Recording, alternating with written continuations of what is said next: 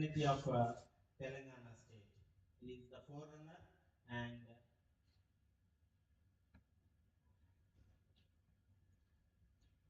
thank you, sir. Next, today we have got one important person among all of us, and she is one of the renowned English language teacher and assessment specialist in our Indian context. She is none other than Professor Rama Matthew, a retired professor from University of Delhi, and she has been part of so many programs in India towards professional development, and she has been part of programs conducted by British Council and ALA. Okay, next, she's been part of programs for teacher development, professional development in association with Warwickshire University. So actually, I'm very sorry, madam, we haven't had your profile, and please, we welcome you heartily onto the dais. Please come onto the dais, and I request Vasanta madam to accompany her onto the stage. Please come onto the dais.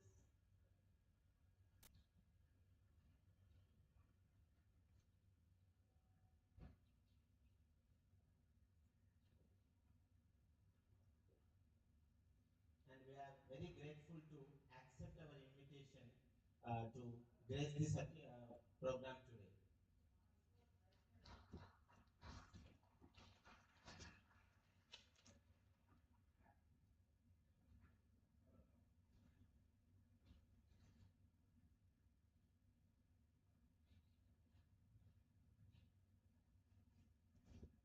So I feel it is a privilege to welcome Dr. Vennela, Assistant Professor, NIT Warangal. Please. No, please. NIT Warangal, and she's been with English language teachers in Warangal, and she's taking part in many teacher professional development courses in multilingualism, and such a very good programs. And I welcome Mamata madam, Mamata Sadhu, to welcome Dr. Vennela.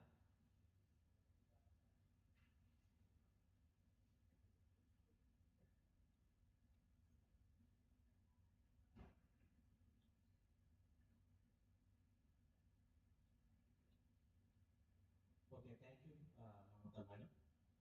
Now, it is time to invite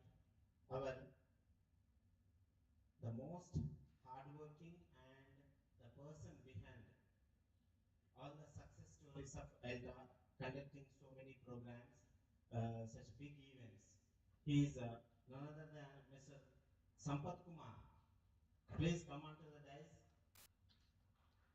We welcome heartily, and is the coordinator of this program, upon this program, is coordinator, and he is being in touch with all the participants time to time, and he is encouraging like anything all the participants. He never tires, and he never other people to get arrest. Okay.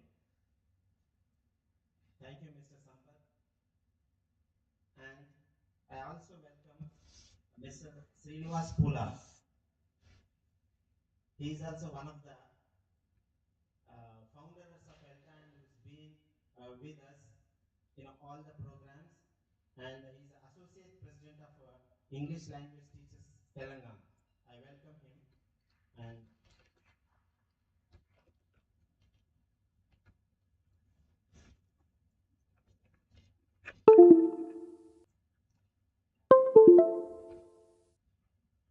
last but not the least, I heartily welcome Dr. K. Srinivas Reddy, who is been working as state resource person and one of the textbook committee members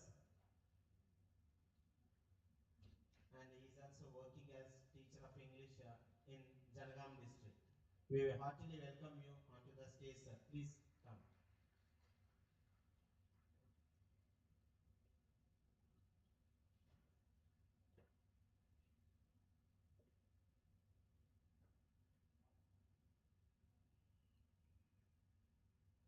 So now I hand over the stage to our President Venkateshwar Rao to take up the next proceedings of this program. Thank you.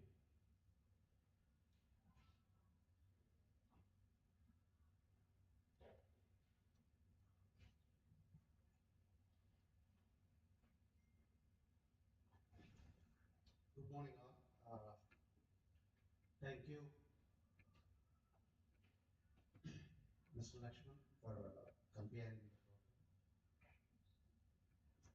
Hearty welcome to all the dignitaries who have come here for the designation event of Exploratory Action Research Project sponsored by ANVI and in association with Elta Telangana. Before we start the event, it's customary that we begin our session with a lighting alarm. I request the guests on the dais to light the lamp.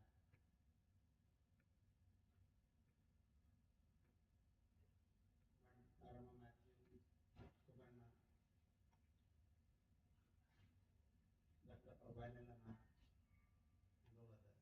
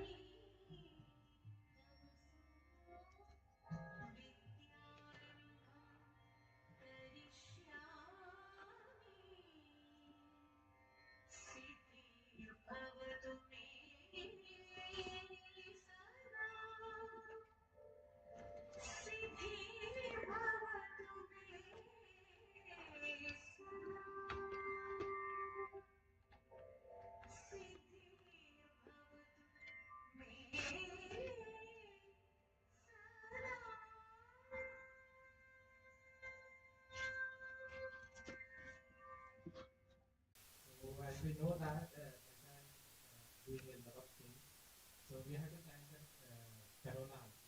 So the Corona made us most of the teachers from the Telangana to recover actually. So the reason is that technology made everything easy. So suppose if you want to attend sessions like this face to face, there is a lot of work for the organizers, and also there is a lot of money involved in that. But during the COVID time, so everybody started using technology. So everybody attended all the sessions by sitting their head home only. So that is the base for this project also.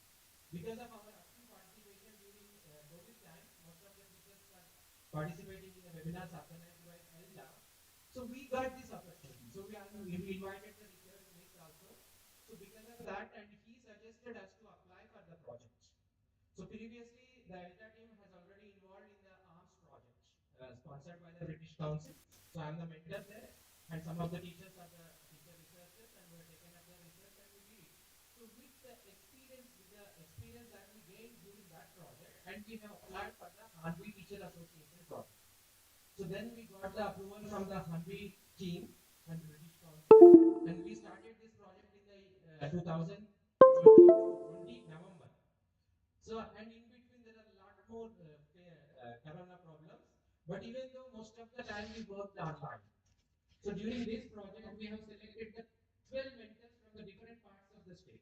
So mostly one from the each district like that, and each mentor again they have chosen the 5 mentees. So altogether we started a group of 65 to 70 members, but there are so many problems in between. They're the things. So initially we organized the first induction workshop in the Varangal itself again. So then followed by the midterm project again, second event. So this is the final event. So in between, we organize so many Zoom sessions. Even the mentors also organize their presentations by Zoom. So we have a lot of recordings with that. So, but the most of the time, teacher researchers and the mentors are dissatisfied because we think that they are not doing the things properly. But don't think about always thinking about the product is not good. But this journey from the beginning, the place where we started in November 2020 is more important. So how we have traveled all these stages is very important than what we have shown the world something at the end. So this process we should focus on that. So this is the best outcome of the product instead of this dissemination. This dissemination is only to show the one that we have ended the project. But we can't show the one that what we did in between these 2 years. So that is the great learning experience for all of us. So really, all the mentors, teachers, teacher researchers, even the participants and some of them the teachers who attended our online sessions also learned a lot.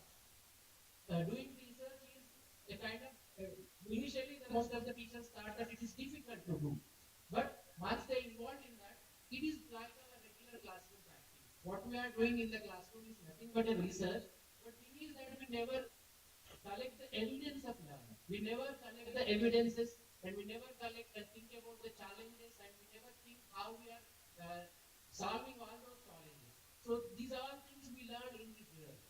Okay, thank you for all the mentors, super mentors, teachers, teacher researchers, and everyone who participated in, and also our guests and who helped us like a lot. And we asked them so many questions, and we asked them suggestions from them. So this is how we have traveled, and this is the last stage of our project. And congratulations to everyone. So I hope that we will continue the similar projects in the future also. Thank you all.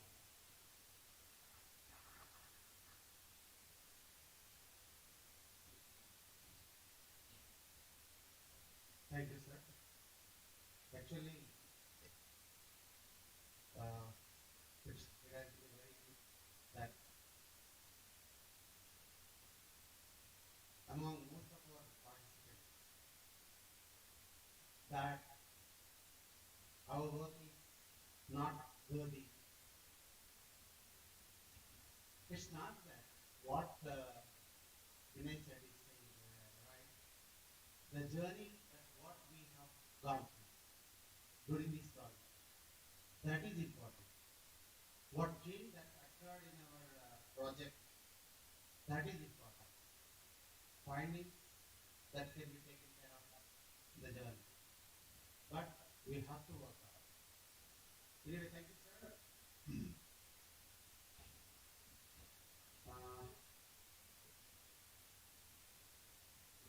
I'd like to speak a few words about ELTA.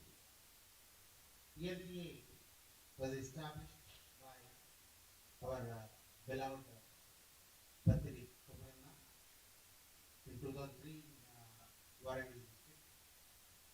I was one of the founder members along with Srinivas Pula and other team members. It's an association where all the teachers of English working in government schools and government funded schools. It's not a union, it's an association of teachers. It's like just a forum. It was registered in 2003 by the register number 196 by 2003, registered Warangal. And on the retirement of Komaranna, I have taken the charge, and we have spread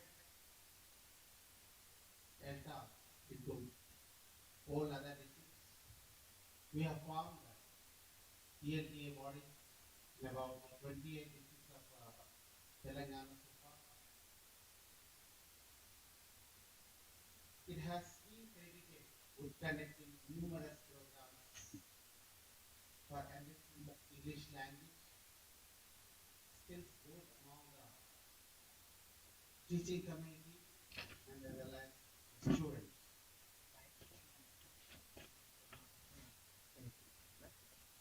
The vision of SI is to unite the teachers working in all the districts onto the single platform and create an environment to share English languages and teaching experiences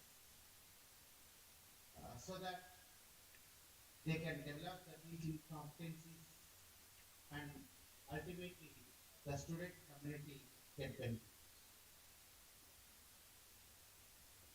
The prominent role of Elta is developing creating an environment to share the English languages and teaching experiences so that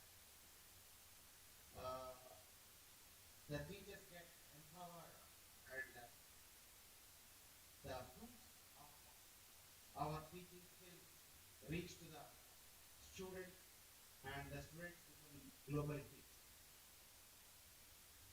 In this arena, Elta acts as a catalyst and a facilitator to the teachers. So far, Elta has conducted many programs. The last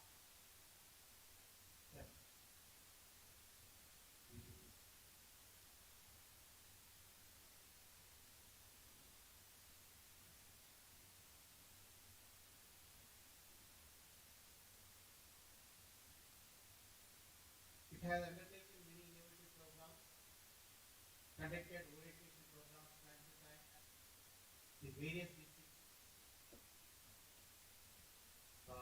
In Warangal, under Komranna's student guidance and as a leadership, we have conducted numerous programs, not only to the students and teachers, but also the youth, rural youth in particular, and who have been empowered and sought jobs in various corporate companies. It has developed material time to time, which helped both the teachers and students to overcome their classroom issues.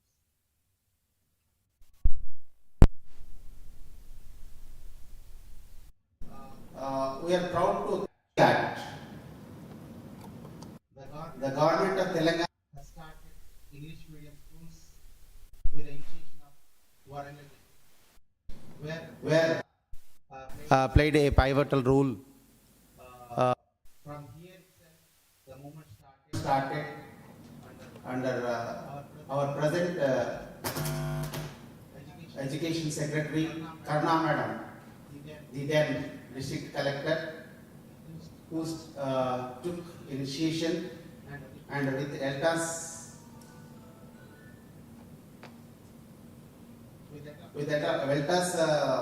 association, we have given training to 1,900 teachers that helped to start English medium schools, and there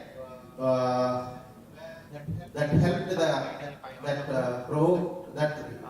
that initiated the government of Telangana to start schools start English medium schools across Telangana, and that was mentioned in the proceedings of Telangana also.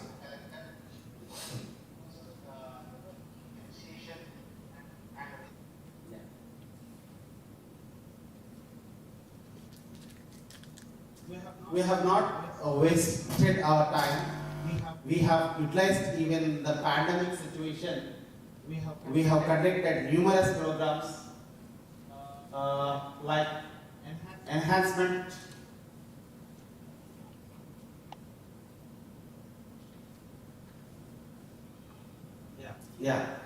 most of the associations or unions, they have not shown interest, but Elta did not leave any stone unturned. Used every opportunity and tried to help our teaching community, even our student community, to do something during pandemic. So in that we have conducted many programs like Elta Taking It program. It was conducted in Warangal. Sampath initiated that program, and enhancement mentoring scheme was also conducted, in which many teachers also have taken part in that, and that helped today to conduct this program, to join this program. And also we have conducted as many as 23 webinars to give technology knowledge, how to use technology in teaching language, how to use technology in teaching.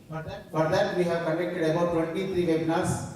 We have also conducted a seminar on national level seminar also, and we have also conducted 3-day international conference where many teachers from various countries also participated, and we have trained our children to make use of technology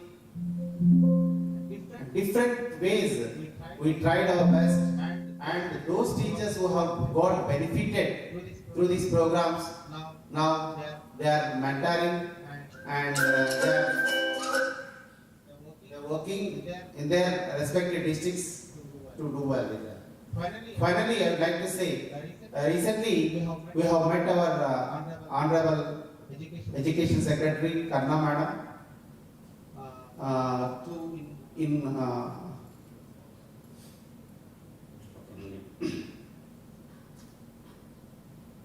she has concentrated to take the services of Elta in strengthening English medium schools. We have proposed to conduct English Fest this academic year, for which Madam has consented, and she asked us to come up with the proposals. We have also asked Madam to initiate to start a district center for English. Every district should have a center for English through which all the teachers who are working in the district should get benefited. Not only English teachers, every teacher. So the teacher center.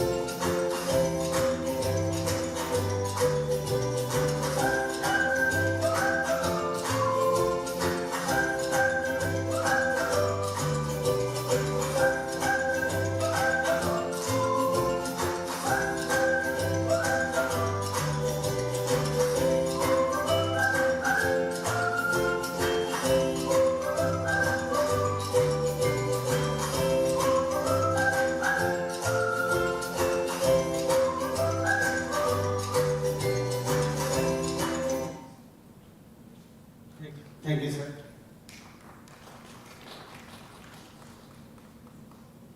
A glimpses of Elta. A video was prepared by Sampath. Thank you, Sampath, for doing this. So we are planning.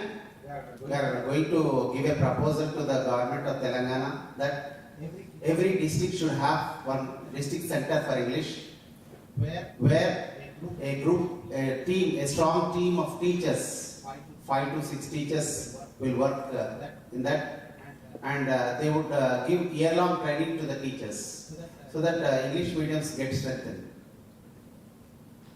And State Institute of English also to be established. State Institute of English, under which all these district center for English should work. That is our plan. We are going to propose this to the government. Hope we get a proper response from the government regarding it. And we want to conduct English Fest, in which we wanted to conduct competitions among the students, particularly oral competitions. The students are lacking in oral competitions, oral skills, so that they have a phobia of speaking English. So competitions will be conducted in speeches, elocution competitions will be conducted, as well as drama. We want to take up a skit or drama or something like as a tool for developing integrated language skills. We want to take up this project, and it will be conducted at school level, complex level, district level, and state level. With the proposals, we are going to approach the government. Hope would seek the orders. I request all the members to cooperate in this regard. And it's high time, if Madam has to speak and other speakers are not there. So anyway, thank you very much for joining this event. Now I request Srinivas Kola to speak a few words.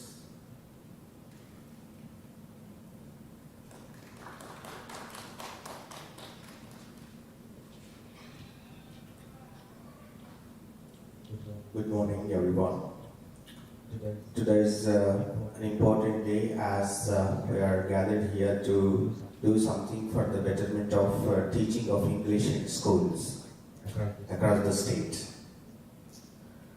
Always trust in association with Elta Telangana, a beautiful program which I feel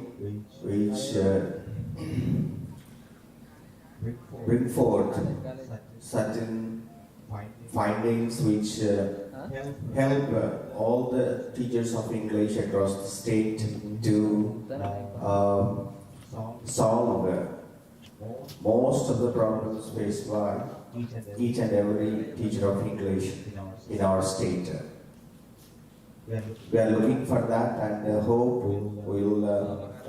the program, the dissemination unit of action research project, the title itself gives some sort of solution to solve most of the problems which we face in real life or real classroom experience by teachers of English. And thank you, the teachers who are going to give us solutions for the problems faced by us. And also congratulate all the mentors and researchers for bringing this kind of program to help each and every teacher of English. Thank you all. Thank you all.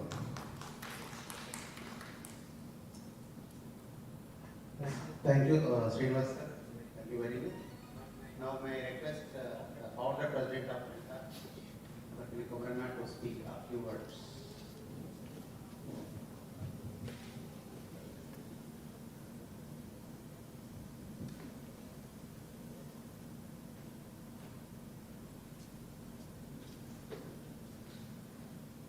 Good morning, everybody.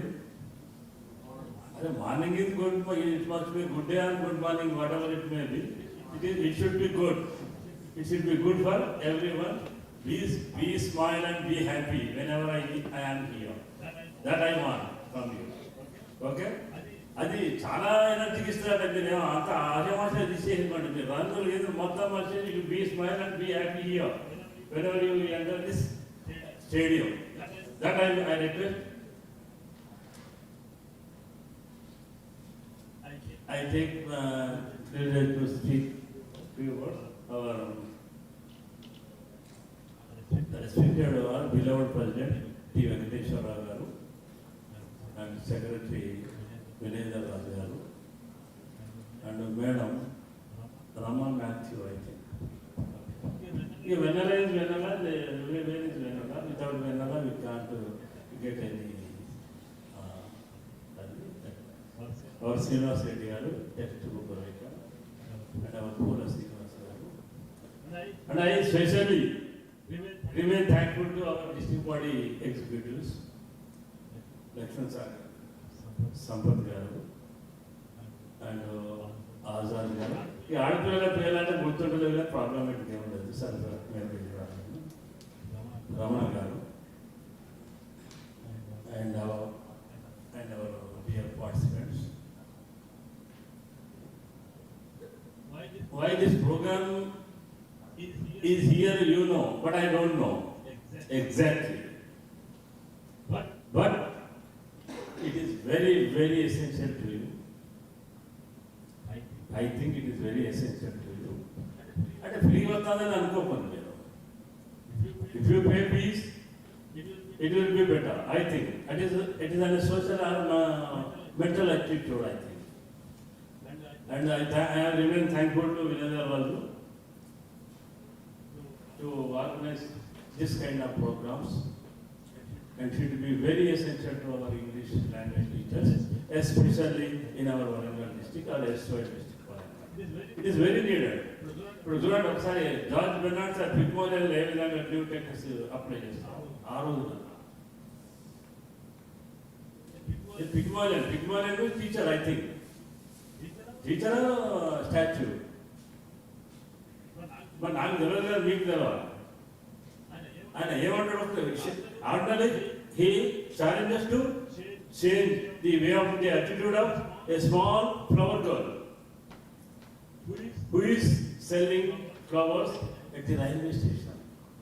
And she is an orphan or abandoned, whatever it may be. She is selling for her livelihood. He saw and challenges to change her life, and he succeeds. But wherever he succeeds, thank God, all is over. Only single sentence he has given. Appudu aame ante she listens. What for I am? Why for I am? Where for I am? Direct వచ్చాను నేను ఎక్కడ పోవాలా, ఏదో నీ పని అయిపోయింది అనుకుంటా.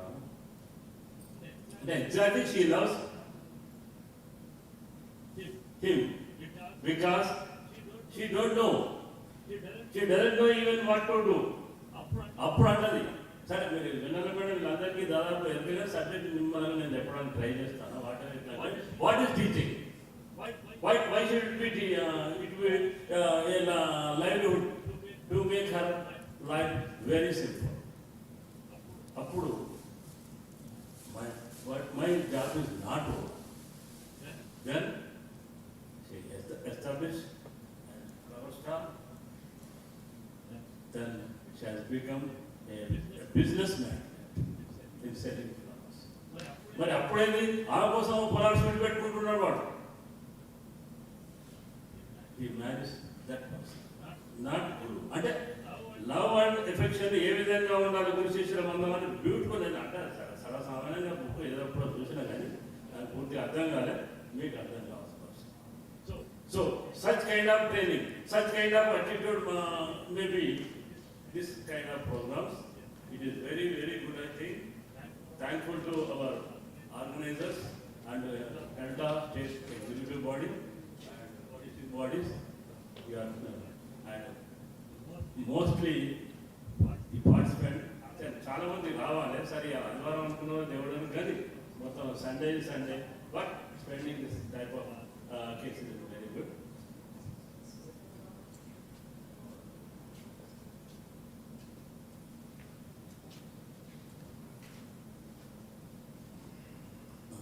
Maybe this project exploratory action.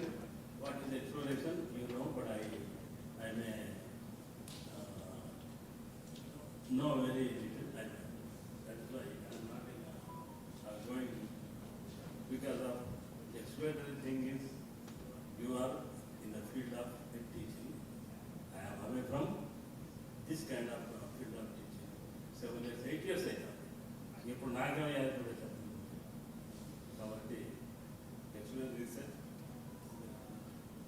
project funded by Honorable Educational Trust UK, very good.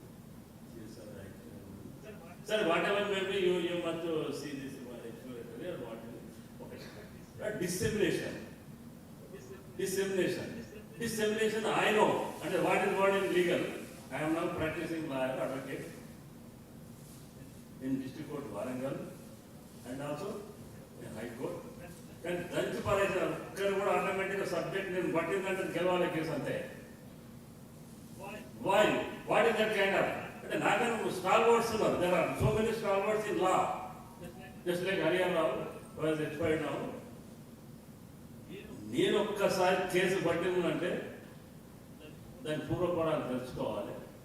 What is the antecedent and other things, why this has come before me. ఆ విధంగా ఆటోమేటిక్ హైకోర్టులో మనం ఒకటి ప్రశ్న. ఇంకొకటి ఏంటంటే 3 years ప్రోగ్రామ్, 3 years చాలా మందికి రాలేమో ఏది ఎక్స్చేంజ్ రిటైర్మెంట్ ఏజ్. మొన్నటంటే ఒక్క నెల ముందే ఆగిపోయిన వాళ్ళు దాదాపు చాలా మంది వాళ్ళ రంజుతో చచ్చిపోయిన బాబులు కూడా ఉన్నారు. ఎందుకు నాకెందుకు రాలే, వీళ్ళకి ఎందుకు వచ్చింది. ఇప్పుడు శ్యామసుందర్ రెడ్డి సార్ అసలు వచ్చింది అనుకో, అరే శ్యామసుందర్ రెడ్డి అయితే నాకేది రాదు. ఇప్పుడు శ్యామసుందర్ రెడ్డి సార్ కనపడ్డాడు కాబట్టి ఆడవాడు చెప్పేసి అరే why your English has given science programme ఏం సార్ అది ఏదో దాన్ని సైన్స్ చేసేసి మీ ఎడ్డవాడు ఎక్కడైనా ఉంటాడు అంటే ఎడ్డవాడు అంటేనే ఎక్కడైనా ఉంటాడు. అదే పెద్ద బాధపడతాము. ఒకవేళ డివోగన్గా చేసేస్తే డివోగన్ నేను ఛాలెంజ్ చేసేస్తా. తెలుగు పోకుండా ఒక్కడు మెసేజ్ అంటే behind you there is a powerful organization. Powerful organization ఉన్నప్పుడే నువ్వు నీ యొక్క whatever you learn you have to disseminate. అంటే ఈజీగా డిస్సెమినేషన్ చేయడం. డిస్సెమినేషన్ అంటే spreading the ideas. I think what the ideas you have learn here. నేను ఇప్పుడు ఒకసారి ఎంఈఓ గారు వచ్చేది, మా పాత ఎంఈఓ గారు రాజు అంటే ఆయన చెప్పేసి మీరు ఏందా ట్రైనింగ్ బాగా చేసింది. What is mean by learning and acquisition అన్నాడు. What is the difference between learning and acquisition అన్నాడు. ఆయన చెప్పేసి బ్రహ్మాండంగా మన నుండి నేర్చుకోవాలి. కాబట్టి I'm very thankful to this organization. They are spending very much time. So చూడండి, ఒక్కసారి ఆర్గనైజేషన్ ఉన్నప్పుడు నేను మొత్తం టోటల్ లైఫ్ అంతా ఇక్కడ నేను స్పెండ్ చేసిన. మా ఇంటి మీద పెట్టలేదు, ఇప్పుడు ఇంటి మీద పెట్టేసిన కానీ కవర్ చేస్తాను. కాబట్టి I know what I have to do. Now I'm concentrating my family and research అంటే లీగల్ సినారియో. ఒకటి, మీకు ఎవరైనా ఏం చేసినా కానీ వెనక మనకు అడ్డా ఉన్నదన్న ధైర్యంతో చెప్పుకోవాలి అంతే. That is very very essential for every one. ఇట్లా మీ సార్లు ప్రాబ్లమేటిక్ లేదు, నా ఇంకా ఎట్లా ఉందని మీరు చెప్పండి. టీచర్స్ అసోసియేషన్ ఒక మేడం వచ్చింది, ఆయన ఇంజనీర్, డిప్యూటీ పెద్ద ఇంజనీర్ అంట. ఈయన కొమరాయలు మీకు ధైర్యం ఇచ్చారని ఫంక్షన్ సార్ మీరు ఏం చేయాలి అంటే ఒక రకంగా ఆయన వ్యతిరేకంగా ఉన్నాడు. ఈయన మీకు స్ట్రెంత్ ఇచ్చేది ఈయనే సార్ అన్నారు. అప్పుడు ఆ sir sir you're very great. You know what is the mathematics position? 2 plus 2 is 4. But 2 plus 2 is away from 4 or below 4 or exact 4. That is our habitat, that is our knowledge. 4 2 plus 2 4 ఎక్కడ నడవదు sir. అది 2 plus 2 4 అయ్యాడంటే నువ్వు మొత్తం ఆమె అవుతావు. నువ్వు పెద్ద ఏం ప్రాబ్లం కాకు. ఆమె బరాబర్ నువ్వు రెస్పెక్ట్ చేస్తేనే సక్సెస్ అని చెప్తుంది. నువ్వు ఎక్కడ కూడా తిరుగుతానో నాకు ఐడియా ఉన్నది. తెలుగు మానేసి ఆమె గౌరవించడం అంటే ఎగ్జామ్ సార్ అంటే అటువంటి మీ ఆర్గనైజేషన్ మీ వెనక ఉన్నది కాబట్టి, బిహైండ్ యూ కాబట్టి you feel free, you feel heartfelt rhythm, cordial relations that our organisation give you. Thank you. I feel very happy to see you. Thank you very much.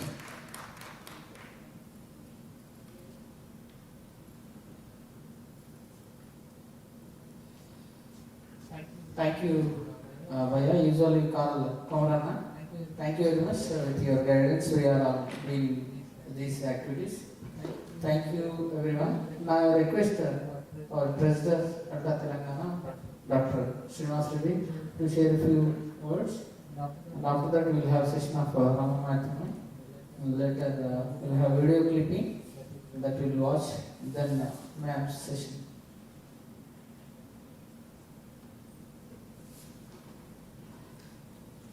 It's a pleasant morning to all the dignitaries on the days and the co-teachers on the outer days.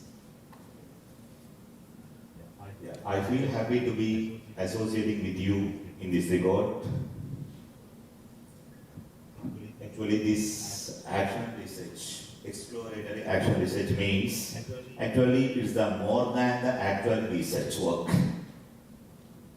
Because actually, I have completed my PhD, but I did in different manner. But it's a continuous research work. It goes and it helps the teachers to share the ideas whichever we practice in our classroom situations.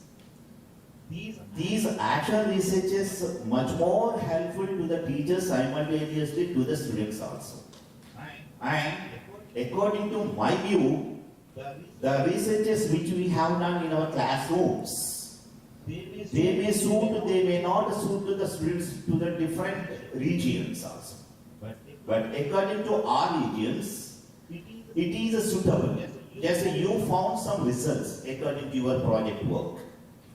And it's a credit goes to Vinedar Raju because this is initiated by Vinedar Raju initially. That really the credit goes to Vinedar Raju Garu. And he always supporting the teachers. Yeah. Really, no person is there before 4 years before. Nobody knows about the webinars. We were associating with him at the SCRT level, at the state level workshops. Generally, English teachers may ask our officials, yes sir, do you know webinars? Have you attended any webinars? Then we did say no. But one and only one person from Telangana, he is none other than Vinedar Raju. Yeah, he is the foremost person. He introduced and he strived a lot to inculcate the knowledge of technology in the minds of the students first, later the teachers also. And we took the pandemic situation as a helpful situation for us. Absolutely. Whatever we did works, many more works have been done. And one more thing is a great pleasure to me also. We are associating with the linguists throughout the globe at present. Where were we, the Elta people, in 2003? This is a 2022. Where are we? Let us question ourselves. How we were associating, and we are associating with the global teachers also. Yes. Being the English teacher, be proud.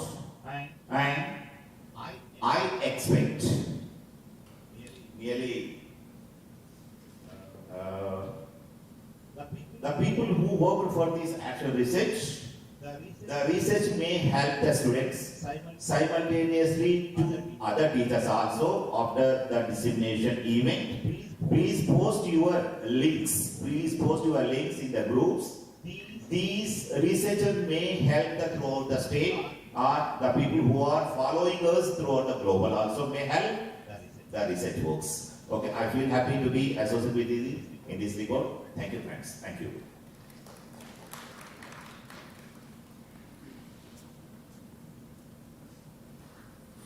Regarding this program, now we will play a video. So it is an historic event, I can say. So never happened like this. So being teachers of Telangana, we have been doing all these things. We have involved eminent personalities.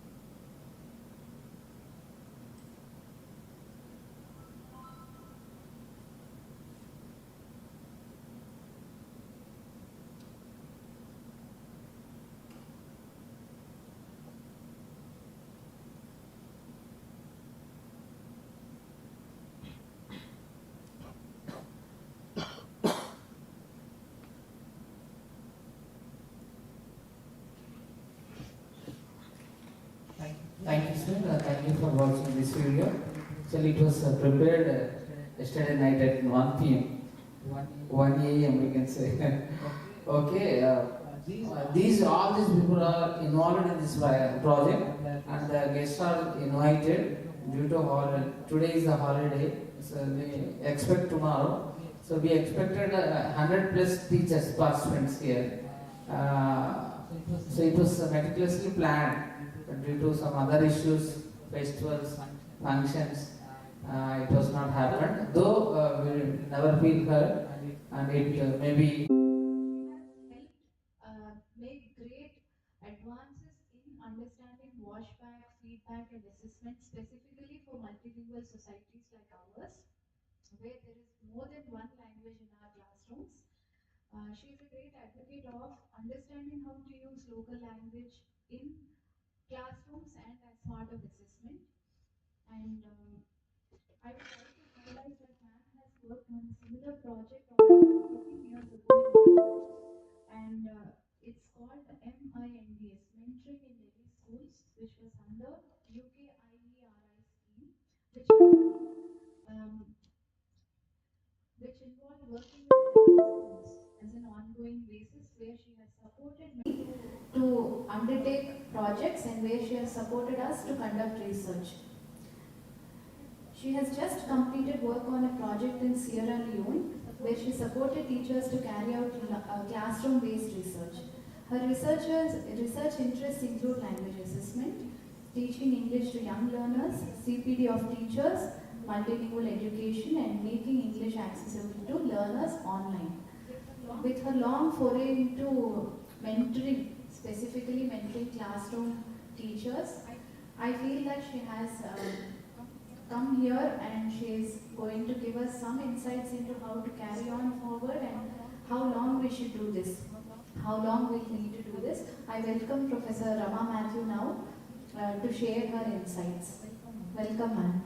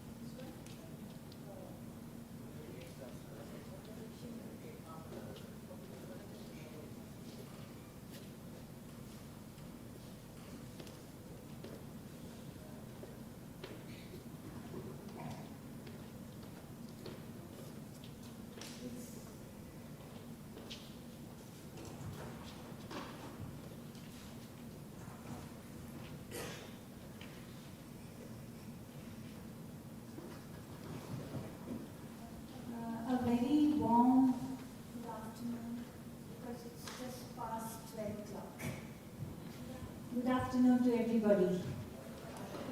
Can you all hear me? Okay, thank you all for your patience, and then I really appreciate the way you have gathered here, and then the way all these fantastic people have brought themselves together, brought you all together to, keep English teaching alive and growing in Telangana. It's very heartwarming, and of course I have known some people more than others. I know one person, I have known him for, I don't know how many years, maybe 7-8 years, Vinay. So he was first part of a project that we were doing, located in Warwick University in England and Delhi University. It was making children researchers. Now we are here talking about teacher researching, but then that project was about how to make children ask questions, how to make them uncomfortable, or how to make them a little curious and more inquisitive so that they can tell us how to teach better. So in fact, it was a very successful project. Do ask Vinay to talk about it to you sometime. He can make a very good presentation on that. And he can also show you the book that we developed, full of activities for children to be independent, be self-driven, and so on. So I've known Vinay for a long time, and after that he has introduced me to Sampath and to others. Salome I have known for some time. She's also been part of a project that we worked on together, and so on. So I'm very, very happy for this association, and I hope that I meet you many more times and then be of some use to you. So anytime you think we can all get together and discuss things, come over to Hyderabad, or I can come over to any part of Telangana. In fact, when I left Hyderabad to go to Delhi, it was still Andhra Pradesh. And then it became Andhra Pradesh in Telangana. And I wasn't very familiar with all the things that happened. In Delhi, you forget that there are other states in the country. So I didn't keep a close watch on what was going on. So now when I've come back to Hyderabad, I've retired from Delhi and I've settled down in Hyderabad, I see that it is Telangana. I'm still getting to understand what Telangana is, what this means in actual terms, and so on. So anyway, that's part of my problem. So I need to understand more about this. We'll just go here maybe to see what this topic is about and what we need to understand about it. So you have all been doing teacher research. As many of you said, you began in 2020 and then it got prolonged because of COVID, and then you are now, it's a culmination event. It is a very happy event because you are trying to gather together all your insights, learning and wisdom, and hopefully taking the next steps forward. So teacher research doesn't stop. That's what I want to emphasize again and again. I'll be emphasizing again and again. Once you do teacher research, it's a bit contagious. Of course, not like COVID. It's infectious. You will go on and on because it's very exciting. It gives you deeper insights about your classroom, about your children, about your students. So you will feel much more empowered. It's a very cliched term. You will feel more energized and more meaningful to your children because you are genuinely interested in what they think about your class, your teaching, and then you want to respond to those needs genuinely.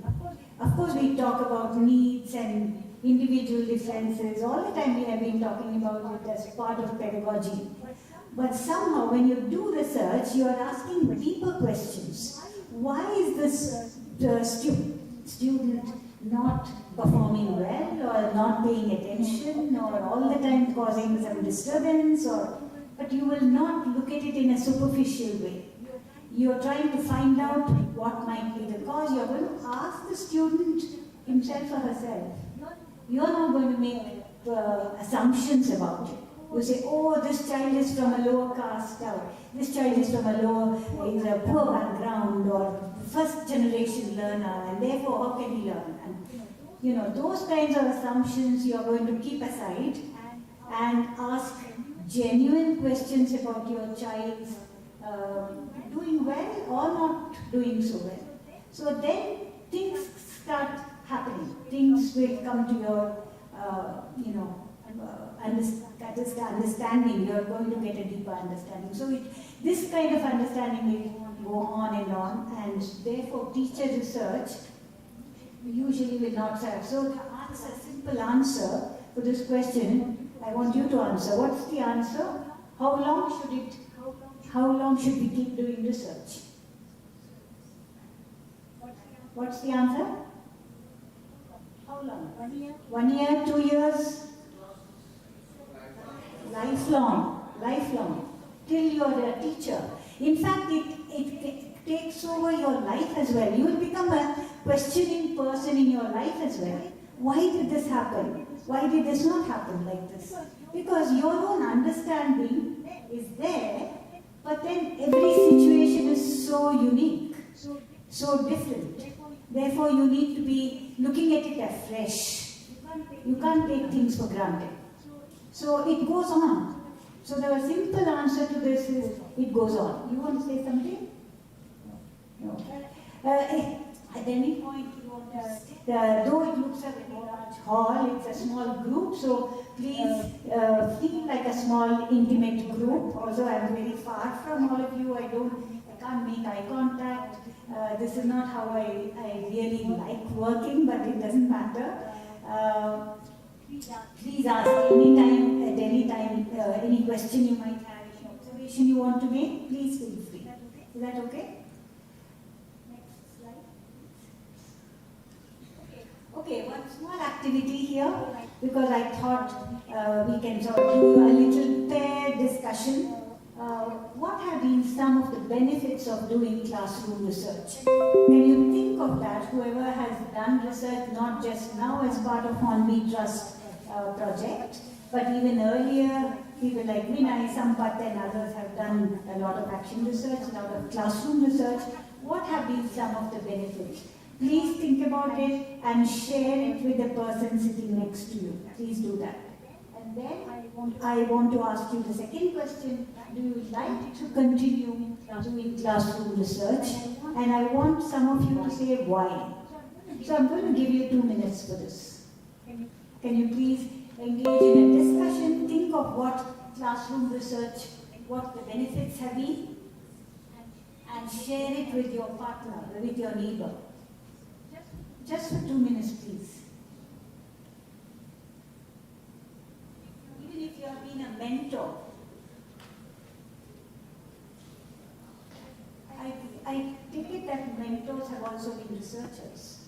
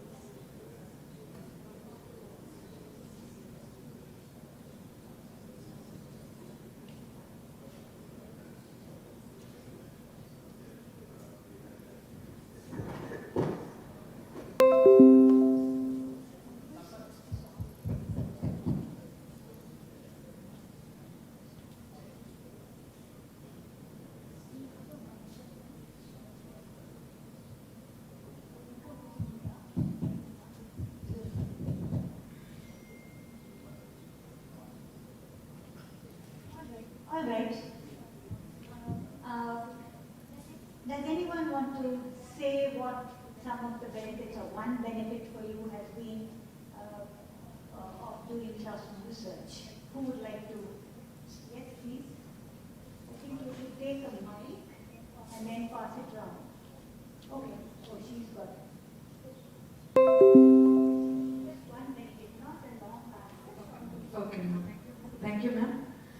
So actually what I observed, there is a change in the attitude of the teacher, because just like they are able to look to the children's point of view also, and taking care of the answers and the cooperation of the other teachers also, they have broadened their ideology.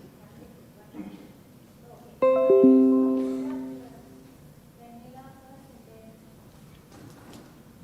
This action research keeps the teacher alive as long as he is in the profession. It helps to develop some strategies, and we can also disseminate with the colleagues, and it helps in terms students also. No, I'm just participant here. I knew this program today morning itself. If you can also say something that not in the present sentence, action research does this, not of it. Yeah. So what has been the benefit? Yeah, since 2010, I have been teaching English at primary level. At the same time, I am working as a resource person at primary level. This is what I discussed with you. This is all my experience. Ma'am, I want to share what happened to me specifically. Yeah, I have inculcated a habit of patience with reflection.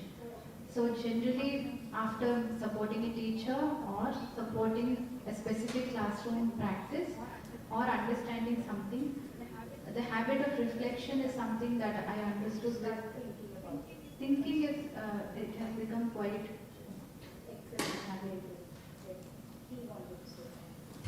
Just 2 or 3 more and then we move on. Thank you. It is useful for remedial teaching.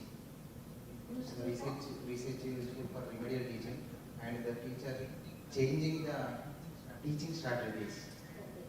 So did you do research and this is what you thank you very much. To change the teaching strategies. Okay. Anyone here? You want to say something? Everybody may not. The best sort of benefit if you want to share, definitely. One sentence if you can tell. Good morning, madam. This is Durgachari, working at JPS Thermal. I would like to answer for the second question, madam. Second question. We'll just stick with the first question. First question. What has been the benefit for you? Okay. Do you want to continue classroom research? Yeah, definitely, madam. Why? In order to solve the learning problems of the students. In order to solve classroom problems. Okay, all right. He asked you. You want to say something? Okay, we have to stop because we want to move on to something else.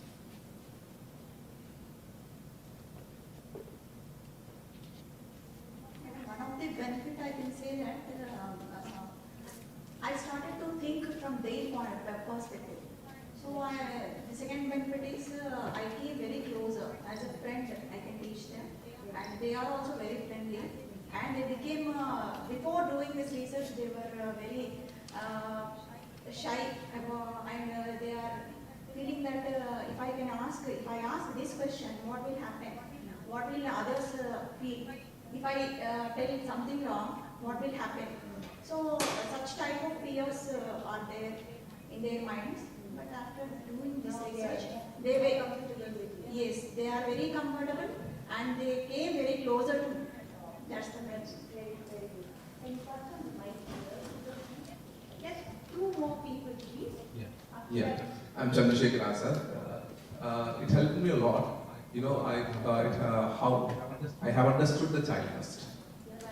The child and what he needs from me, in which way I have to teach. And when I have started using different methods, they have automatically get familiarized with me, and they have started learning with joy.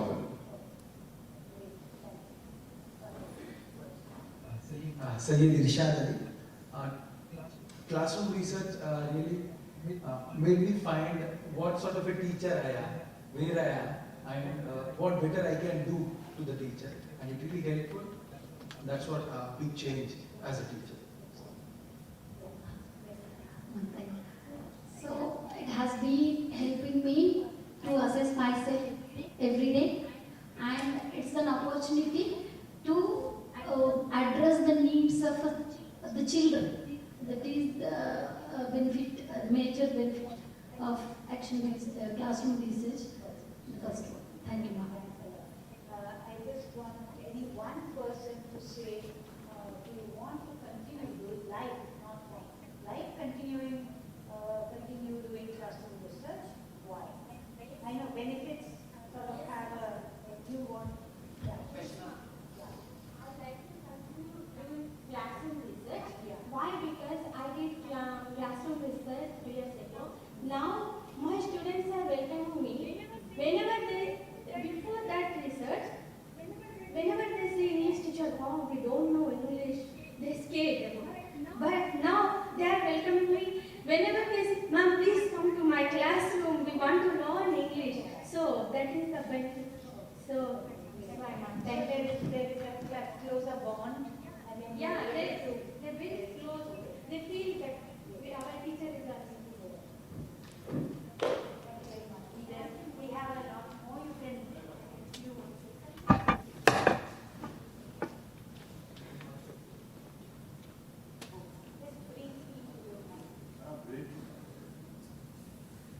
Madam, in this way, benefit is benefit. You don't bother about it.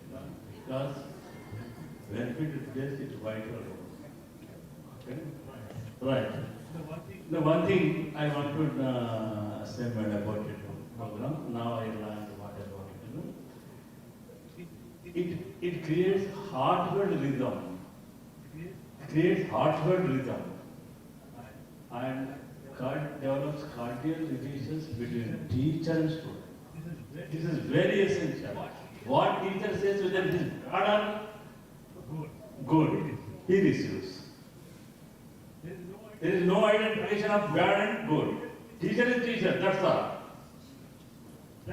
That sort of heartfelt rhythm will play in this area. That is why benefit is benefit. Don't mind, never mind, benefit is benefit.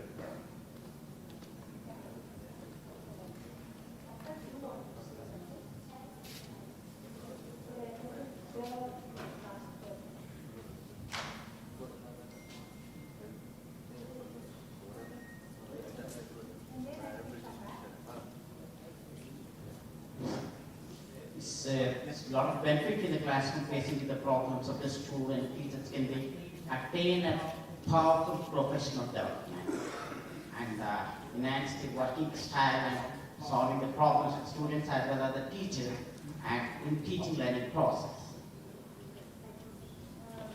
Sometimes we say we should take a tea break. So we come back whenever Sampath tells you to come back. Can you all have, oh, it's being served here. So can we go ahead with that thing here? So can we continue? Can we continue or no? Continue. Okay. All right. I want to, some of the things that I'll have.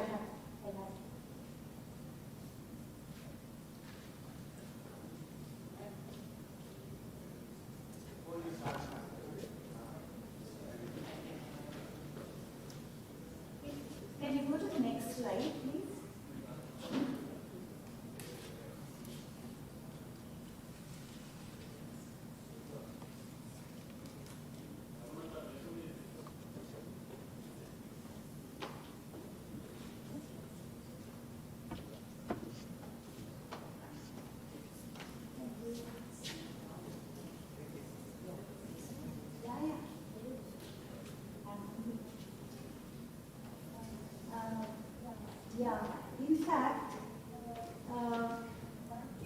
thing that that has invariably happened in different classroom research projects that I have been part of.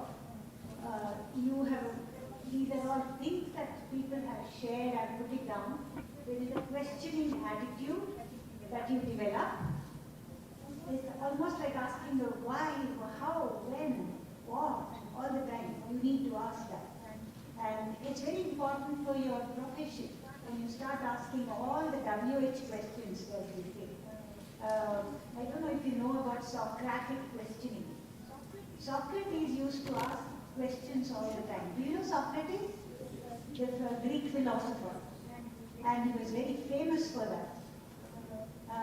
So that kind of questioning we need to develop to become, curious, to become inquisitive, to find out what's going on, not assume. Assumptions are very dangerous. You need to, as professionals, you need to, hold up all the assumptions and then start looking at it. Then collaboration, supporting each other. Now that's what you are all doing, supporting each other. I don't know if you agree that a mentor doesn't have all the answers to all the questions. Mentor only holds your hand. Mentor only supports. And there are many occasions when mentee, if you want to call that person, the other person mentee supports the mentor. If you ask all your mentors and super mentors here, if you learn anything, you will know how much they have learned from being a mentor. So it's a two-way process. It's not mentor giving it to you like to the mentee. Mentor doesn't have everything, doesn't know everything. You can become a mentor. The mentee can become a mentor to somebody else. In our lives, we are always mentor to someone and we are mentored by someone. Do you see that happening? You are mentor to someone, but you are also a mentee of someone. It's a very natural process. So let it happen. Then collaboration and peer learning. Even here when people express their views, then in your classrooms, there is a lot of this happening. Then have a dialogue with other teachers, create a community of practice. We won't go into all these details now. We'll probably come back later. Then go to the next. Sharing is very important, like you are sharing. This is the culmination, dissemination event. You are trying to share in the rest of today and tomorrow what you did, how you did, and all that. I think that's going to be a very enriching experience. You need to keep doing it. I want to respond. Can you just show us the next slide? We'll go to the next slide now. Just keep looking at it as you have your team. I'll tell you about the project from where these things come.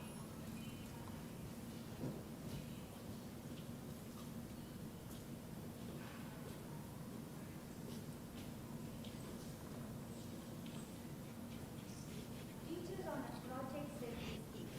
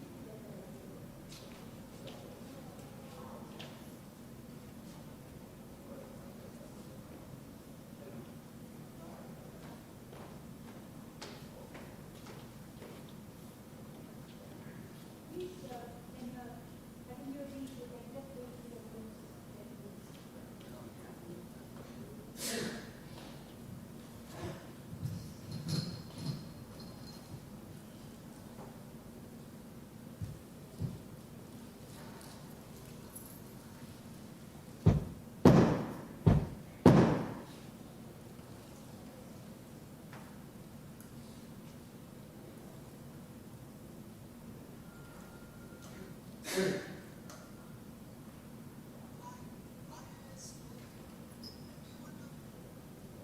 one. Classroom problems cannot be solved all at once.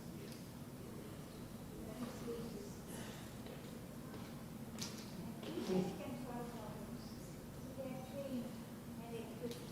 That is action research. Teacher research, you need some training, some support, and then teachers can do it. And teachers should do it. Teachers should find solutions together.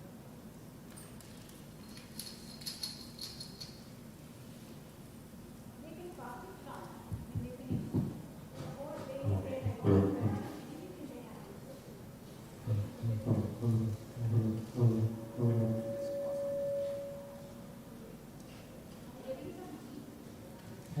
Hello.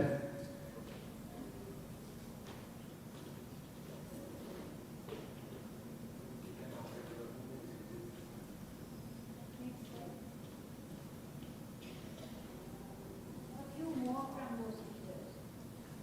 Because this recently finished, I want to tell you a little bit about this project, and then all the big authorities are here. I would like to appeal to you about something, or the Elta people. So I'll just tell you about this. It's the same teachers talking. All classroom teachers. This was only done at the secondary level in Sierra Leone. Have you heard of Sierra Leone? Sierra Leone country, West Africa, near Ghana. This teacher research was part of a bigger project about teaching English and teaching maths. And teacher research was integrated into that. That's when I went there as, they called me an international expert, and I was with them for short periods of 15 days, 1 month, and so on, many times. And they were doing research. I went to their schools, they were mentors, and they finished it by 2020, and we helped them to write their research reports and put it in the form of a book. They also got support in how to write research reports.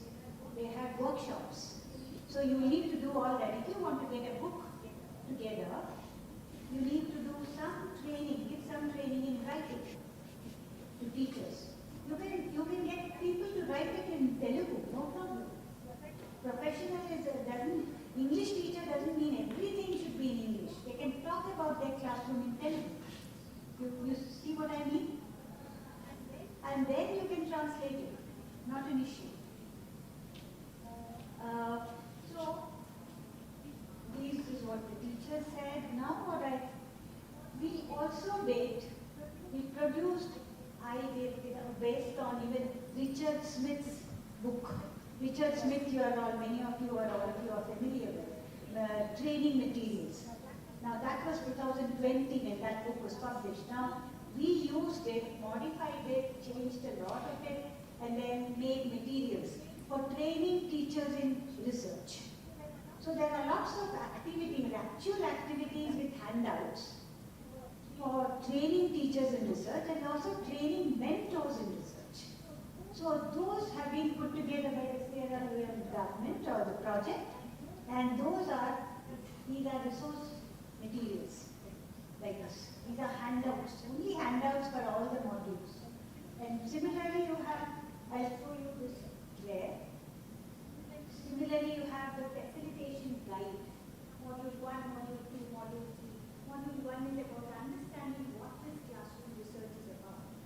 And the module 3 is about how to mentor teachers to do research and so on. So all the details are very, very simple language. I actually used it on all the workshops that I ran. And we have put it together, and it's available online for any country, any government to use, any teacher to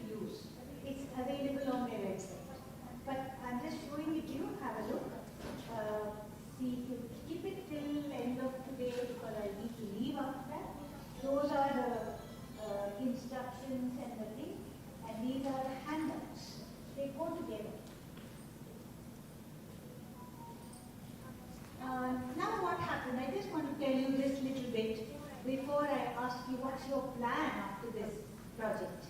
What did we do in Sierra Leone? These teachers finished one round of doing action research. They were about 220 people in the whole of the country. There were about 40 mentors, out of which some 12 people were also the government people. There is something called Teaching Service Commission, and they were deputy directors who were also part of this mentoring. So they were part of the mentoring training program as well, senior people. This was to enable institutionalization, so that they can take over when the project stops. Don't forget, projects are all timed projects, like your hobby. It comes to an end, money finishes.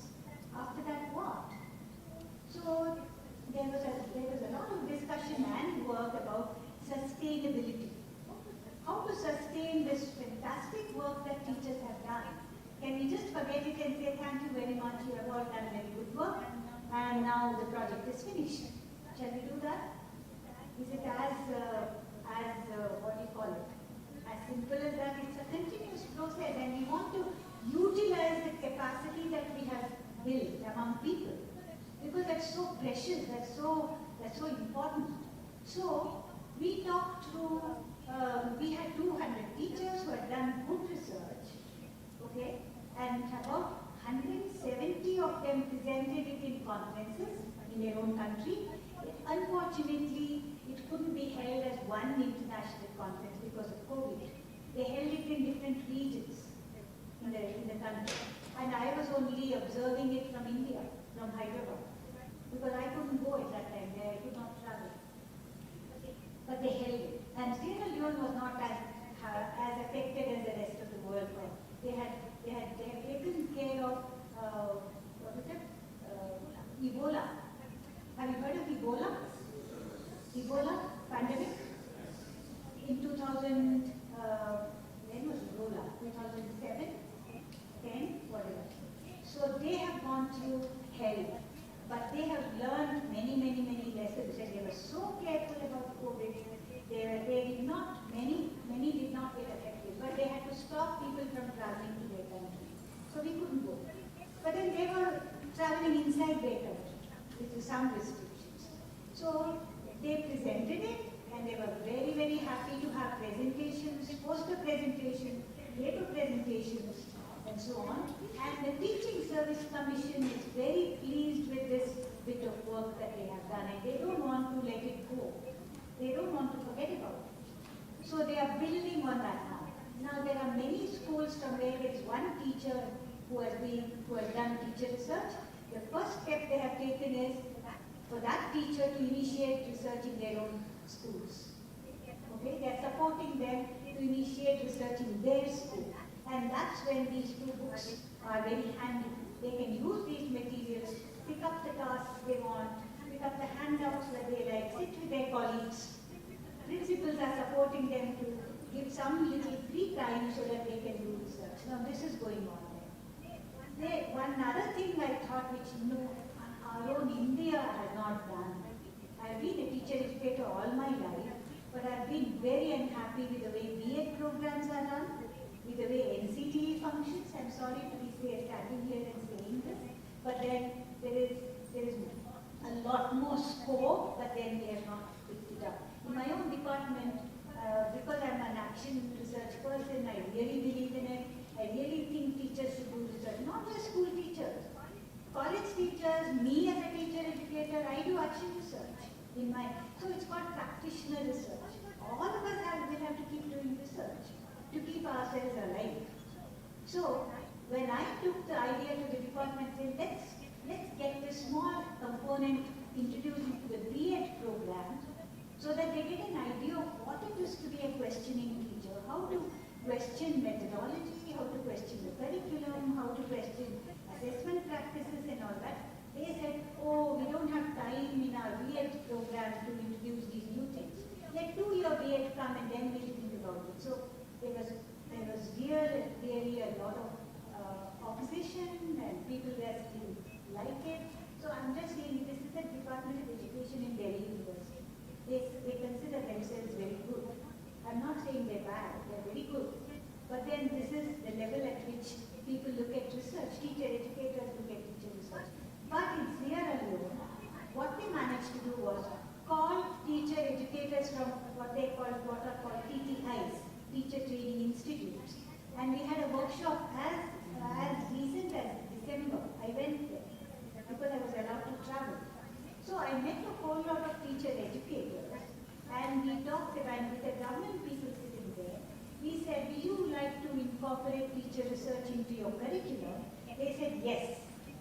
is a unanimous yes.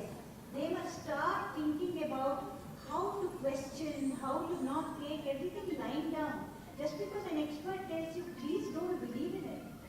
Just because it's in the curriculum, just say it is not God's word.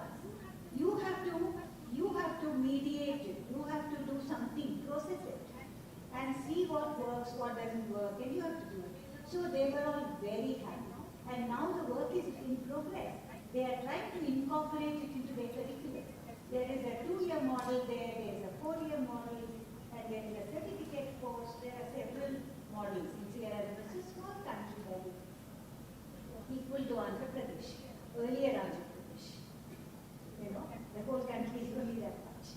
But they are doing it, and I'm so happy that somebody is not letting go of the expertise that teachers have got.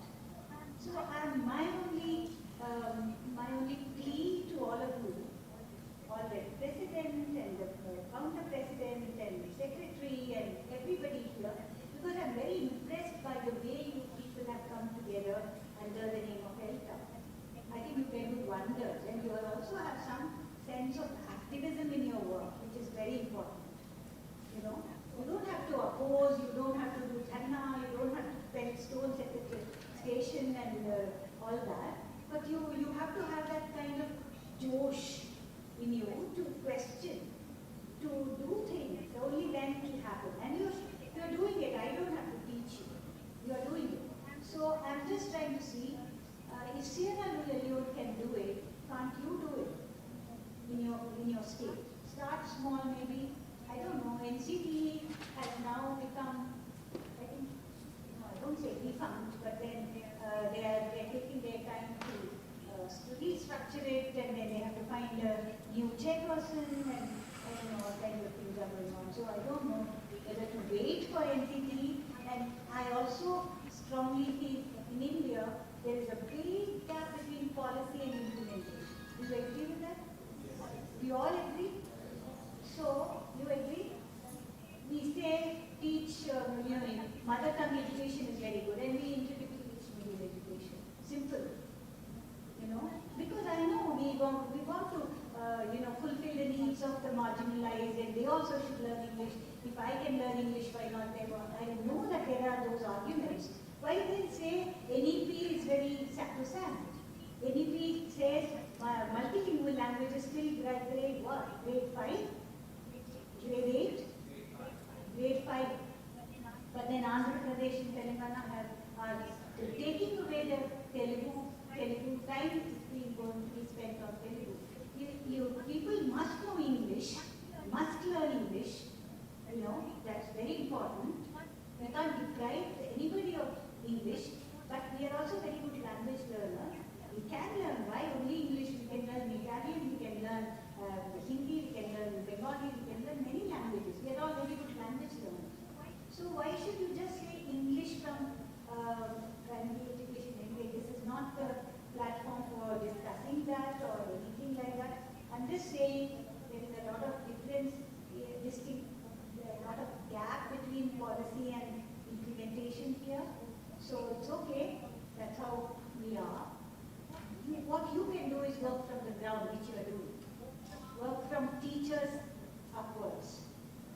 This is what we call a bottom-up approach to curriculum reform, to educational reform, and so on. So action research or teacher research is a very powerful tool, powerful medium, because once the teacher starts talking like they were talking, like she was talking, then you have really touched the teacher and the students, through her the students. So you have to keep continuing. Which way? I'm just giving you one example of Sierra Leone. The way they did is good for their country. That's not a model that you might want to adopt, but I feel that people must learn about teacher, not even teacher research, as much as research approach to teaching. Do you understand the difference? Research approach to teaching. I want to stop talking, I'll go to another slide maybe, but I want somebody to tell me, somebody should try and tell me what they understand by a research approach to teaching rather than researching in the classroom. Is there a difference?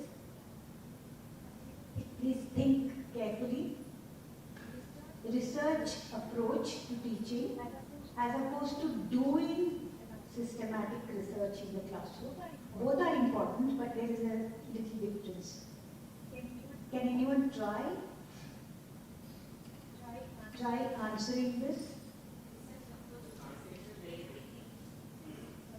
Sorry, 2, 3 of you. Yeah.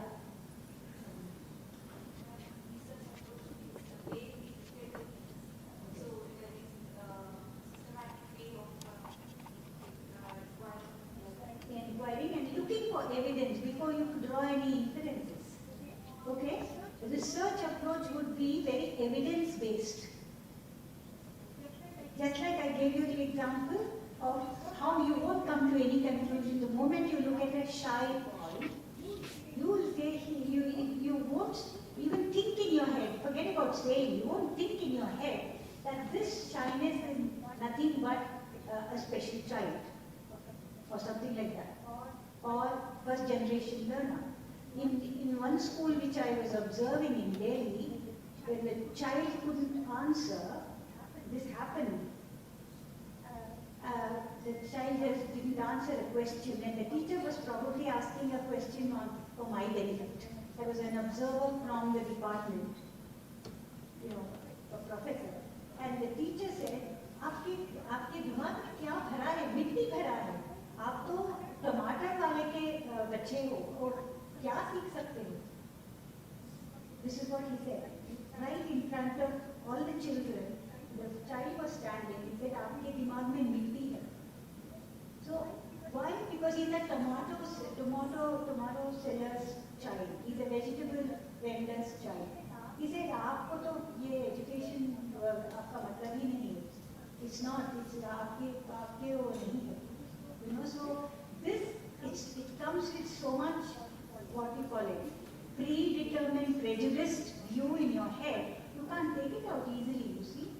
So I'm just saying research is not that. If you're a research-minded person, you are looking for evidence. And you are asking a question that a child can't answer. So why name and labeling like that? This is just a crude example, but something that happened. So, okay, that's a very good answer. How a research approach is evidence-based and question is questioning all the way. All the way. Anyone else wants to say something?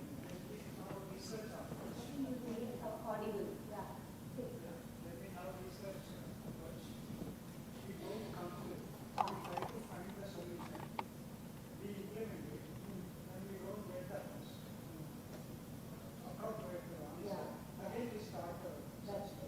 Yeah. So that research approach is, there are always some other questions that come up.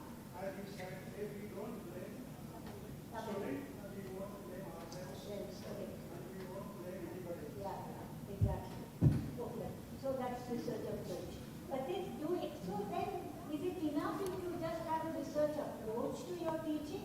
Should you also do research? Is the question. Should you do research? Researching for that approach is more important. But then it's also very good for teachers as professionals to do research, bring it to a close and share like this, because this is a professional activity. Right? Do you agree with that? Why should only academic research be published in big content? What about you? I'm so happy. Now there is a conference that's going to come up in October on assessment. Okay, it's a purely assessment conference. But then we also have a theme like classroom-based assessment. And then I got in touch with many teachers. Vinay also was part of this, and there are many abstracts which are submitted by teachers on assessment issues. So I'm so pleased that teachers are critiquing their classrooms, teachers are describing their assessment practices, teachers are asking questions about this. Like, according to me, this is a sign of progress. So you will hear lots of very exciting interactions and debates at this conference, I hope, and I hope all of you will, even if you have not submitted a proposal, an abstract, you will register and come to the conference. It's in October in Chennai. All right. So, and these people people like, I don't know, I saw Vinay's abstract is there, then Lakshman's is there, then Sampat, Saloni, Sampat's also. Abstract.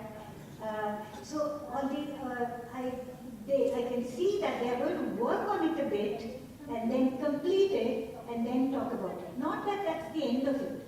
That's only the beginning of the next project, next research. So there are always some unanswered questions you can keep asking. So a teacher's professional life keeps going. You understand? It never comes to an end. All right, I didn't get my key. It's okay. Can we go to the next one? It's all right, don't worry. It's okay.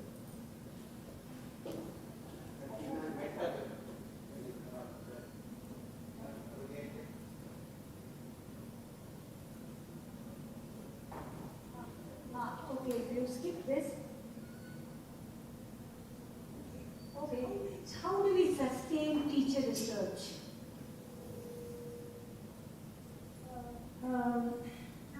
Now, if you agree that, what happened?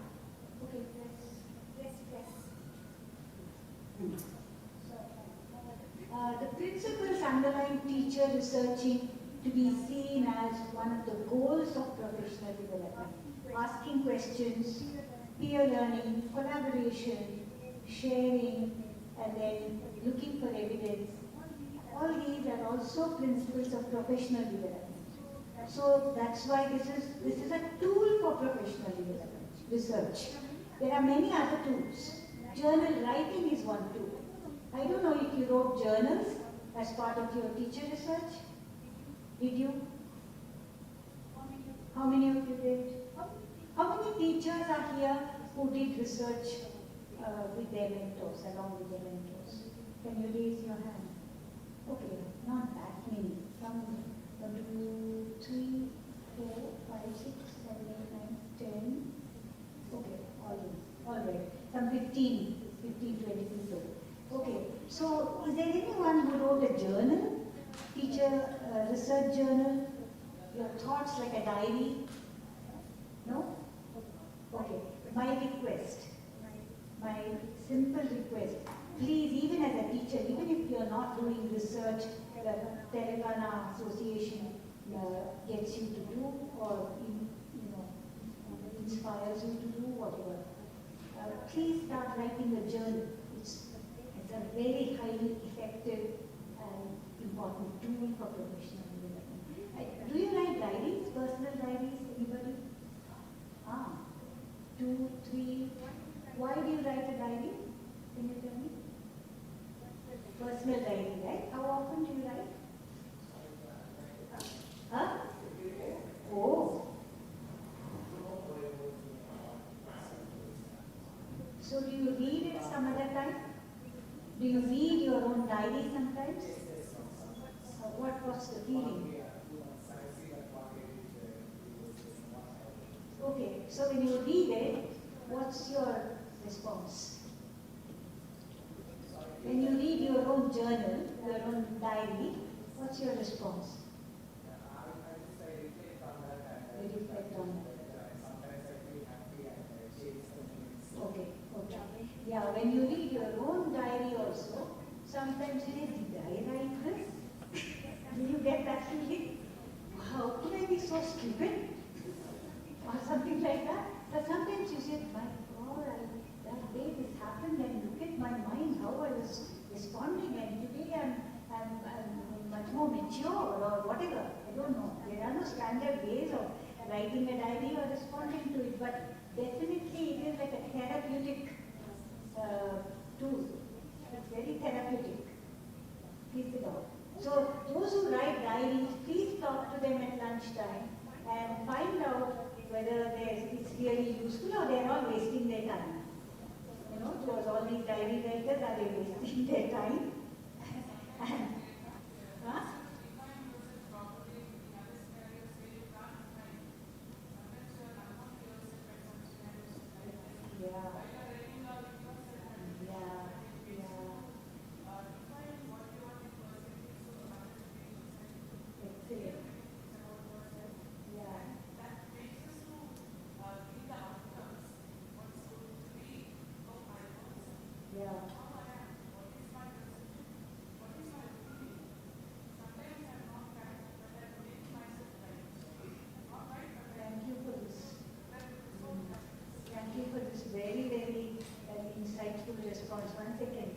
they say, look at the mirror as often as possible.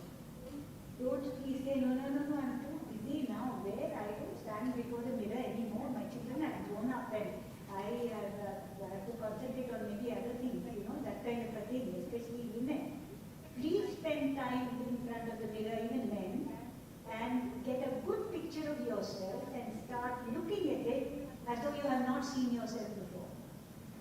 And then you will see what she's saying is through words maybe. You can draw pictures, you can look at your own.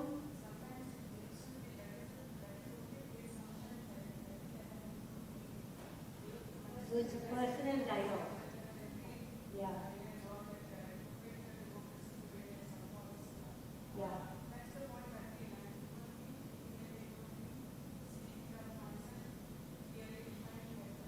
Okay. So, yeah, it's a personal reflection, personal dialogue. You can have a mental conversation with yourself, and that clarifies your thinking, and that clarifies what others may have told you, and you will look at it with a proper perspective. Sometimes you get very annoyed with somebody, and then you go back and think about it, or you write about it. Then, when you look at it again, you will get a much better perspective. Yeah?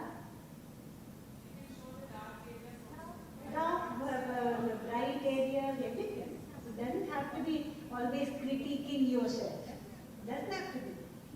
She wanted to say. Yeah. Okay. You need a microphone. I can't hear.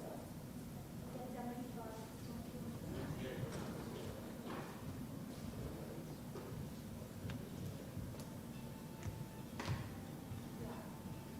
Good afternoon, ma'am. I'm Sirisha from Khammam district. From my childhood onwards, every day I will write diary. I will tell truth to my diary only.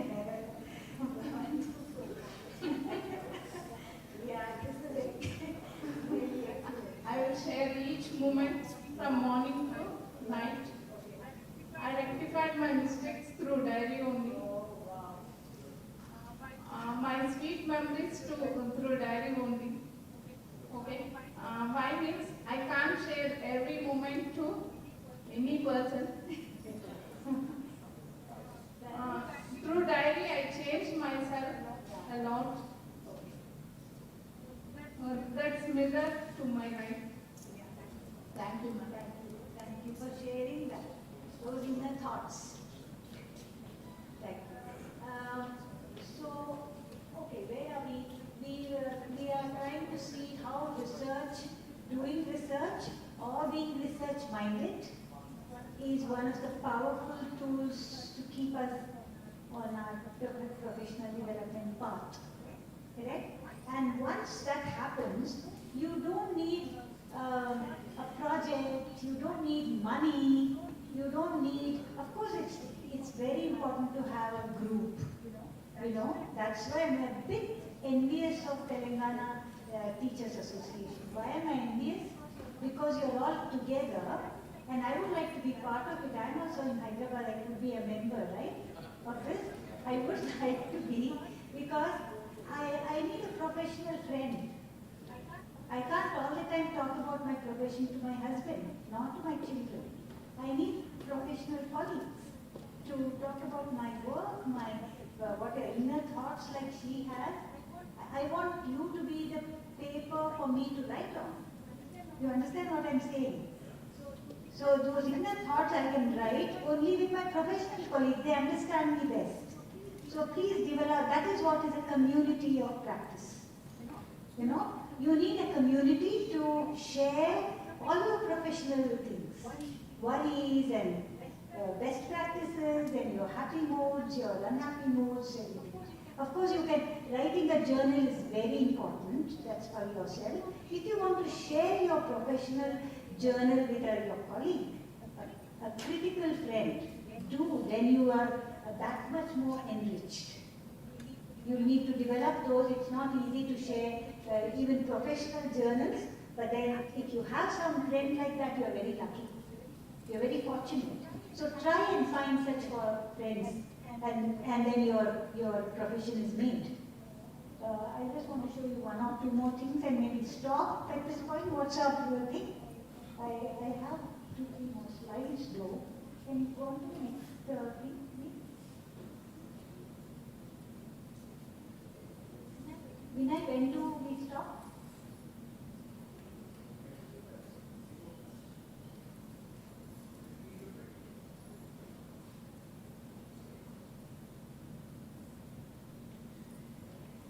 Okay, we have said enough of this. Go to the next one. Okay. Yeah, this also we talked about. Pre-service. Pre-service teacher education, specific activity assignment that requires teachers to carry out a focus. Okay, next slide. I just want to introduce this person. Probably many of you know if you have done your MA, PhD, whatever. Stenhouse. He is almost like the father of action research. He did not coin the word action research, but then he did a lot of research in East Anglia University in the UK. He is not alive, but then he has done phenomenal work. And what did he say? Characteristics of a professional and aware teacher. The commitment to systematic questioning of one's own teaching as a basis for development. So that commitment you have to have as a professional. Okay. Second, the commitment and the skills to study one's own teaching. Do you have the skills? Otherwise, ask mentors or even look at the books that I am showing you. You can be self-dependent. You can be self-regulated. Okay. Otherwise, there are lots of short courses available for free. You can do them. You can be self-motivated. Then the concern to question and to test theory in practice by the use of those skills. So don't take the theory as God-given. Theories are not God-made. Theories have been put together through observation, through trial, through whatever, and then they still need to be mediated. Mediated is a word that I like to use because it will have to be processed by a teacher. It can't be just wholesale, taken and implemented. Communicative approach, they say, just go and do this work. Now, they said such things, especially the Western people, because they had to sell books on communicative teaching, and that was a large, very powerful ELT market. Now they have changed their stance. They've said, no, not communicative teaching, also some grammar teaching, and so on and so on. So all these are to be taken with a pinch of salt. All these can't be taken wholesale and implemented. You need to question. Next one. Oh, that's all. That is Stenhouse. Okay? There's a book on curriculum development. From that book I'm quoting. It's an old book, but it's like it's very phenomenal. It's a very important book. And the next one, I want to show you two more people who are really very good with research. What does a reflective teacher do? You have all been talking about reflection. What does he or she do?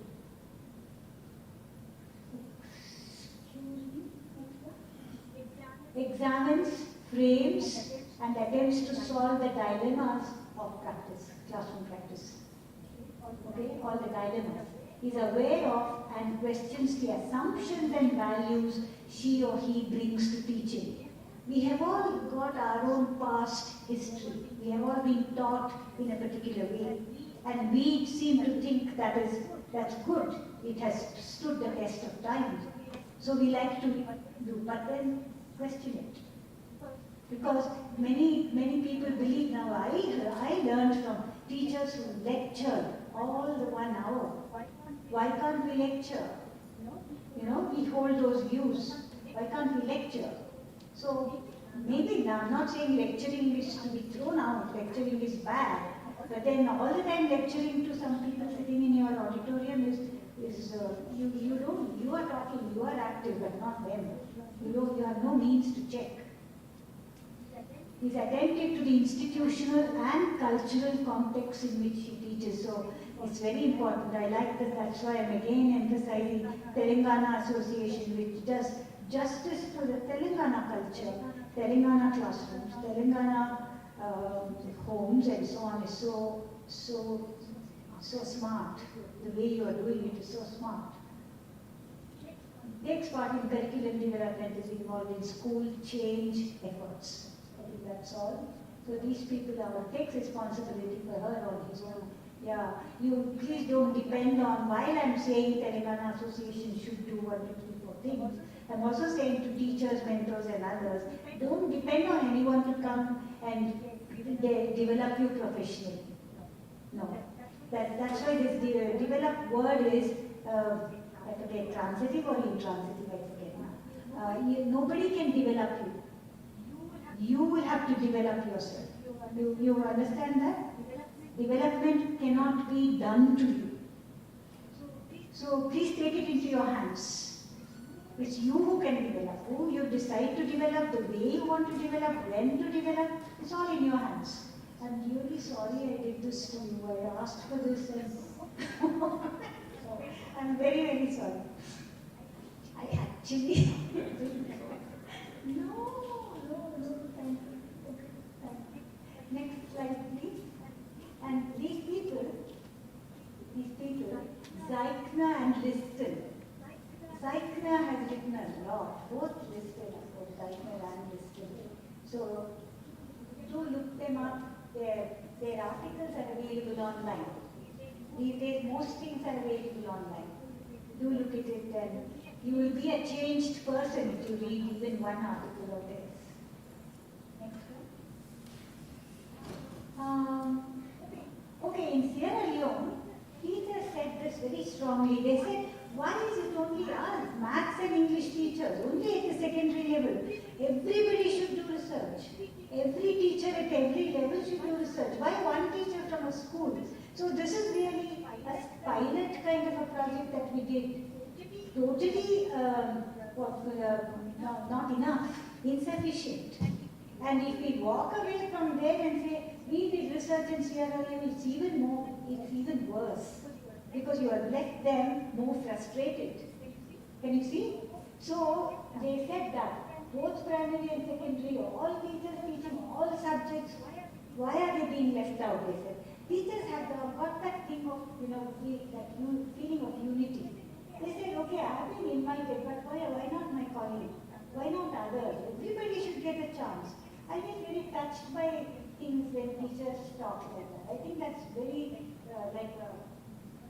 community. They want it for everybody. Why should I be the only chosen one?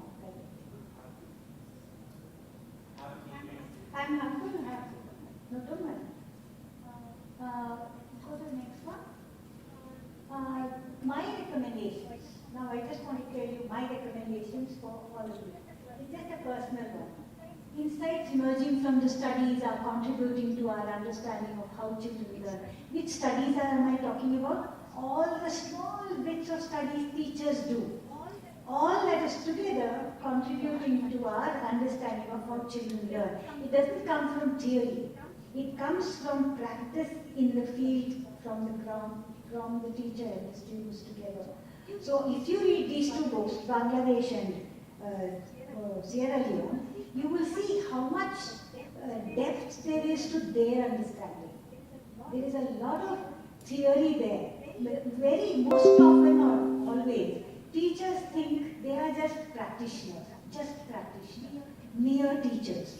But theorists are top level people who give theory. Teachers are the theory makers. Do you know that? Teachers are giving all the theory, just not been recorded, just not been documented. So please don't undervalue yourselves. Whatever you talk about when you do research, but when you do research based on evidence, only then, not on the basis of assumptions or just your feeling, just your gut feeling or something. My mother said so, my grandmother said so. That means children have to be obedient or something. Not that way. Then that is theory. So your theory can be constructed when teachers get together and then do research and then you read all that. I want to give you one very small example. In Bangladesh, they said group work in my class works when You know, group work is supposed to involve many more people, inclusion, participation, it's all good. But they said, when I paired bright and, when I grouped bright and not so bright children, bright as in those who are ready to answer all the time, children, it did not work. One teacher said this, I just couldn't do it. But then when I made a group who were all shy, and made a group who were all, they chose that, who were all sort of talkative, then even the shy group worked very well. They started talking. They started taking center stage. So she said, in my class, I know, given my children, this thing of combine bright and so on so that they'll all be participating, that didn't work. I thought this is excellent as part of adding to theory. You know, it's not like make groups like this. Some people tell you to do how to do group work. Get them into groups of 4, not 5. Something like that. They give you instructions, prescriptions. Don't listen to that. You go and make groups the way you want and try to intelligently, document it and find out, think about it, what worked, and a more important thing is to ask students if they liked it. I think that I mentioned has to be added. All right, I stop here. Vinay? Sorry? Okay, all this we have talked about. Yeah. It's I do that. Can you go to the next one? I just want to see what more we have. Okay, that's all I'm talking about. We are talking about sustainability. We are talking about institutionalization because having said that teachers should take things into their hands, teachers should be self-motivated, everything, it needs to be institutionalized. Do you agree with that? Do you understand what I'm saying? What is institutionalization of teacher research? Can anyone explain? Vinay can't hear you. Yeah, there should be a structure. There should be a structure that will enable teachers to participate, that won't leave out anybody. It shouldn't be something like, I went because Vinay sir knows me and I was called and you want to keep it secret. You know? Can that happen? Sometimes. No. I'm glad you are saying no. But then many teachers, our culture is not only our culture, all over the world, teachers are isolated. They work in isolation.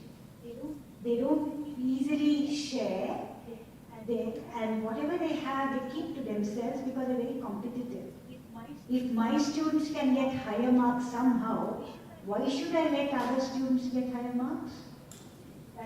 That kind of a, I don't know if this is true. Many teachers have told me they hide their materials from other teachers because they say, I have worked so hard on my materials, why should the teacher get benefit of my hard work? Let them work. Is there such mentality among some of us? No. No? No or yes? Some of us, I said. Oh.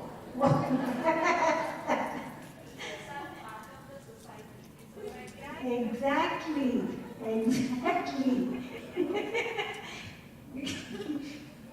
Yeah. We are all normal human beings. There is jealousy, there is competitiveness, there is, I don't know, whatever. So, exactly. Parents want their child to be the best, not somebody else's child. They want, why does a parent want their child to stand first? That means other child can only be second. You see? You see the logic there? There's a problem with expecting children to be first, second, third and everything. There's a problem.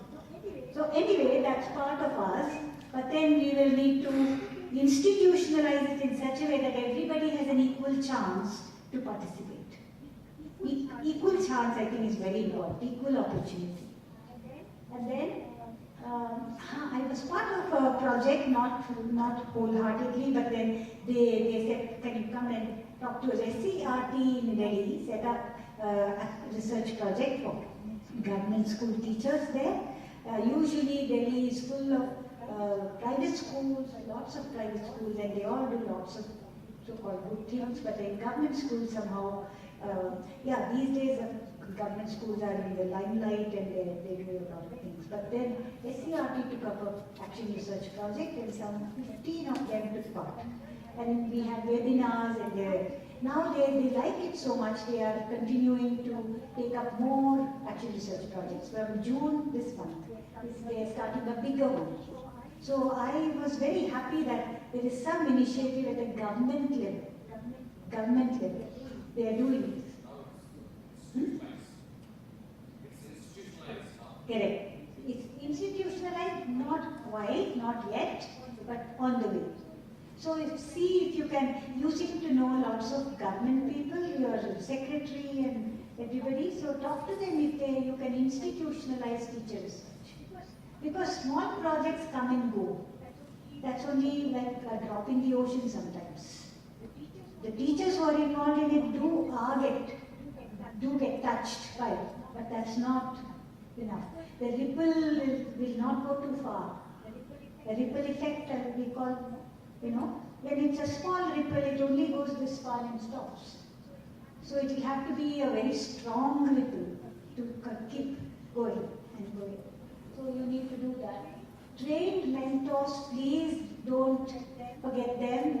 Their capabilities have to be utilized, developed further, and then built on and so on.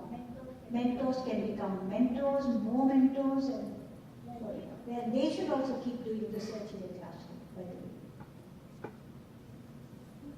Teacher researchers can become mentors. That's very important. So I only put those things down that came to my mind. You can add. Can you add something else here in your view? What more can we be doing as a spin-off of your Hornby project? What else comes to your mind? Can you have a conference on action research? Telangana, Elta conference? And if you announce this conference, maybe next year, many more teachers will want to do action research so that they can present. So let it be for presentation's sake, doesn't matter, but they will go and ask questions about their classrooms. Vinay wants to say something. Publishing the stories, do that, please do that. Please do that. In fact, I told you that we ran a workshop on writing in Sierra Leone. We didn't do that in Bangladesh. But many of them wrote in Bangla about English classrooms. Okay, we got it translated. So talking about a classroom, you don't have to have English for that. You can do it in your mother tongue. Publishing, I think, is a very good thing, and make it will be an online one. Maybe they can print it. The Bangladesh one, I just printed. I just printed my own copy. The other Sierra Leone one, they have had a lot of money, and that project had a lot of money. So, all right. Do you want to add anything? So, publishing is one, conference I suggested. Anything else? What about targeting or getting more teachers to participate? Any plans for that? Can you do that? Now you are talking about what was that? In every district you are going to have something? District Center for English. So can they be teacher research mentors and then they do research? You can plan, I think. Because this is something that is that will pave the way for other development activities. You will learn better English, you will teach better English, children will learn better English. You are only restricted to English, are you? Not other subjects. But since it's going to be English medium, you have a responsibility toward math class, science class, everything, because it's through English. Correct? So you will have to expand your horizons. You need to do that. Please support other teachers, maths and science and social studies teachers to be better communicators in English. And for that, they need to do research. And they need to talk about it. Yeah. You want to say something? You teach maths?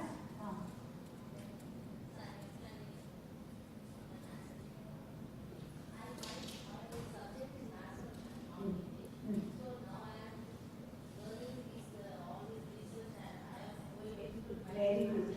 Yeah, very good. There isn't much difference between doing research in an English classroom and doing research in a math classroom. Not much difference. In fact, the topics that the Sierra Leone teachers chose in a maths class, it came from them because topics I don't give. Mentors don't give topics. Do you give topics, mentors here? No, not at all. It's a topic that is relevant to their classroom context. So maths teacher can do that, and commerce teacher can think of concerns from there, and so on. So this research is can apply to any classroom. So please do that. So that's a positive aspect of this English medium education in Telangana. Huh? Yes, please. Good afternoon, everybody. I'm Nandi from MPPS Multi-Disciplinary District. As Dasno ma'am suggested, multidisciplinary approach. I have been practicing this for EVS and English teaching for class 5 children. There are aspects for physiology, madam. Everybody are interested in their own physiology. Internal organ system, where the lungs are located. What is windpipe? Why nose is meant for? What does the tongue do? Right? Sense organs, functions, as well as what does the heart do? By teaching these things, they don't put interest, of course. I started with art integrated learning. I instructed them, I encouraged them, let us draw these things. Respiratory system, digestive system, skeletal system, excretory system, like that. After a few days, what happened? To my surprise, they engaged in drawing as well as labeling the parts of the body. And then they are now they are talking about the systems, how they function, where the internal organs located in a live body. They are describing, my lungs are here. I have 2 lungs.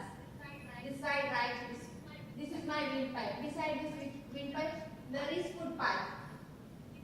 We swallow with our mouth. The tongue is for taste. All these are, of course, terms related to science.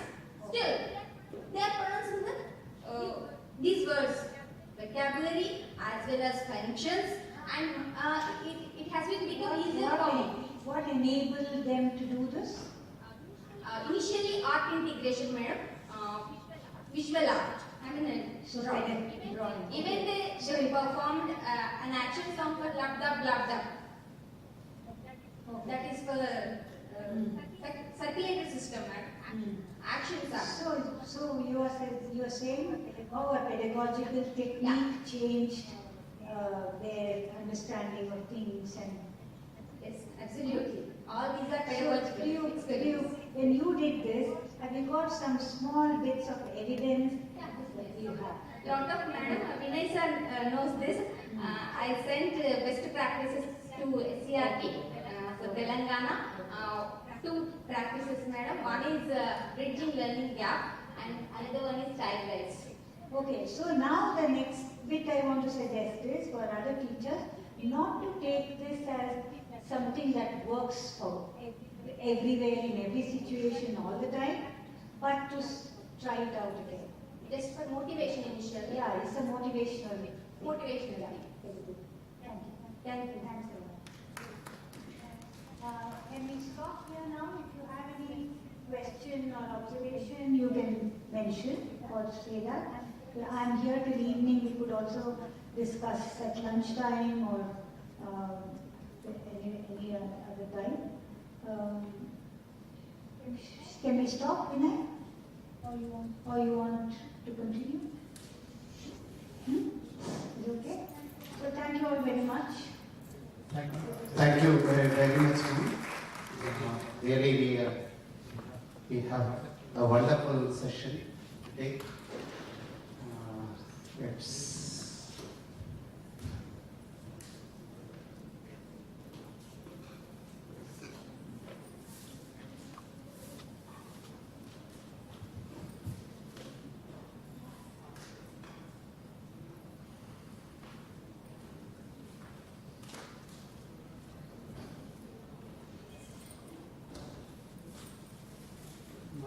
my heartfelt thanks to Madam Rama Matthew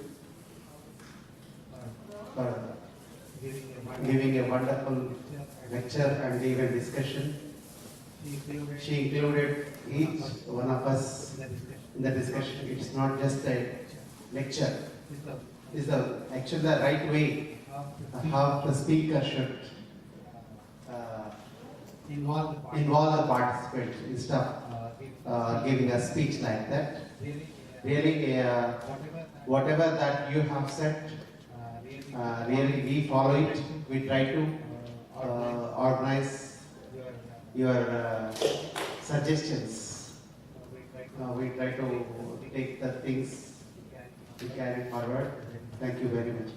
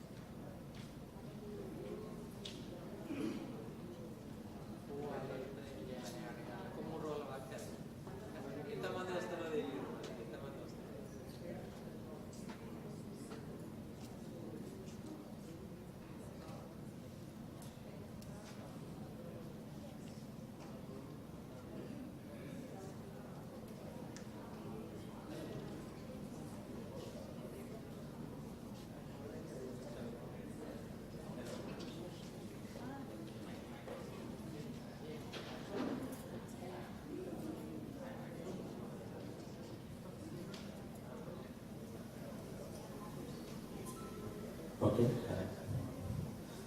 So good afternoon, everybody. Welcome back to our session. This is now it is time to disseminate the knowledge which they have gained through action research, and it is time to share their action research with the group. Now, I request our chief guest today of this program, Professor Rama Matthew, to chair the session of disseminating event. Madam? Yeah, otherwise if it is comfortable with you, there you can. Because you can see. Okay, thank you, ma'am. And right. So in the first session, so I am Lakshman. I am acting as super mentor for this program. So in our group, Mr. T. Venkateshwar Rao, our president Elta, and Salome Snehalata. These two are mentees, and under this group, now three mentees are ready from T. Venkateshwar Rao sir group, and two mentees are ready to present their research from Salome Madam group. So really, as a super mentor, it is a nice experience to me to guide the mentors and mentees and spending time with them. It's really, I think it takes much time to share my experiences during this journey. So I think when my turn comes, I will certainly share that thing. Now, as this session is dedicated to present their research, now I welcome Mr. T. Venkateshwar Rao to introduce his mentees and welcome them to present. Okay, now I welcome Mr. T. Venkateshwar Rao. So, please. Thank you, Lakshman sir, for guiding us all these days as in the position of super mentor. I have got 5 members in my team. Mr. Shyam Sundar Reddy, Ajay Chandrasekhar, P.V. Ramana, Kavita Nirmala, and Salim Pasha. Today, I have with me 3 mentees, and 2 other mentees could not join the program because of their ailment. One is hospitalized, another is sick and is not able to attend the session. But all the 5 members are ready. I am happy to state that. But today, my team members would present. I feel it an honor that we are given the first chance. Now I invite the first presenter, P. Shyam Sundar Reddy, who is working as school assistant English at ZPHS Chalwai of Gulu district, who was basically a science teacher, but he worked at many levels in science programs, but yeah, within short span of time, he joined our program and he excelled himself. Each presenter is given 7 minutes of time. So I request each of them to complete their presentation within the set time. And I also request the participants who are here, if you are willing to stay at Warangal tonight. Please give us the names so that we can provide you accommodation at any hotel. Thank you, sir. Now it's over to Shyam Sundar Reddy.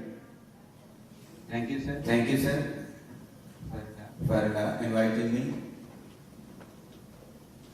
Respected President and General Secretary of Elta, and beloved Komrana, and the persons who are handling these programs very enthusiastically and actively, and beloved Rama Matthew ma'am, and all the fellow presenters and mentors, super mentors. I wish you a happy good afternoon. I'm very much privileged to have a good opportunity, and it gives me immense pleasure to be spent with you. And as Venkateshwara sir, mentor, said, I was a district science officer for Exploratory district. I worked for 14 years for science and CRT, and 14 years I worked as a state resource person for science. And I promoted to English, even though because of my interest and official interest, I had to work with the Regional Science Center also. Later, I decided to be with Elta, and Venkateshwar sir, Lakshman sir, all the teachers are very supportive to me, and even regularly I am taking support from all the teachers and who are excelling in English.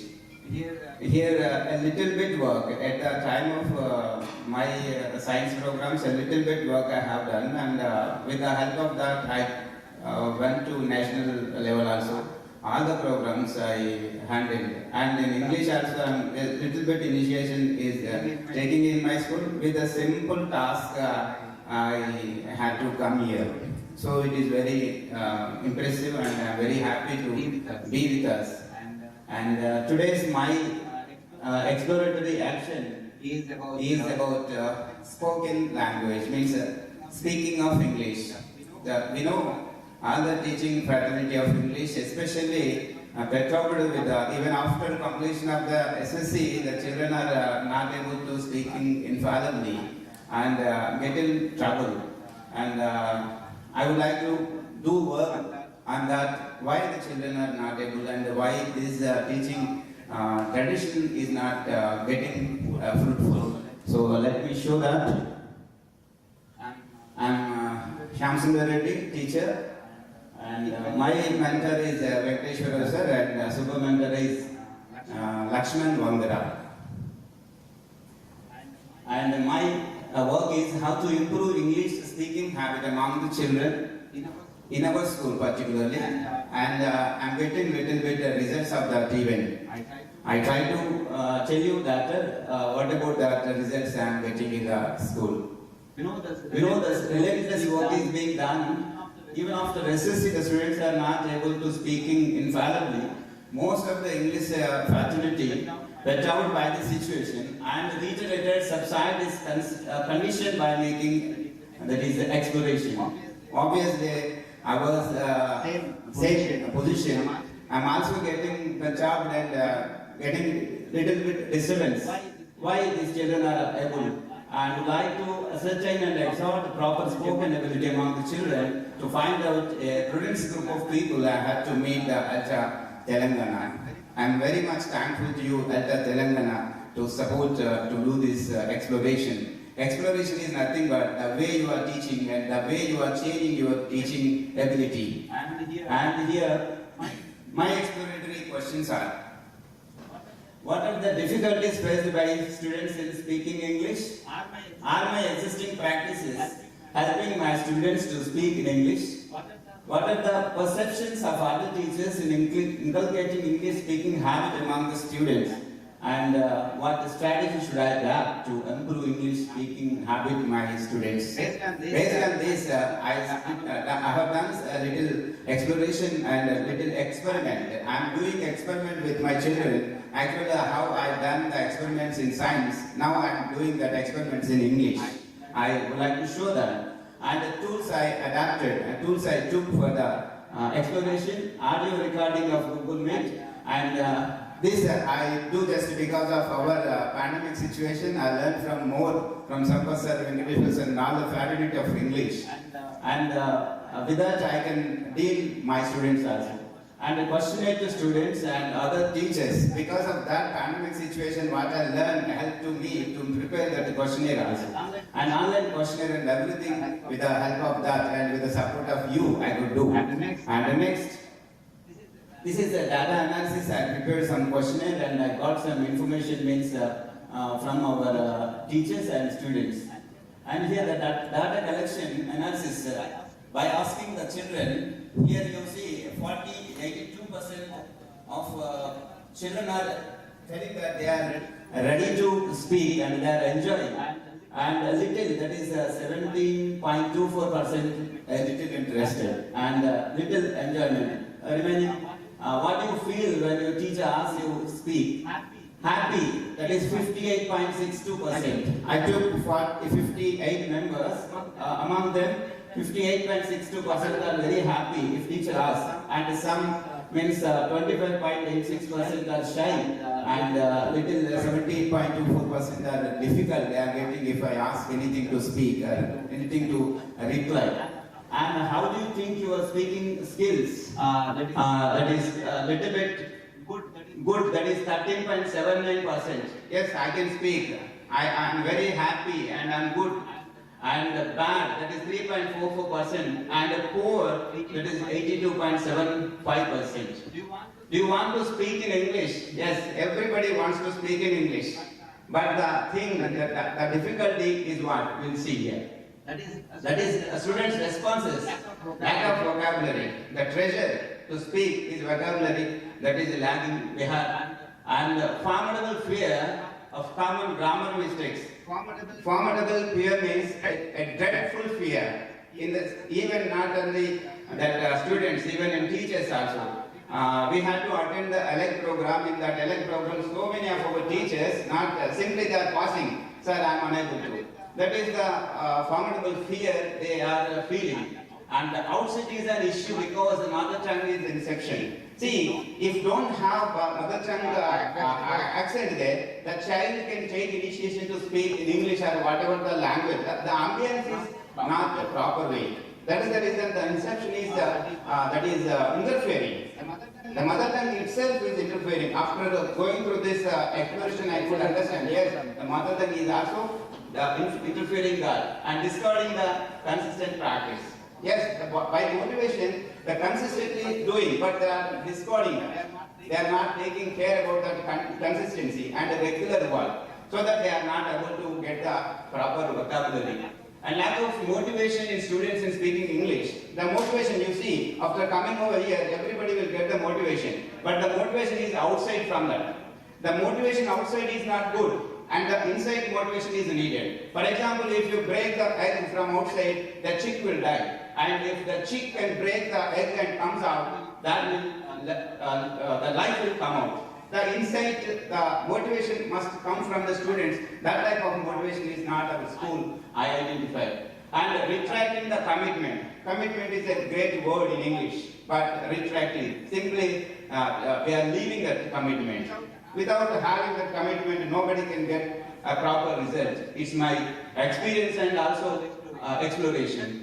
Then teachers' responses, lack of vocabulary, the same thing. How the children are not getting the vocabulary means they are not trying to get the treasure of vocabulary. The same manner the teachers, lack of proper pronunciation. For the sake of teachers, you see, the pronunciation they are fearing, they are afraid about that. If I speak, the pronunciation may be difficult, may be wrong, but it is not the proper difficulty. The pronunciation is not a issue. Not an issue. Not an issue. But you see, wherever you go, different type of pronunciations you will see. But it is actually not an issue, but our teachers are feeling lack of motivation and necessity. There is no necessity is being created. The necessity for the student as well as the teachers are very essential. The lack of necessity is being created means there is no ambience like that. See, in Kendriya Vidyalaya, that for the sake of Hindi, they are exchanging from Telugu to Hindi states. As well, that type of situation must be created in our school, concerned situations. And the inception of mother tongue, the same situation for the teachers also. After going outside, teachers simply speak with mother tongue only. When the situation means like ambience, they speak in English. That is the that is interference of that mother tongue also. Fear of making mistakes while speaking. Here I am speaking, but I am simply neglecting all the mistakes because I have to complete my task.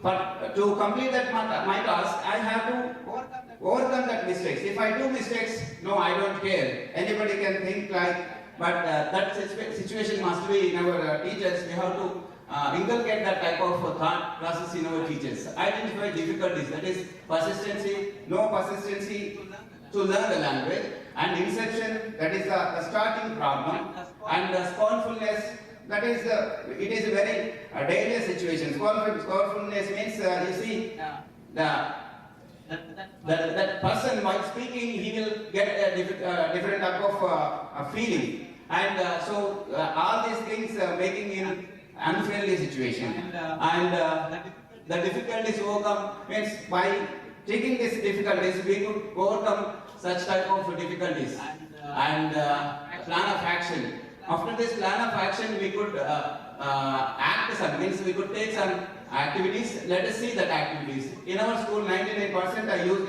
this scale, and it is a beautiful instrument for speaking and learning and teaching also. So just please click on the placer. Sir. Yeah. The activities, let me check. Voice is not coming.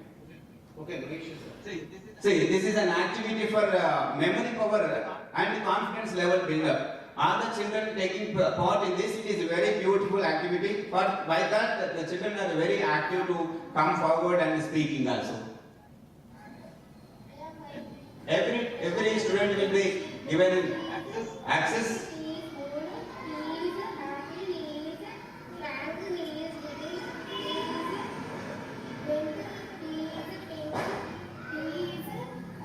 The state like 25 to 30 members are there. Without memorizing, immediately they can tell their names and they can tell some sentences. Next, sir.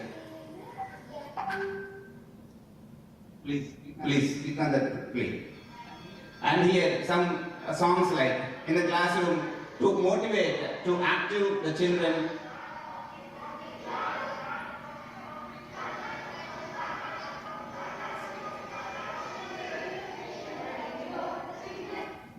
Next, please click on using technology like we decide to say, if you tell the teacher or student they are not taking part and they are not listening, but by using this wheel decide, simply they are standing up and taking part in that and participating nicely. And next click on that. And here Google Meet through class. In pandemic situation, we took Google Meet class. So that the children are very active after going to the school. We did not leave the children in pandemic situation.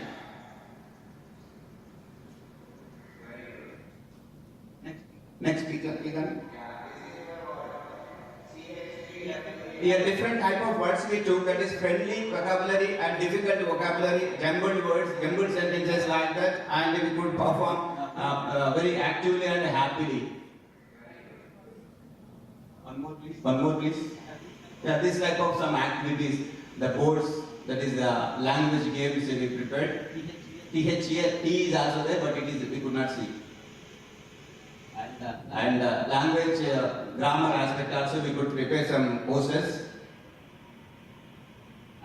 and hang over that wall so that children can write them and later it will be explained. Next plan.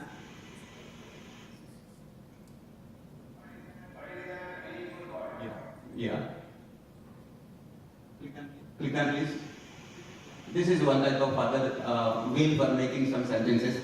Small sentences for the sake of children.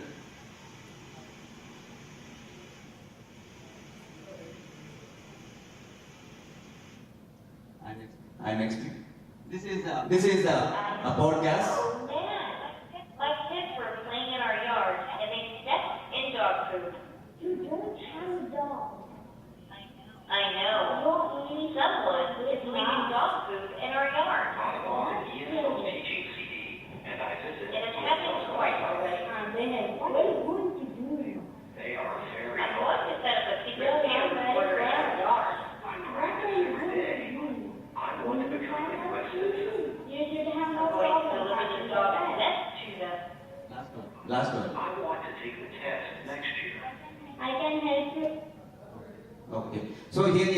podcast done by the Talk app. The children themselves preparing and they are making some dialogues and talking that way. The style is like English people.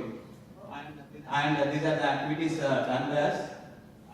And these are the works we have completed. And the conclusion, we should use both languages according to the situation, how the children are getting us and how the children are reaching us. And most of the time, the translate in English make them familiar with the English.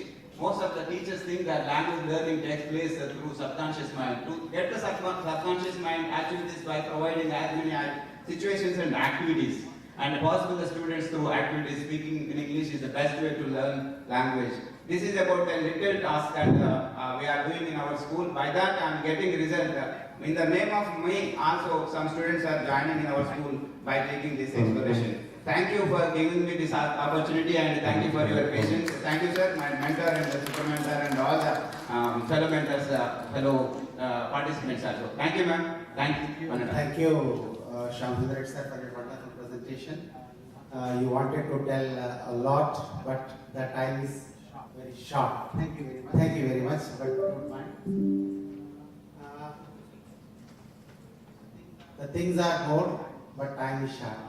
Now I request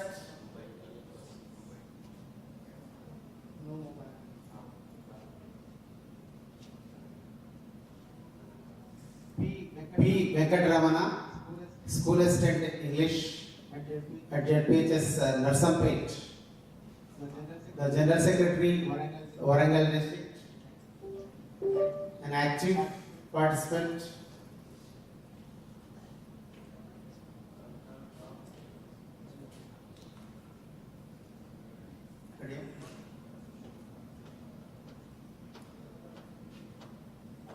Now I request P.V. Ramana to start his presentation.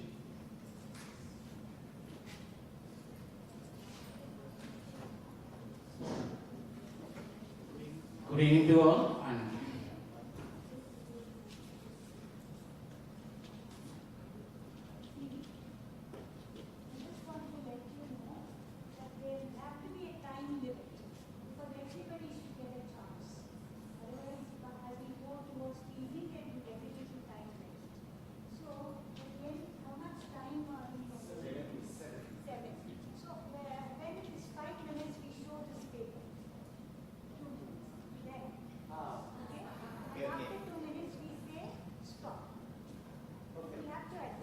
that is the reason, madam, I memorize this. I prepared like that only. I don't want to give any trouble to anyone. Okay, thank you, ma'am. Here, all of you, good evening. So, get pleasure to meet you all on this special research project work. And I did my level best. I suffered a lot during the COVID, during affecting me and researching during doing this research. And my name is Paragusha Venkatramana, lengthy name but looking like short. And working as School Assistant English, it teaches Damlapur boys and Konda. My mentor is T.V. Rao and super mentor is Banga Lakshman Garu. They forced not the maximum they please me and to do this, and I need to cooperate with them, but finally I come to know what is the research. So while doing the research, I found so many problems with the students and other teachers, and what problem like to is we was class 6 student, primary school students, they come to join with mine and they found some face of difficulties in learning listening English language speaking. They won't listen properly. First they come, whenever they come to the first time to the class, they won't share and they won't talk as usual they can work out again in their English.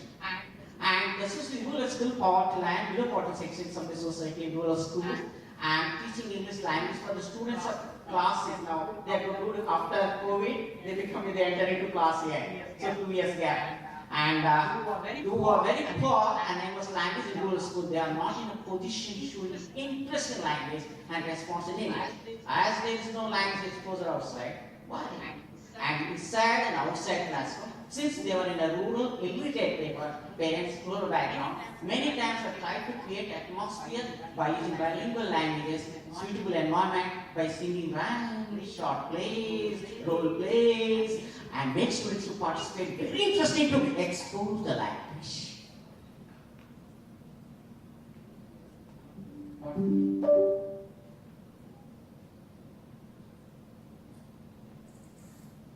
So, major research question is, what are the best teaching skills that make the learners to listen and respond in my English class? That I worked out in this. Why the students are able to listen to me, and why the new children who are take an admission into my school, they are unable to listen. Why? Because of the background of their. So this is my. So I raised some.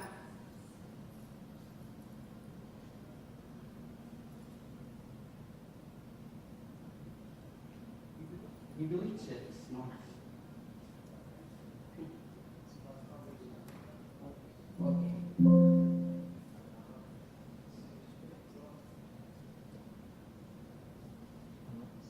So, exploratory questions, what are the observations from my colleagues and other research teachers with regard to development of listening skills and speaking skills my student? What are the best practices that can improve English listening skills and speaking English? So that I prepared social data and questionnaire and informative with the student, critical review of colleagues which have taken the help of the teachers. Go for poster. Here. Students questionnaires. What kind of sir? We go for question. Students questionnaire. Then after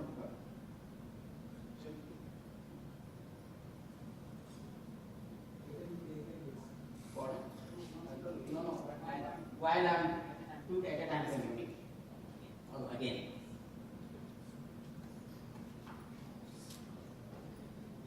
Here, I did some questionnaire in the Google form to the students. What kind of topic you like to listen and respond, and which content you enjoy listening.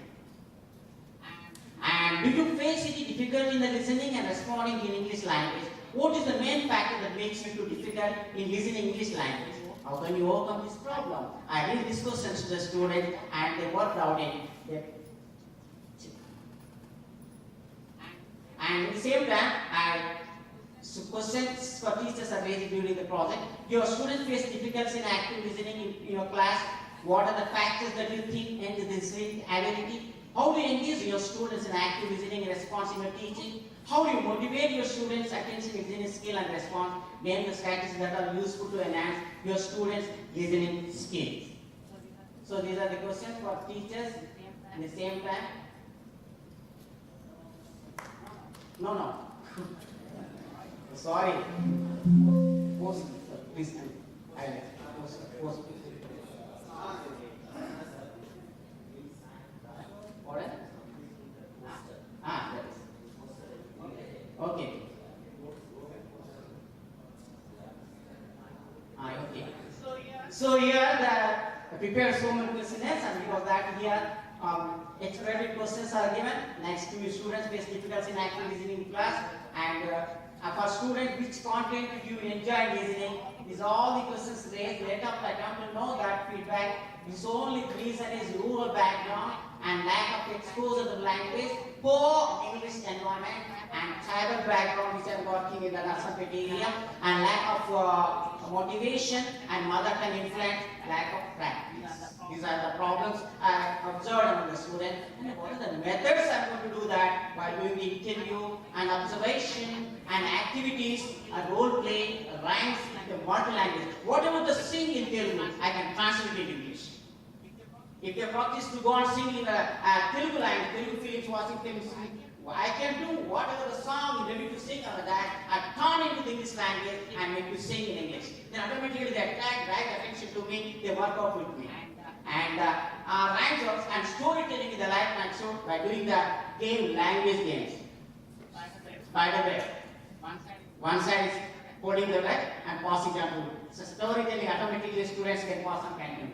And in the same, every time it's asking open-ended questions and probing questions, they attend to, I to contact with them, and whereas successfully I completed, make our student participate able to listen, respond easily. 80% out of 100 people, 80% people have overcome this problem and overcome the problem of active response in increased fluency. That's it. Thank you very much.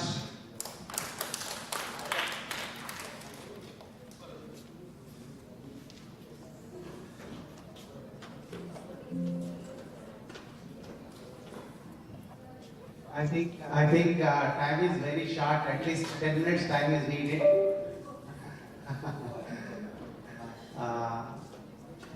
10 minutes.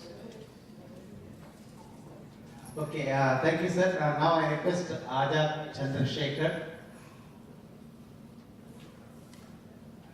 Are you ready? Okay. He's from Mahabad district. He works for ZPHS Idugurti. He has been part of this program since the beginning. Who worked at many positions in Elta. Now I request him to give his presentation. His presentation also includes listening and speaking. What happened?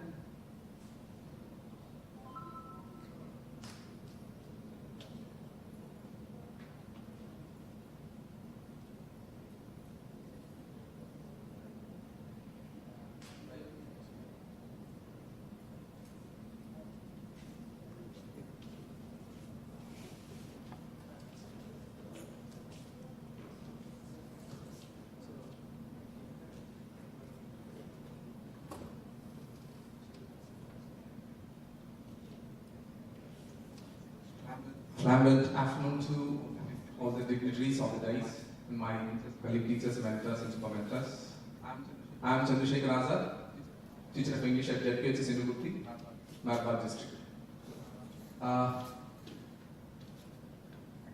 Actually, I want to pay gratitude at the beginning itself because Vinay Raju sir, who asked me to, would you like to join in this part? But I said no. But he insisted. Later on, even TV Rao sir and Lakshman sir supported me to do the project or complete the project. Yeah, actually, my research question is innovating strategies to improve spoken skills among the high school students. Earlier, I used to work at some other place, but later I shifted to a new school. In there. When I was interacting at the beginning of the day, I asked it this question, how are you? The child said, he didn't give any reply. I asked him again, sir, he said in mother tongue. So I decided at that moment I want to make them fluent speakers and great listeners. So for that one I have taken this project and already I have been practicing the different methods, but they are not working, so I want to look for the new innovative strategies.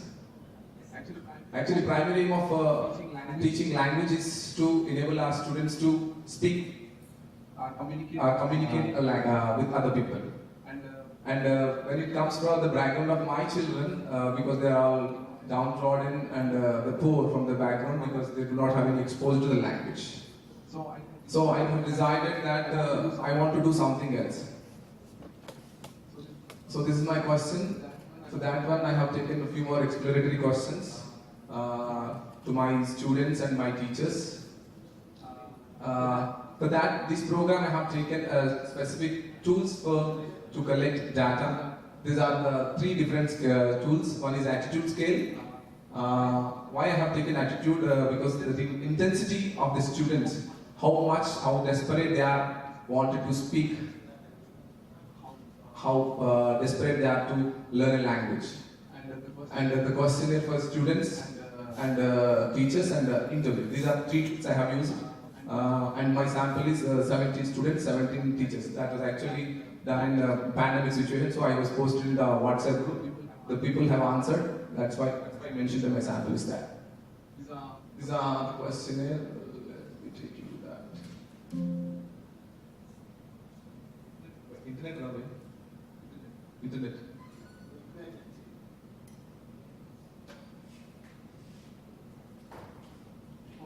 Okay, no problem. Just these are the evidences.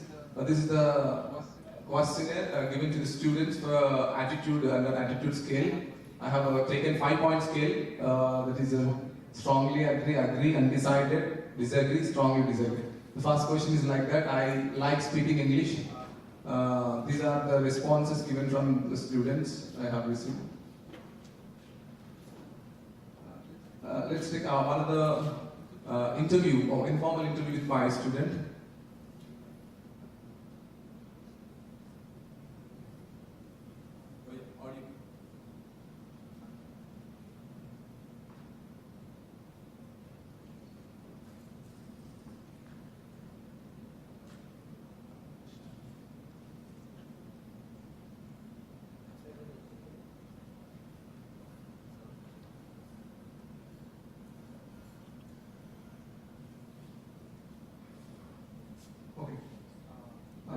The interview actually follows like questions, do you like to speak in English? Yes, he said.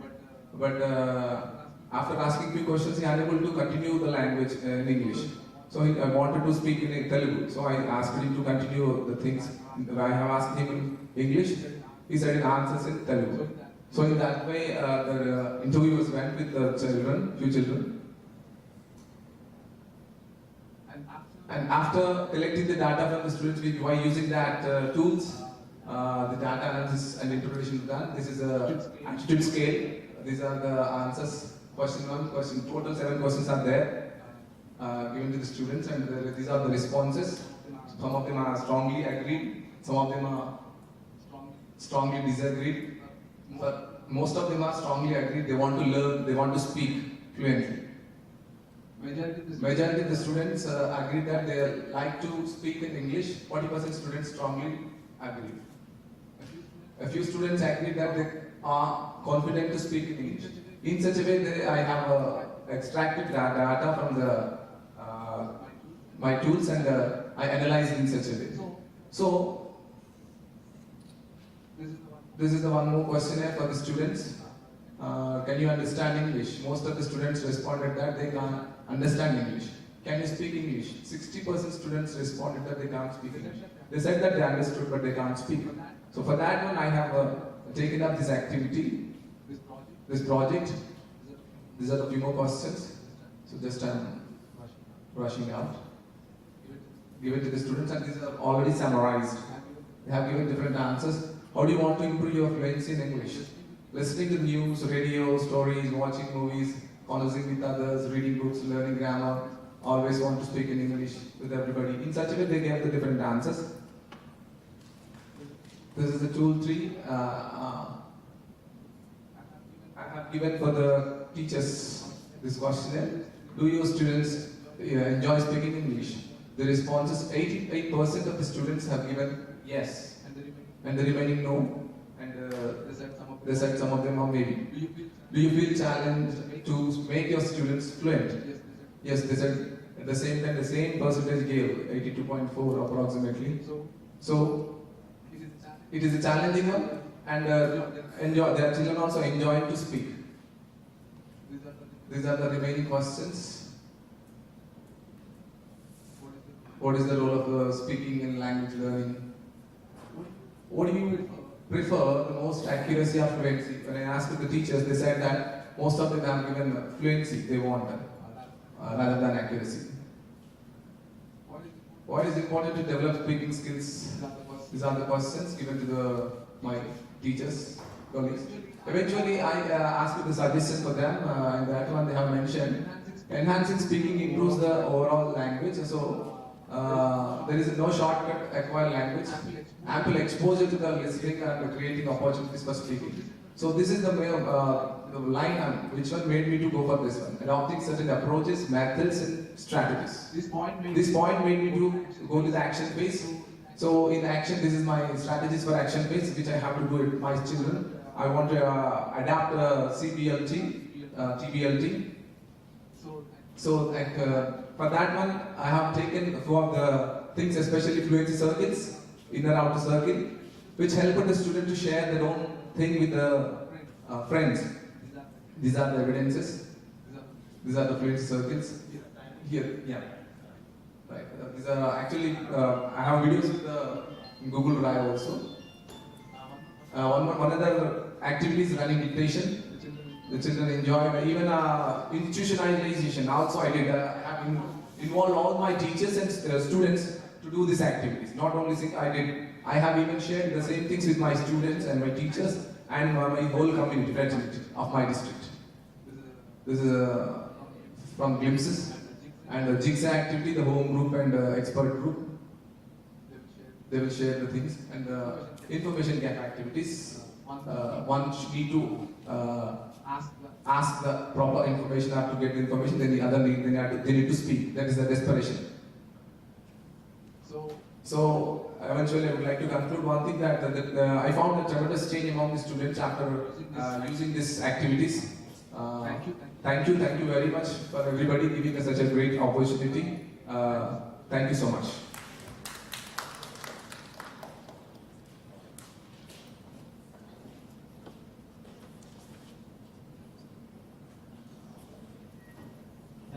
Thank you, sir. Thank you very much.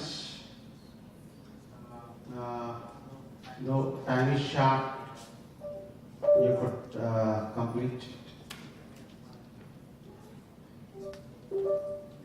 It's all because of late beginning. If you had started the program earlier,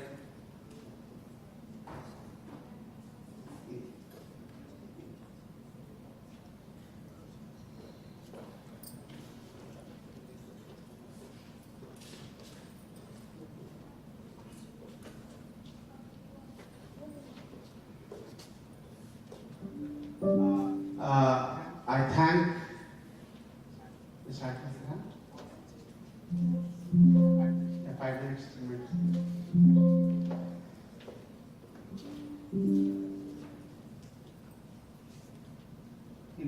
In fact, sir.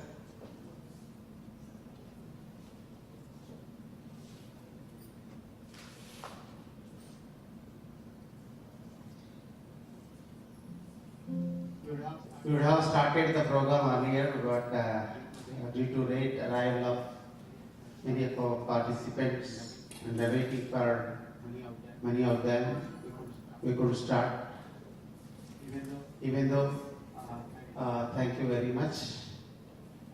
I thank my super mentor, Lakshman, and my mentees in this journey. Hope we will go with another program, another exploration. As Madam said, it's not an end, it's the beginning. Yeah. So, sir, oh. Okay, coming to my journey with in this program, what I understood, a teacher is just need of theoretical knowledge, and the teacher is based on teaching in his predefined rules and based on curriculum, and just if we focus on gaining the results of the students is enough, and instilling knowledge through authority, where our teachers, whatever they teach through authority, because students can listen to us, whatever we say. But whereas mentor, whereas mentor is different. He needs lot of patience. It is a multi-dimensional role where the mentor needs to have greater learning, because if he to the students whatever he teach he accept, because they are plain papers or they know little. But when I act as a mentor, I should have great knowledge about the thing, otherwise I cannot manage with the people, I cannot satisfy them. And based on the relationship that It also based on the relationship between mentor and mentee. How mentor and mentee relations are there. Based on that, the research progresses. So they should have cordial relations, friendly relations, and here the results are less quantifiable, but it depends on the result is depends on the self-fulfillment, self-satisfaction. If you have self-satisfaction, then we have to understand that we have achieved our result. Teaching comes from the live experiences, not from textbook. How we have here teaching experiences. Here we are dealing with the experience. That's why the live experience, what the mentor has, that he will transfer to his mentees, and he should add his wisdom also while guiding the mentee. Coming to aha moments, if I have any, I have 2 or 3 moments. The first is that all my mentees sustained till the end. I saw in some other groups they could not. Only 2 have not joined because of their ill health. And second is when I observed the presentation in the midterm presentations, then also I felt happy. And the best thing is that I learned more from my mentees. Not I. Next.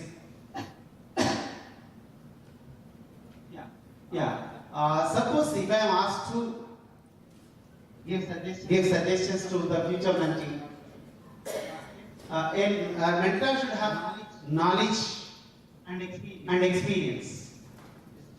Just knowledge is not enough. He should have experience also, and mentor should know himself first than knowing about the mentee. First, if he knows himself, what is his strength, what is his weakness, where is he, then he can correct himself, then he can guide that.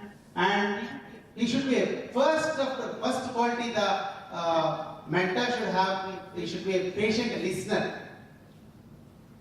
He should listen more than give advices. And the other quality he should have, he should dig deeper. Means he should pose more and more questions to elicit more and more answers, to elicit more and more results. He should pose more and more questions, and he should be a time spender. He should spend more time on that. Otherwise, it is somewhat impossible. And he should be able to tell the stories, not talk and tell stories. The stories of experiences, real-time experiences.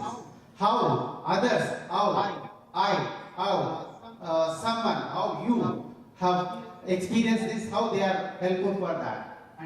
And finally, he should be a great encourager. Otherwise, he will not be successful. Next. Challenges as a mentor. First, you should select good mentees. Selection is a great first role that what we have to first role when we act as a mentor. Selecting mentees is a great responsibility. If I go wrong with that, total my journey will be failure. And second is goal setting.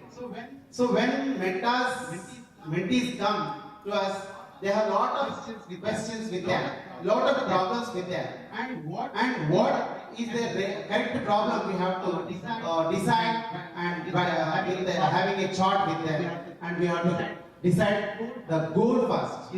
If there is no proper goal, we cannot reach it.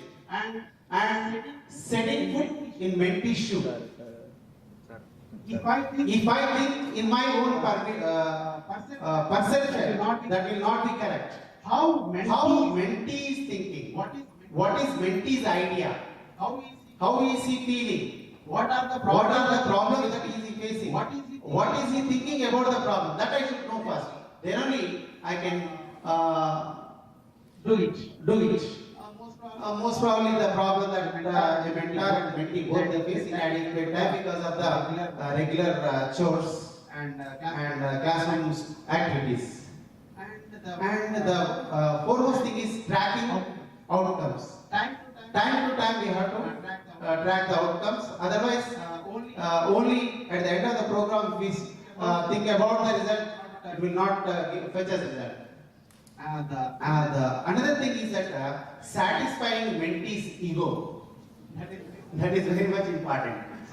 So I say something, no, it is your wrong. Then he will go out of the project. First, yes, you are right. Yes, you are right. You are doing well. Your perception is right. But why don't you think of this? That we have to ask. Then he will come to our track. And the most other thing is lack of professional mentoring skills. Because we are the teachers, and it is the first time that we are facing it. I too have a lot of problems. Actually, I did not mentor any time before. But even I was not a mentee even. But by my position, my Vinay has taken me as a mentor. I don't know how far I am successful. But I understood that I should have a lot of mentoring skills, but I don't have that much. And fulfilling the vision of mentees. Finally, we have to total, even mentor or mentee or super mentor, all their work is to fulfill the vision of the mentee. Then our program is successful. Yeah. Then how to overcome these challenges? Share. So first, I told selection of mentees. The problem is that I said, yes, Aja, you come, Shamsdar, you come, just as they are known to me, they came. But it's not like that. Actually, I want the serious practitioners. With self-motivated people. We need to have the self-motivated researchers. Then our program will be successful. Our project will be successful. Instead, if we call because of the respect that he has towards me, he accepted. But sometimes he doesn't pay attention. So then we face problems. So better we share some Google form with our friends who are well known to us and who are interested. They will join. With that we have to select. And patient listener and flexible time. Timing is not. Suppose if many times I conducted meeting, but they have not turned up. Then I made personal calls. I had special meeting with them, like that. And reverse mentoring is another thing that I adapted.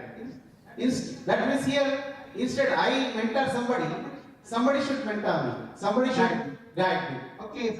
Sometimes I learn something from them. Another teacher learns from something from them. Like that, exchanging of mentorships also can be useful in that, I think. And spending more time on exploring ways to overcome the problems and seek super mentors' help is another thing that I found. Last. So, if I am asked to act as mentor, as Madam said, if you take up another program, what should I do? I should be choosing. Otherwise, I will not be successful. Choose the mentees properly. Know more about the mentee and allocate more time to mentee. Strengthen the lesson that you have learned in the previous project and gain new perspectives and have fresh ideas about mentoring and more specific to the problems of the mentees. Finally, strengthen your mentorship through the lessons that you have learned from that. Right. Last gains. What I have gained from this in this journey. I learned a lot. Self-learning took place. I learned a lot as a mentor, as a teacher, and everything is useful. I use this learning in my teaching learning process. I have some prejudices before I started this journey. But all that are my ego satisfied somewhat, and I became more patient. Previously I was not that much, but now listening to I use this learning day by day. I became more patient than before. I developed empathy towards the problems that my teachers facing. Then I thought in my angle, and I tried in my way. I tried to find problems for the solutions for the problem what they have. I set my foot in their shoe. So I think I would become a better guide in future if I'm given the opportunity. Thank you, Varuna.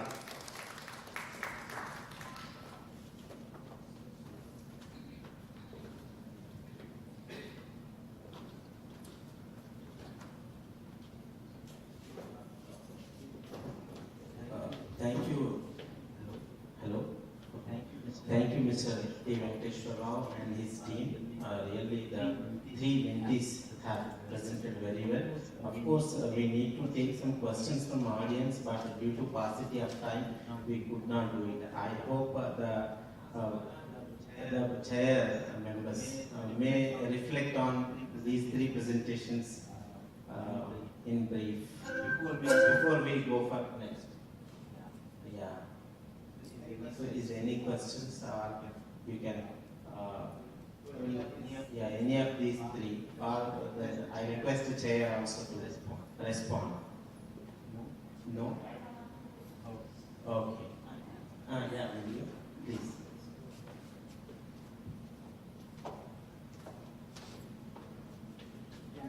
First, my comments, general comments, and then one of the questions.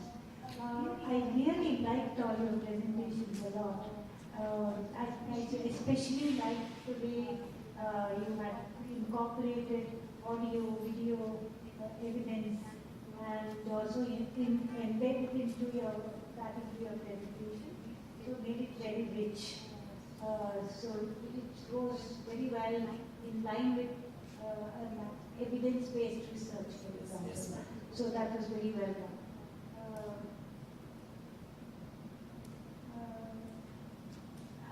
I somehow got this feeling in all the three, or I'm not able to say very specifically now, that the questions could have been more focused, research questions. Somehow, I'm only giving one example of one person. Now I'm not able to, because three of them presented, and I'm not able to say. What are some of the speaking activities, or what are some of the speaking habits of students, for example? Now when you ask such a question, it's an exploratory question, it's fine. But then the person has gone on to looking at all the different activities that have to be done. So I'm just asking the general question, where does exploration start and where does it end, and when does action begin? I was not able to see that kind of distinction. You are calling it exploratory action, correct? EAR. So which only means we want to begin with exploration. So something like they are not speaking very fluently, they are shy or they're scared, and so on. And then how did you, even for that I thought there could be some evidence. This is a general impression that you have. Do you want to begin taking action based on your general impression, or are you, and that's why I'm going on saying, are you looking at it afresh with a critical eye? They're not speaking, but let's find out why. Ask them, and then in which activities do they not speak? Do all students not speak? Only some students don't speak. In which context? So when you start probing, then some things will emerge. And then based on that, you just take action on any one or two. Very little. These are all tiny projects. But then you only learn to focus on something very specific. So I just thought you could have a much better focus. Next time you do this, you don't have to cover the entire spectrum of speaking. The that's very tough, you know. But that's one comment. And then one comment on the mentors' experience, super mentors' experience. When you say next time, now be careful, you need to choose good mentees. I think some of you know that I heard somebody just laugh.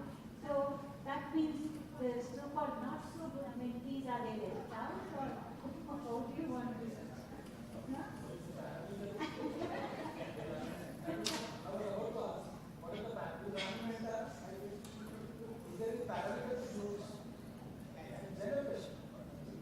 So, and then you also said, I'm just continuing the same point, because what are the lessons I learned from you?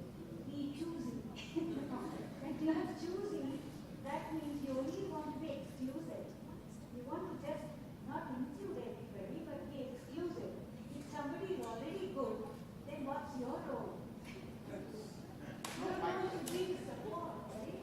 And take them to the next level or whatever. I'd like to give explanation regarding.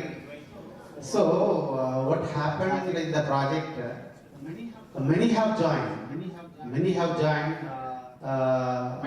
Might be they don't have interest. Only as they have called, they have come. But many have dropped.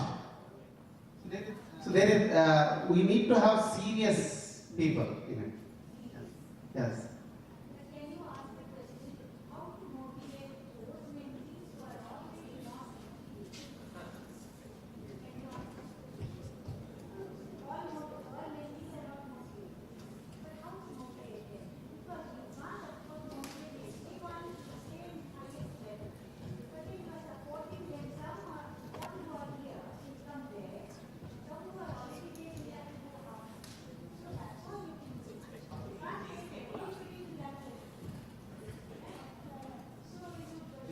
In the journey, what I found is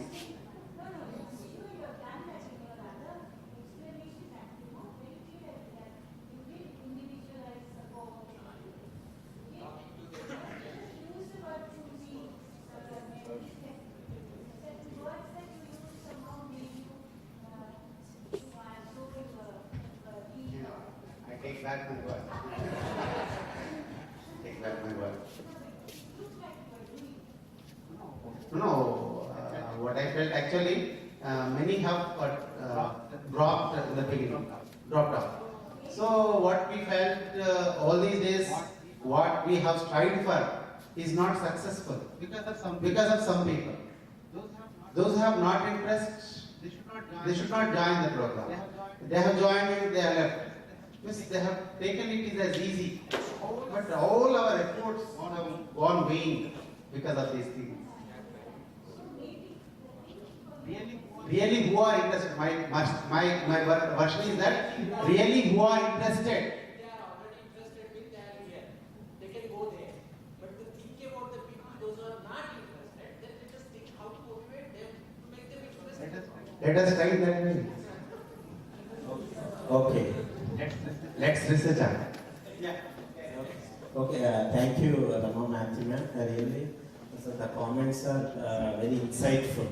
So, yeah, they have chosen a very broader areas instead of two particular classroom problem.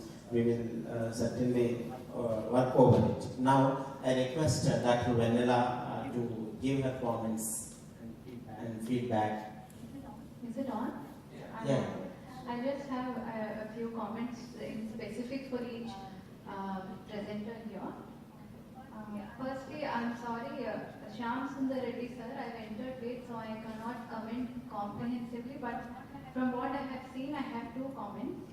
You have commented on inception of mother tongue. So do you feel that it is a problem that mother tongue presence in students?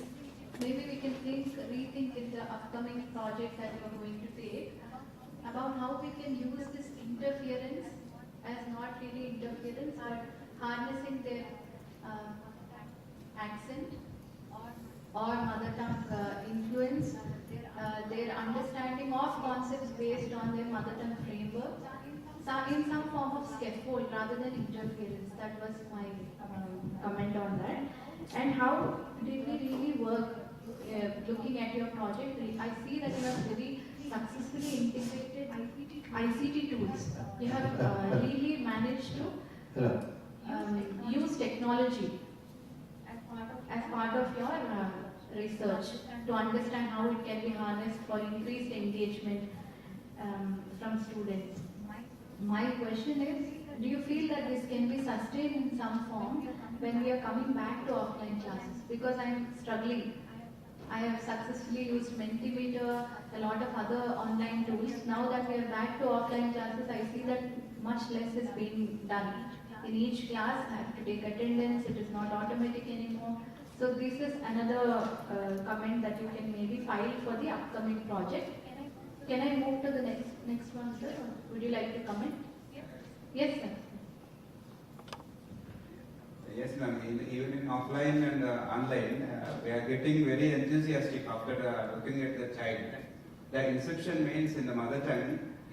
If they do not have any language, they speak some gestures or anything, but mother tongue it has no.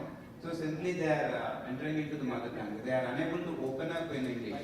By practicing and telling some sentences and getting some pronunciation in the English, the tongue is already habituated to speak only mother tongue. That's an issue. Means it is not a broader issue, and but we have to create an ambience of English. That is needed to overcome the inception of that mother tongue. Right. In your description now, you haven't used the word interference. Yes, yes. I think this is a very appropriate description. You just said switching back and forth. So that's, I think, what got me thinking that local language is somehow not welcome in the class. Yes. Thank you, sir. Thank you. Next, sir, P. Venkatamana, sir, I felt that it's a very good use of diverse sets of solutions for the problem that you were facing to improve listening skills for grade 8 disprivileged rural background students. Just following Rama Madam's comment, I felt that there is maybe some smudged lines between the exploration and action. My doubt was how you have managed to integrate your findings as part of your teaching materials to enhance listening. Just to repeat myself, a doubt was how do we make use of our research findings to prepare better tasks, better teaching materials or tools for improving listening in your classes. Madam, good evening. So I tried my level best to make first to identify the students' problem. They are unable to, when I'm teaching in the class, they are not responding and when I'm showing interest. So I find that it is the problem, listening problem. Then according to the interest of the students, I choose some games and the rhymes and to draw the attention of the student. Then I thought of this is some showing interest in that. So according to that, the pattern which I am going to follow that, the lesson I prepared the lesson plan according to that and I implemented. And so they showed the interest in it and I also participated in it and they played in a different way, like given a role play or mimicry or doing acting, whatever the interest of the cultural day, I forced them to do that. So it has come a full circle. You have looked at it, you found a problem, found a solution. And yes. Implemented the solution and found that. Yes, last year succeeded. Maybe because of lack of time, it is not evident. Yes, no evidence between exploration and action. Yes, that is the only. Okay, thank you. Thank you. Next, Azad sir, I felt that the organization of your presentation was crystal clear. Again, diverse set of solutions for the problems that you have encountered in class. How to enhance speaking skills among high school students. I felt that especially running dictation, inner outer circles and information gap exercises were very useful. Continuing the comment, I felt that more distinction between exploration and action to the audience can help us understand that you have indeed gone a full circle. Finally, Venkateshwar Rao sir and Lakshman sir, I think it is a hectic work that has been completed as part of coordinating with the mentee. Just a couple of points. When we encounter this problem of having troublesome mentees, I'll go forward and use the term. I have also tried to do some mentoring in the past couple of years. Generally, the initial audience was a number around 85. First meeting, 85 people. You may guess a number, the final number which comes to the program. Any guesses? Five teachers.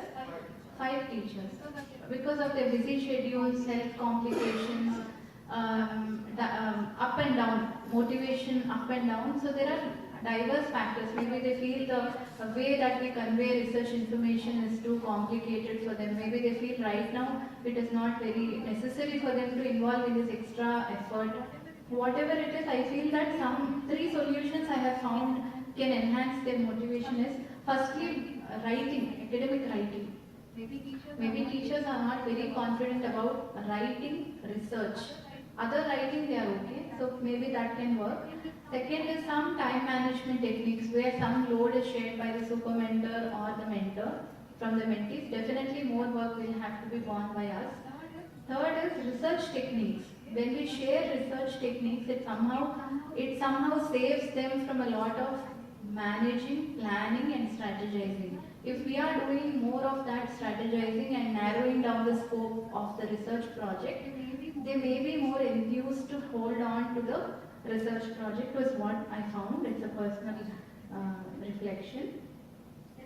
Then I felt that one way of description, that is where we satisfy their egos, mentees' egos, that again people may find it problematic. Rather, what I am sure Venkateshwar Rao sir meant was how we can maybe make it a bi-directional communication rather than a unidirectional communication. Right? Between the researcher or the super mentor and the mentees. I think that's what you may have meant. I felt that it's a very comprehensive and very quick review of what you have done in the past 2 years. Thank you all. Thank you, Dr. Rangula Madam. Really, your comments and the insights are very comprehensive. Whatever comments you have made, we will certainly work out on them, and in our future projects, we will certainly see that they should not be repeated again.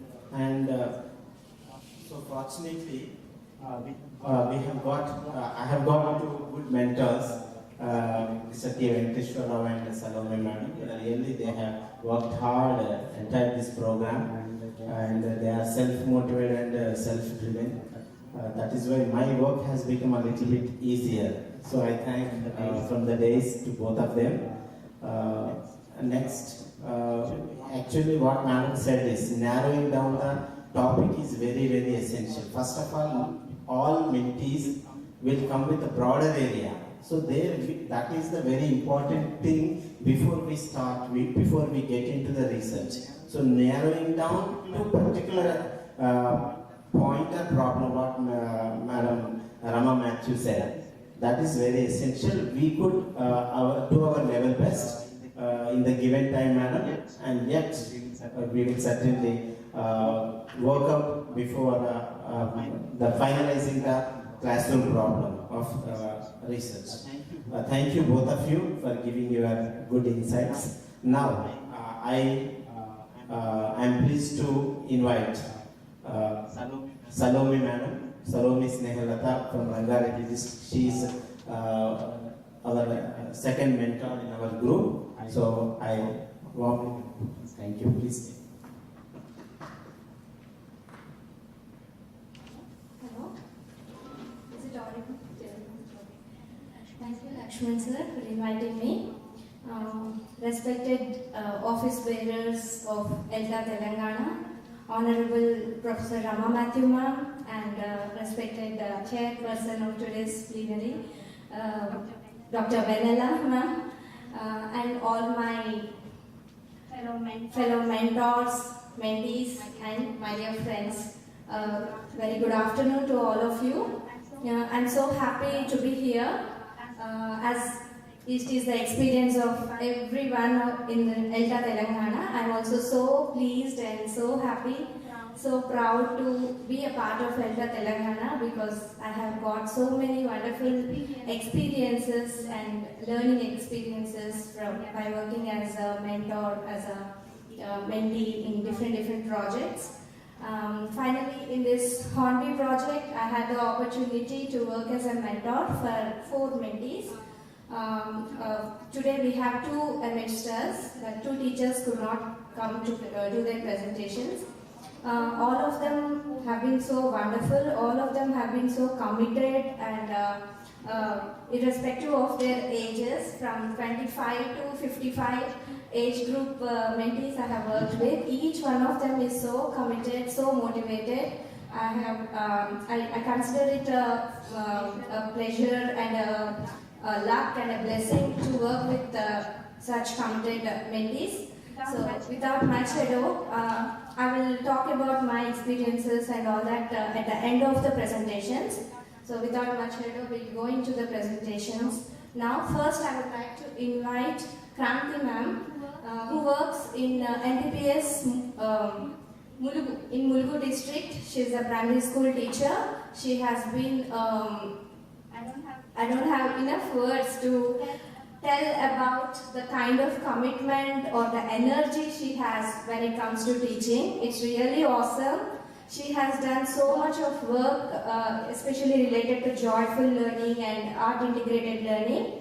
And she has done several activities with students to develop their fluency. So, ma'am, I invite you to present your work.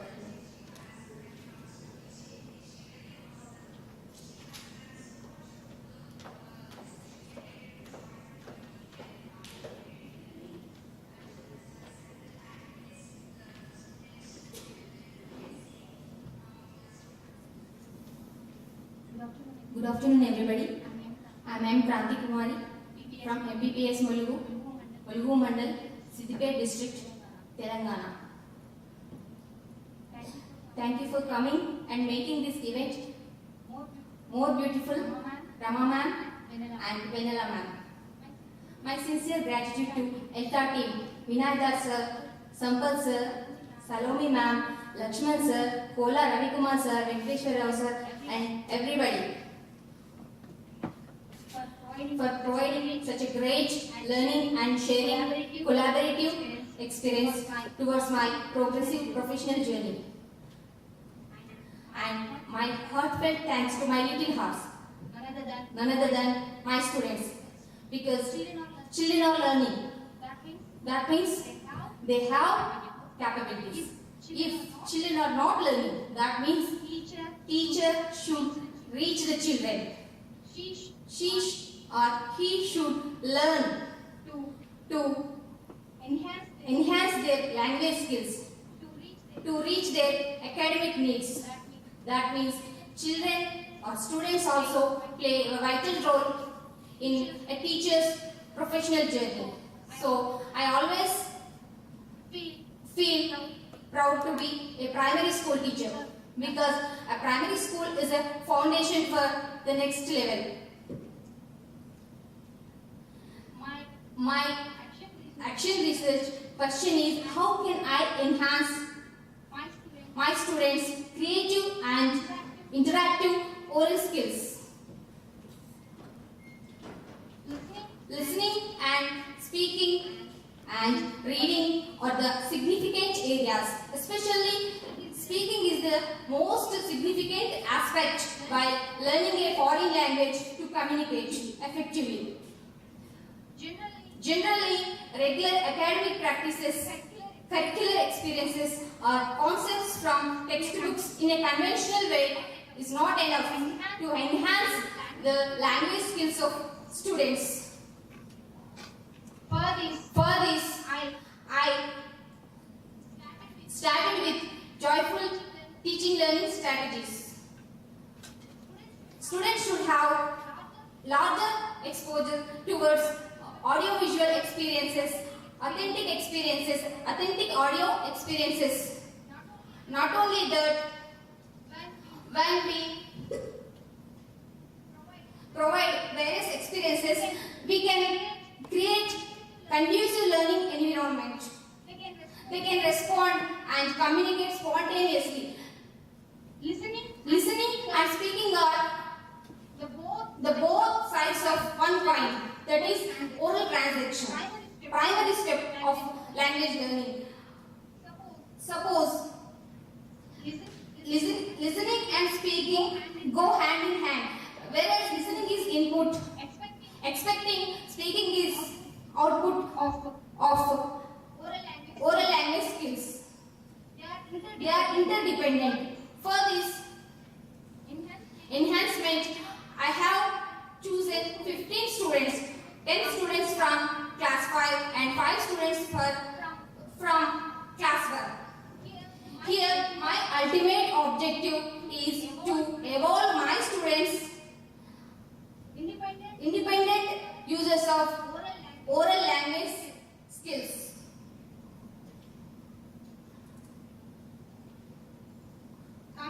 Coming to the questions which I asked my students. Exploratory questions. Next slide. Have you observed the cover page of your textbook? Do you want to speak in English? Do you enjoy the songs and poems and stories which are in your textbook? Can you describe the events, the programs, the activities conducted at your school? Can you interact with your teacher or your friends freely in English? These are my questions.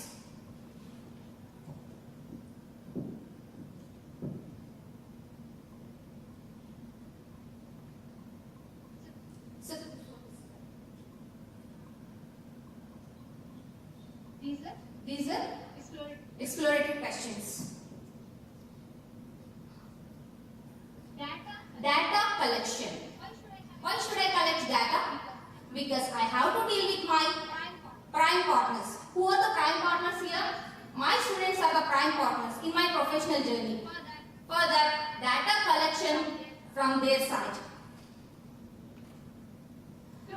Through online assessment and physical. I used to visit houses of students during pandemic time, not just for their academic needs, as well as for their mental well-being. Not only the formal and informal interactions with teachers, students and parents also, but the tools for data collection, reflections from the collected data. My students expressed that they are not enjoying the conventional, the traditional teaching learning practices. These are not interested. They are not attracting us. Let us have some outdoor language games, collaborative group works. Let us go outside. Let us sing, dance. Let us draw. Let us do some clay models. Let us tell some stories. Let us enjoy the stories which are significantly based on pictures. That means picture-based storytelling. All these are collected from the children's side. Then I decided, let me have some joyful experiences. Because pandemic has a huge impact. It was a biggest barrier for teaching learning process. Then I determined, being a democratic platform, equitable schooling must be provided for the children. All the child rights should be respected, valued at that democratic platform, because the ownership for the school, who has the ownership? Children have the ownership for the school. So, child-friendly, joyful, learner-sensitive teaching learning practices should be designed from my side, irrespective of their socio-economical, cultural, linguistic background. They may have different backgrounds. So what? It is a unit. Classroom, it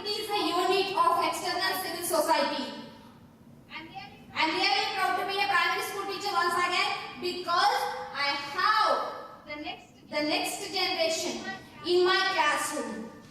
My hands are going to mold them.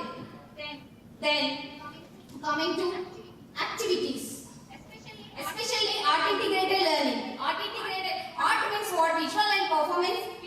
Visual, clay modeling, drawing, these things.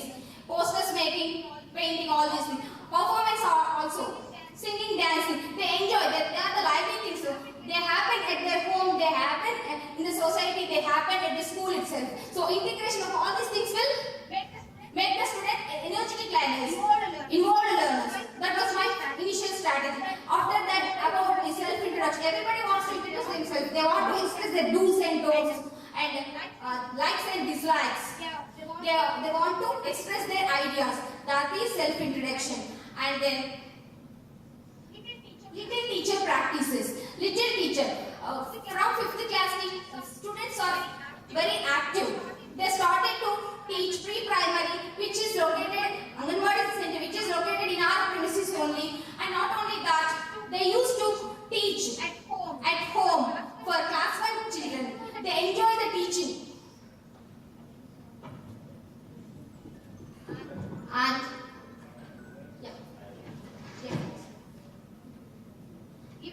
events and presentation. Children enjoy to describe the events organized at school. So next. All these are activities. As NEP recommends art integrated learning, experiential learning, play, all these things have been practiced at our school. There are so many outcomes from these implementations. Impact. Shall I come to that point? Impact of the EAR. From my side. I had great learning and sharing opportunity. Relevant constructive feedback made me evolve me convention teacher to progressive teacher learner. That is great opportunity for me from Elta side. Vinay sir has so much patience. He is a consistent mentor. Salome madam, cutest mentor. Lakshman sir, pleasant mentor. Venkateshwara sir, I don't know him, but virtually I know him. But he smiles always. Scholar Ravi Kumar sir, he was coordinator when I was doing ELEC 1.5 years ago. Finally, I never forget Sampath Kumar sir. He introduced me to this platform. Sir, where are you? Thank you so much, Sampath sir. Thanks a lot. And from the context of children, now the constructive feedback made me what? Redesigning the classroom strategies, teaching strategy in an innovative way, according to their innate skills and individual interests. Pedagogical experiments. All these are the outcomes of my EAR journey.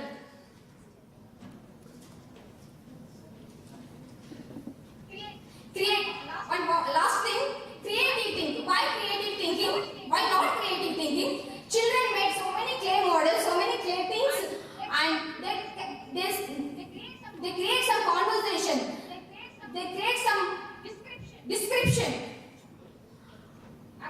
about that situation, about the characters. They even created a conversation for the characters Ammu and Pittu, which were in the first class textbook by the class 5 children. Engaging in productive teaching learning process was my one of most favorite objective. Foundation must be strengthened. That is well known. Congratulations for upcoming plans for strengthening English medium in Telangana from Elta.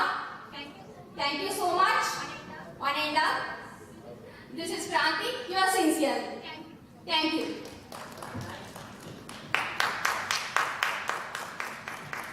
Please give her a big round of applause, please, because she joined very late in this project, almost after 1 year, and she was always nervous or tensed about how she would be carrying forward her work, but we motivated her and she responded positively and she could complete her project. So she certainly deserves a big round of applause from all of us. And also thank you, Kranti ma'am. Thank you, Kranti ma'am, so much.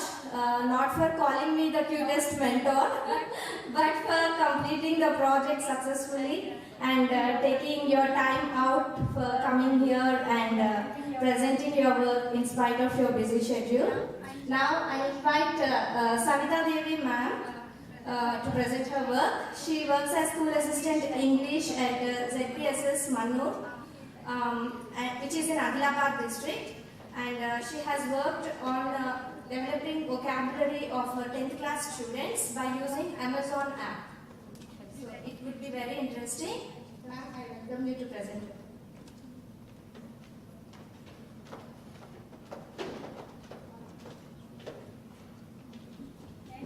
Thank you, Salome ma'am.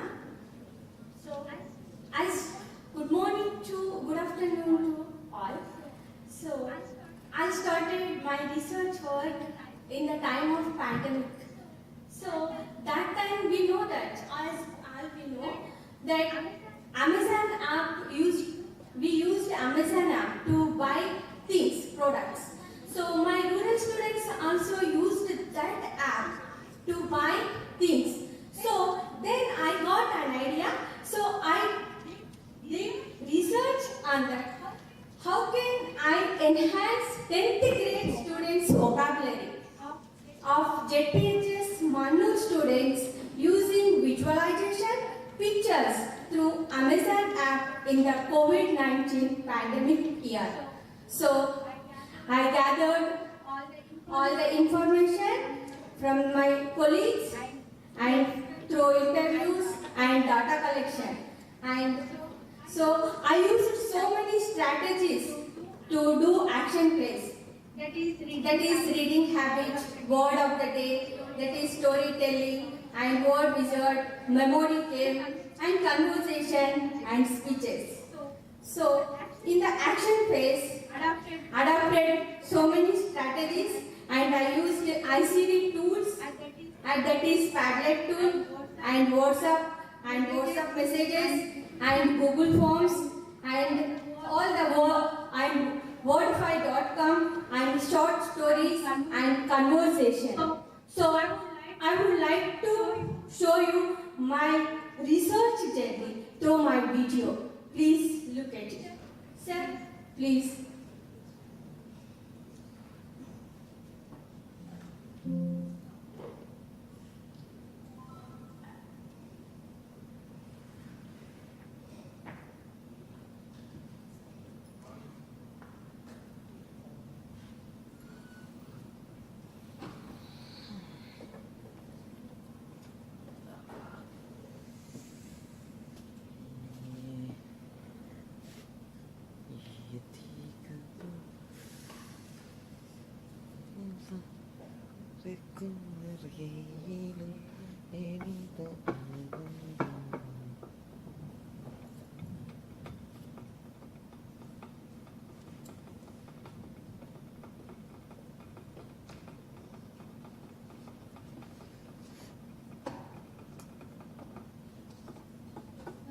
So sir gave me only 7 minutes.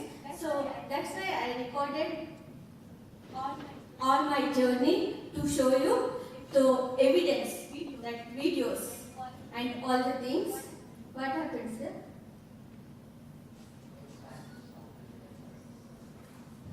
Okay.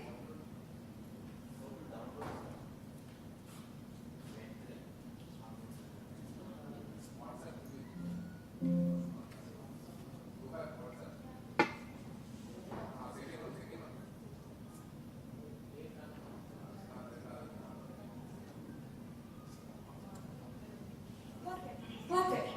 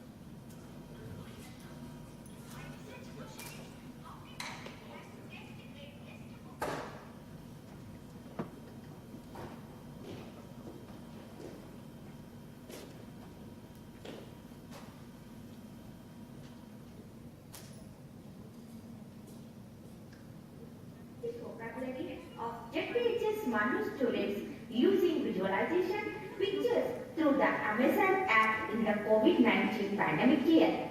Yeah, what you heard is 100% correct. Through the Amazon app only. Research in this way, I think no one has used this app for vocabulary enhancement before.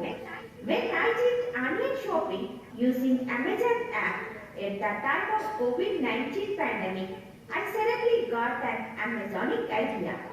First of all, I made a WhatsApp group of 8 students from 10th grade who have smartphones with net connectivity. I sent a questionnaire through Google Form to collect data from target group and conducted informal interview with the students. I collected information from English teaching teachers not only from Telangana but also from Andhra Pradesh through Google Forms. I conducted free tests to my target group using Google Docs to know their level of vocabulary knowledge. In this test, all got 50% to below 50% marks only. As I guided my target group downloaded the Amazon app and searched the words which I mentioned. They got to spell it unknowingly by typing to those words to search, and they also read the description below that image and sent a voice message to WhatsApp group. I told them beforehand how to set up a setting called accessibility on mobile for them to reach. Through this setting, students like to read the description and without any hesitation, they send voice message to the WhatsApp group. When they learned exact meaning of written words, I encouraged them to write imaginary story or small conversation using those words. They put a lot of effort like a caterpillar to write what they felt to construct smart sentences. Then I explained linking words, helping words, and basic grammar rules. Here, I would like to say my favorite quotation. Fighting has taught me that caterpillar takes a while to turn into a majestic butterfly. So, I have used different strategies to enhance their vocabulary. I converted traditional games Kabaddi, Kho-Kho, Hide the Handkerchief, Come Hit and Go and Asachama into a language learning games. When I introduced into Remodify.com online software tool, every student will get better vocabulary. Vocabulary method increased achievement across the curriculum. In this way, not only my target group but also normal group learned vocabulary very well. At the end of the action phase, I conducted post-test to all the 10th grade students at school. Surprisingly, all my target group got above 98% in the post-test. Took feedback from my colleagues and my headmaster. Many said that they are showing good achievement in particular English subject. I feel glad that I have achieved success in my exploratory classroom research. I would like to implement the same method from 6th grade to 10th grade to enhance my students' vocabulary. I would like to conclude my presentation. So, in this way, I used Amazon app to my students. So, I used traditional games, that is Kho-Kho, Kabaddi and all the hit and go. With vocabulary words only, they played that with that vocabulary words, they played all the traditional games, Kabaddi, Kho-Kho, hit and go and all the. So their Ashtachama also I introduced. So in this way, they learned so many vocabulary words of the 10th class vocabulary. And after that, they used vocabulary words in sentences. So this time, they wrote their 10th exams very successfully. And they are very happy. And I would like to use these vocabulary games to all my 10th to 6th grade students. So they all are enjoying now. So thank you for giving me this opportunity. I want to show all the videos, but sorry. Okay, thank you ma'am, thank you.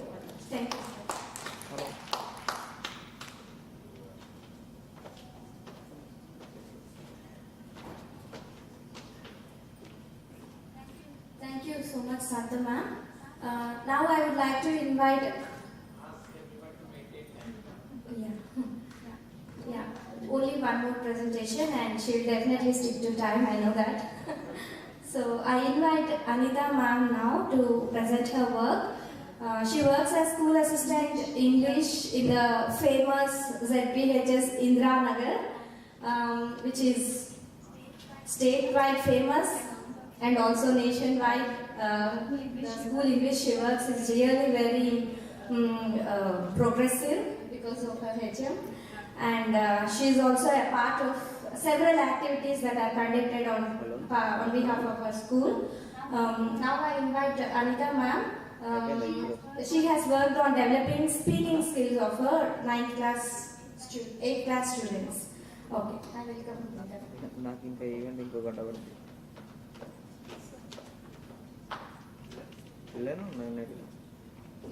Good afternoon, everybody. Before my presentation, I would like feel that I'm blessed today because it is my first exploration year presentation. So I never attended such type of presentation programs, events. After entering into EAR, so I realized that what I am doing at school level, it should be documented. Otherwise, no one knows what is happening in our classroom. So that change occurred with me while doing this AR presentation. Sir, please. So I'm very thankful. I'm blessed, ma'am. Today my first presentation is I'm giving in front of you. Really, I feel very proud that all the elders and the elder fraternity and before super mentors and mentors. Yeah. So I want to start with this appreciation because I am a simple and ordinary teacher who is striving to fulfill all the children, students' needs at school level, because I believe that school is the great platform to develop in all areas. So it is a great platform platform for the all-round development of a child. So I believe that that's why I entered into this research program.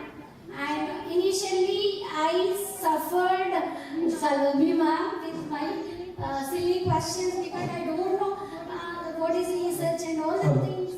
Excuse me. Yes, sir. Next slide, please. So our super mentor is Lakshman sir, and mentor like our Salome ma'am. And the next slide, please. I'm from ZPHS Indra Nagar. So our school started is just before our ma'am said that everything must be institutionalized. So we are going in all round developed areas. We are implementing all the things in our school, especially. So for that, our HMs have got national award in August last 2021. So this is the problem. Even though my school belongs to urban area, and 30% of students are able to speak, even in the because from 6th to 8th. So I have taken 8th class students for my as my target group, and then when I have gone there, so I stepped into their classroom. They are unable to respond. They become very passive. So they became passive and very silent. And initially I don't know what to do. So at that time I entered into action research, and Salome guided me, and Lakshman sir also given support. And so I wish to. So I observed they are interested, but they are in confusion. So that I want to understand why my students are unable to speak actively, and why they are not participating and communicating in TL session and always out of the class also. So for that, I have taken up this. My research question is how to improve my students' speaking skills in English. So the two purposes are to find out why my students do not respond in English when I ask them content-based questions in my TL session. So then to find the effective techniques. So what to do to reduce this problem and make them comfort to speak in English in my TL session. So next, then this is my next slide, please. So these are my exploratory questions because I want to know what are the hindering factors at home, and is there any language learning atmosphere is there at their home? Is it lagging them to speak in English, or what are the problems they are facing when a teacher enter into class?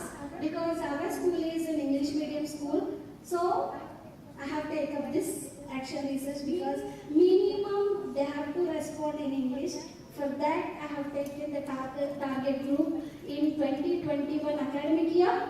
And next slide, please. These are the questions, and I have taken 3 data tools. I collected the data with the 3 tools. Questionnaire. I sent the Google Forms to teachers and students to know their perceptions, and collected the data and informal talk with the students about what are the problems they are facing when they are asked to speak in English in the classroom. And transcription of my recorded video. So this is, I tried to insert in that because in our spontaneously I recorded this video to know what type of teacher I am. So according to this, I came to know that, so next. So these are the links because the time which is there. So I'll share these PPT in our Elta research group. So these are the links, teachers' questionnaire and all the things, and the data analyzed and interpretation. I came to know that. So 100% students are interested to speak in English and they want to learn, but activity-based learning they prefer. I concluded that with their responses, and I decided to assess myself how I am dealing with the class when I am entering into the classroom. So that with the help of my video, TLP video, I came to know that my administrative approach, commandable approach, made them feel fear or hesitating them come forward to speak in English in the classroom. So first of all, I want to change my teaching technique. So next, please. So I planned for some action that I should be a friendly teacher, not a traditional teacher. So that thing I have done initially in 2021. And all the things, so before asking questions directly based on content textbook, so I should trigger something. Okay. So I want to create a friendly atmosphere and activity-based teaching learning in my classroom. So I plan to introduce interactive activities like, slide please. No, that one. So role plays really because we have having 1,000+ strength in our school, and last year 21-22 we have 1,200 students in our school.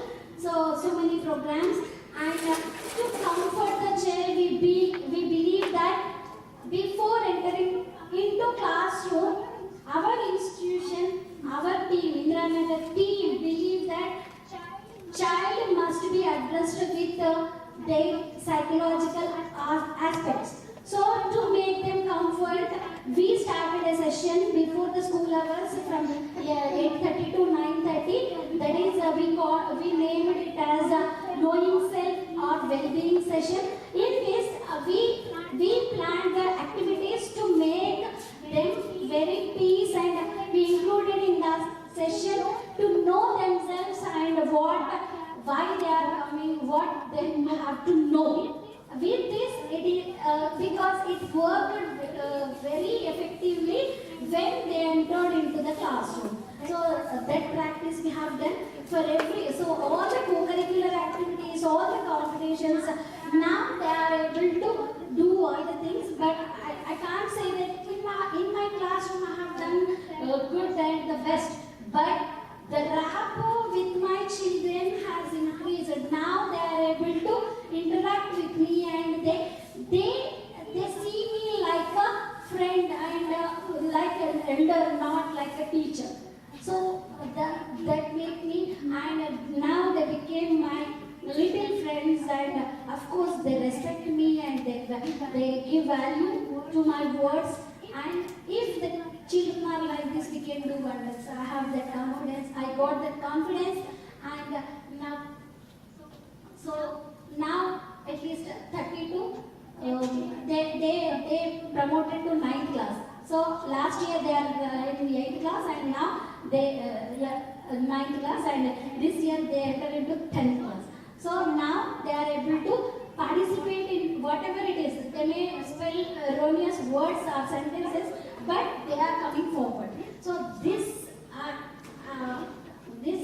made me very happy that they are coming forward and they are interacting and they are speaking in English. So that much improvement I can see among my children. So I feel very happy that they are coming forward. They are asking me some question. They are asking something in English. Yes, in this year I want to make my period plan with activities, activity-based period plan. I want to introduce in my all classes, which class I have to go in this academic year. So this is from my side. And next slide, please. So I'm very thankful to all the mentors, super mentors, and they helped me a lot because I'm a teacher of only Indira Nagar. My limit is only to Indira Nagar, but I came outside of the box, and I'm very grateful to all Elta fraternity for giving me this best opportunity. Thank you one and all.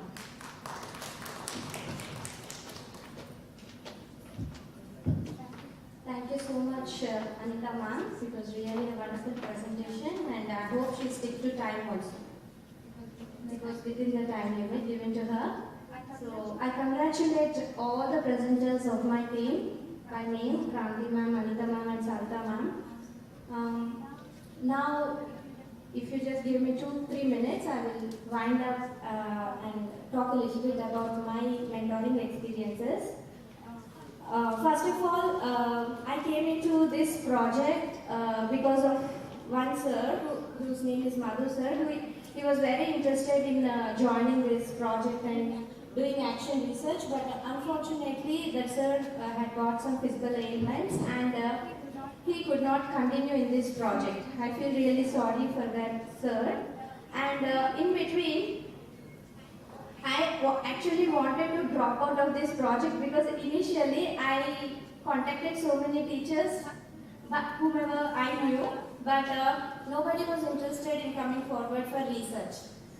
So I thought of dropping my idea, but then Madhu sir, who initially brought me into this project, he told, ma'am, you have to be in this project, you should be there, I will look out for teachers for you, he said, and he brought Anita ma'am, who was his colleague, and Satyalakshmi ma'am, who was his another colleague. These teachers continued in the project, but unfortunately sir had to drop in between.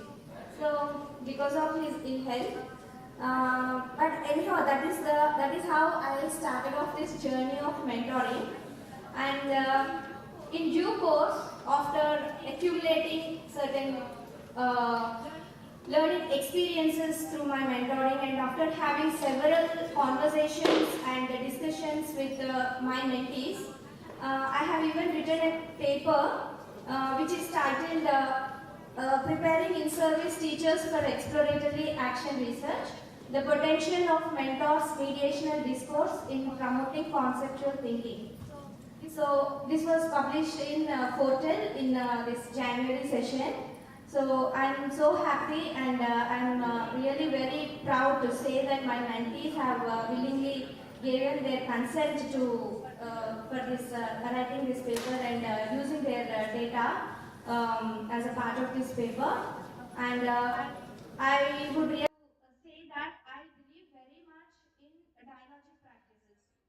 Dialogic practices in the sense, whenever we as a mentor talk to the mentees, it is not just about giving suggestions, it is not just giving direct feedback, but they, as Venkateshwara sir was telling earlier, we have to know what the mentee's idea is about that particular concept.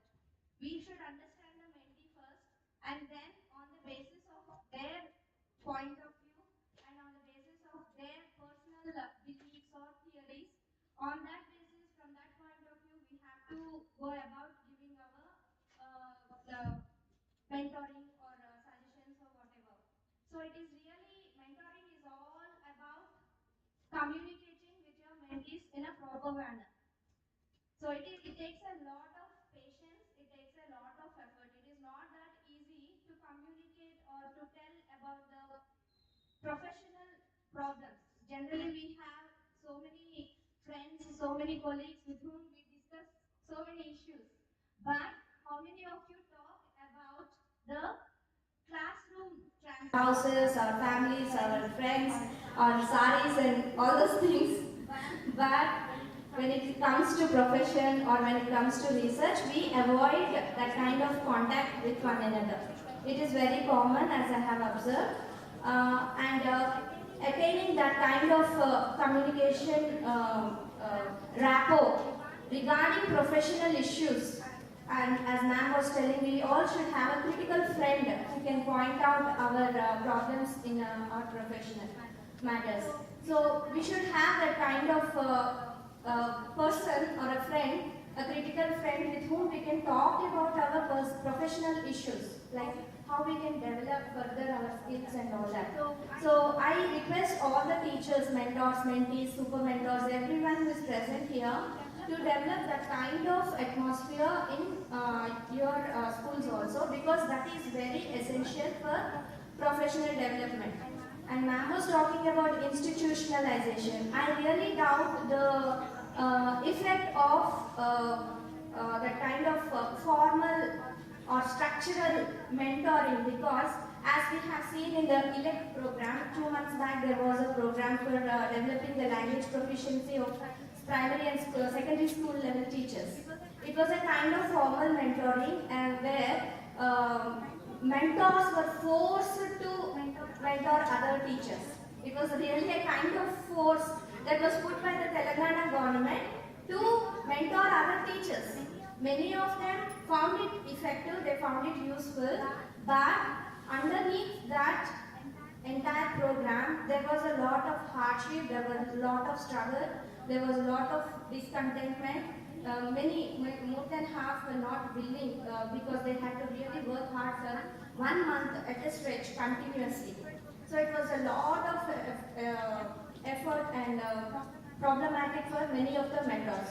On the whole, I'm not talking about the outcome of ELECT, but the process of mentoring, when you force it or institutionalize it or try to implement it in a structured manner, I really doubt the effect of that kind of mentoring.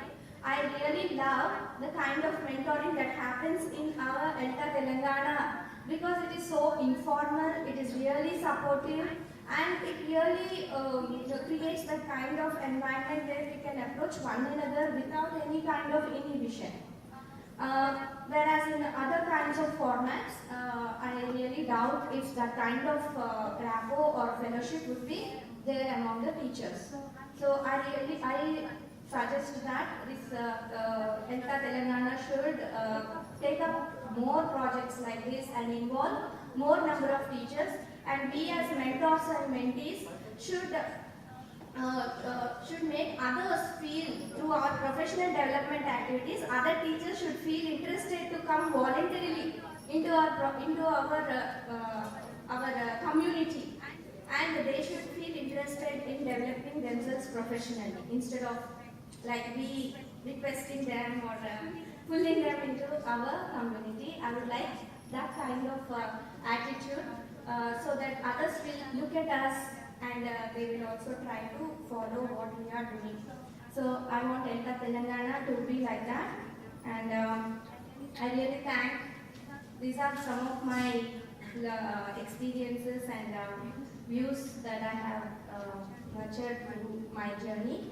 So at the end, I would just like to comprehensively describe my journey in Elta Telangana as it is lots of excitement in the beginning, little disappointments in the middle because there was miscommunication and lack of communication due to several other issues. I'm not going to all that. So it was lots of excitement, little disappointments, but finally loads and loads of learning experiences which are going to be very helpful, not only as a person but also in my profession. Thank you.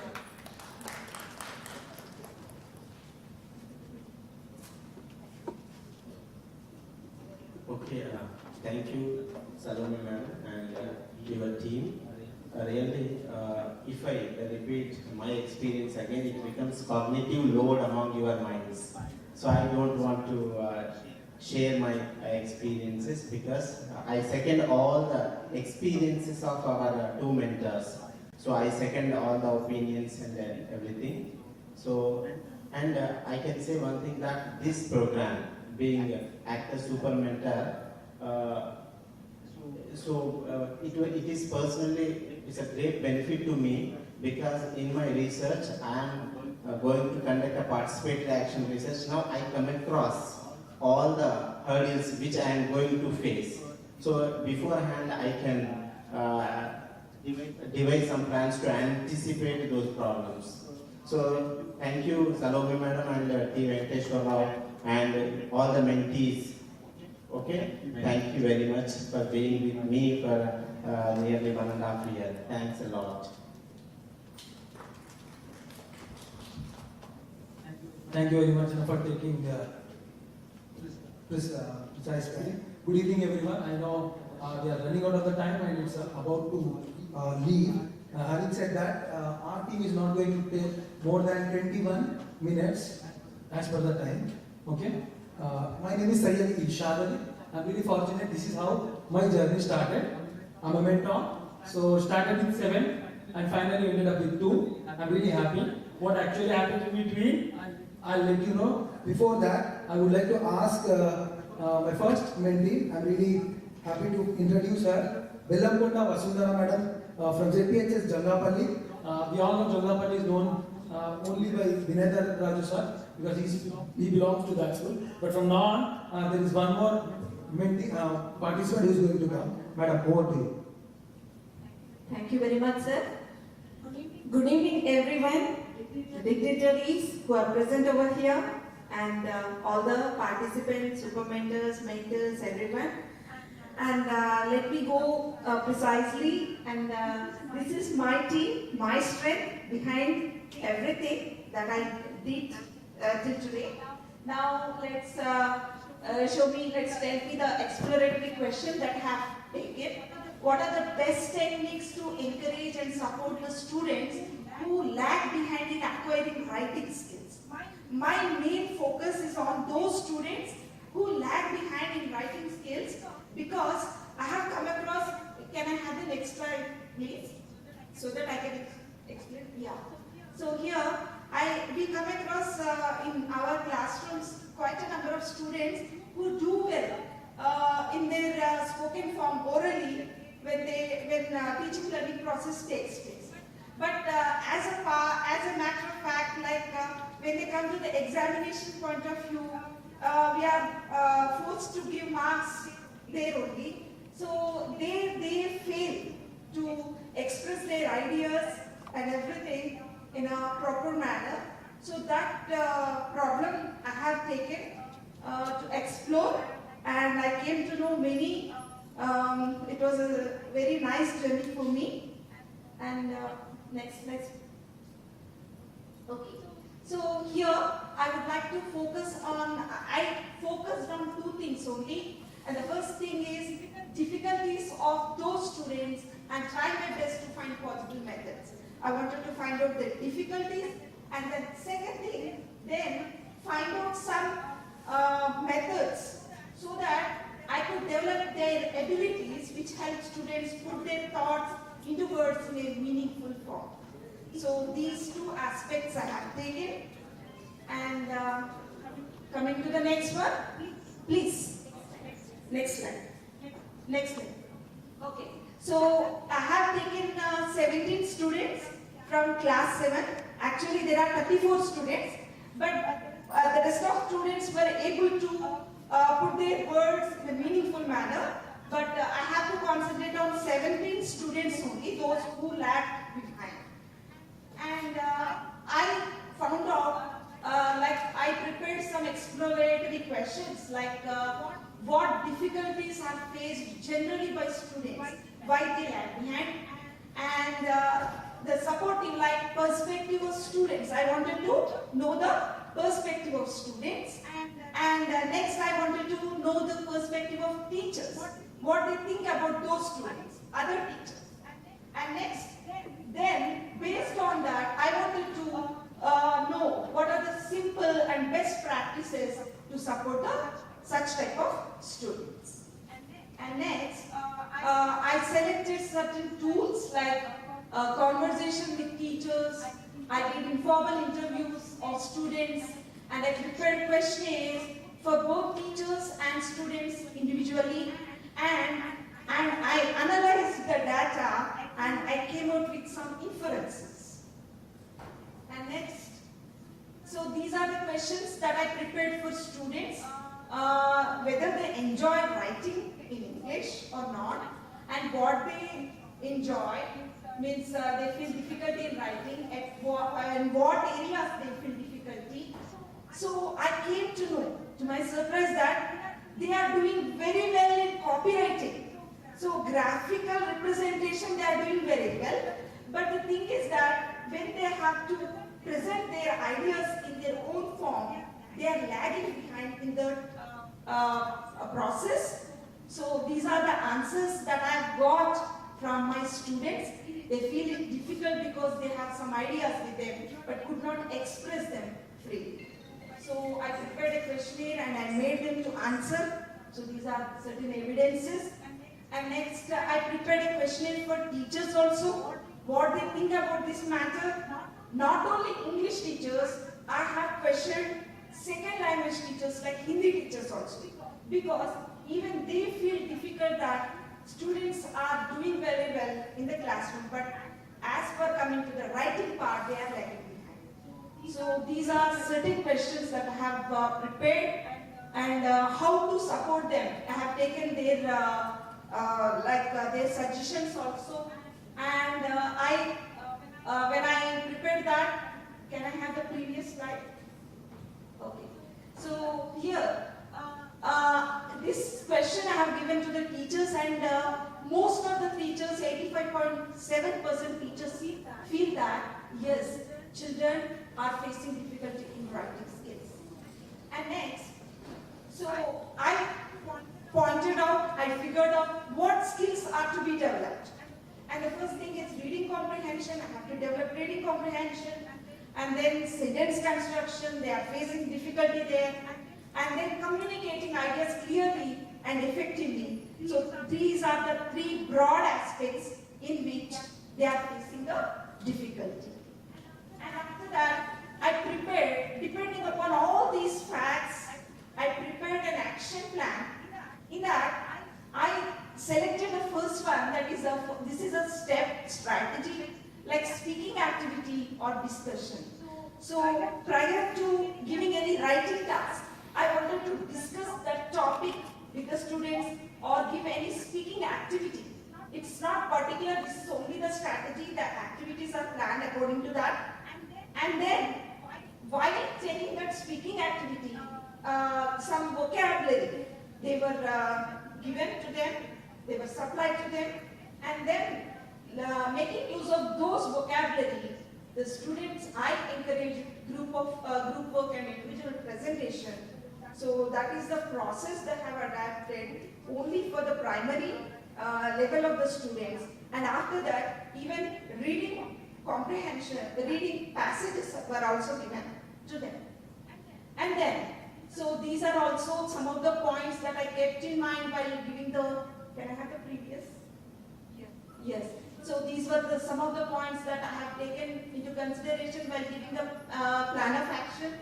Regularly assign simple writing tasks, give freedom to students to come out with their own ideas, provide opportunity to students to talk about their work and encourage them to revise their work, and positive feedback and appreciation, which brought a wonderful result to me. And out of all the 17 students that I took, 15 students were able to write at least, may not be grammatically correct, but they were able to perform well. But what happened, that I have to tell you, by the time I completed all this process, I got transferred to the new school, and I know, again the total process is there, new set of students, new problems, new identification. So it is exploratory action. I came to know here that exploratory action research is a never ever ending process. So, and I would like to tell you my takeaways from this project. First thing, I changed in the way we look at the problems. So actually, I used to feel that I used to blame actually. Students are just like as ma'am said in the morning. So they are, whatever we do, they are not giving response. So that attitude has changed. Why? That question, whatever may be the matter, why? That question is probing me to find out some more activities. And then understanding and analyzing the problem of others, like students, from students' point of view, from other teachers' point of view, from my point of view, like that my insight became broader. And then finding multiple solutions also, systematic execution of the plan of action, and instead of blaming the circumstances or others, trying to figure out possible solutions to the identified problems. So this changed my attitude towards students and also towards problems. And I would like to thank Ishad sir for your wonderful cooperation, our super mentor sir. So it was so wonderful being with you, and this platform, it means a lot to me. Thank you very much. And I would like to thank Elta because of you only, you are one step ahead. 2 more minutes. 1 minute? Okay. No. Yeah. Okay, sir. Sorry, sir, if I have exceeded the time. But the thing is that I want to congratulate you for one thing, that the total Elta team, I'm also the part of the Elta team. I have also did some of the, like in each and every step I was there during the pandemic period in every program. So for the insight, foresight I would say, foresight I would like to congratulate you, because during the pandemic they have conducted, they made us take teachers. And at the second stage they made us like these worksheets be translated and like that. So the total program, it is, thank you very much sir for this opportunity. Thank you. Thank you very much, Vasudhara ma'am, that you stick to your time, I guess. And one more from our team, I would like to call upon Muddasani Sarita Reddy madam. As time is passing by, I am also in little confusion. So she will also take 7 minutes. And let me hand over this. What do you ma'am?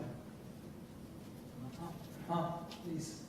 So meanwhile you play, let me share a few things. So these two people have made my life easy as a mentor. So I have not chosen them, and they are part and parcel of my team. So over to you, ma'am. Thank you, sir. A very good evening to all, and really it's pleasure to be part of this program.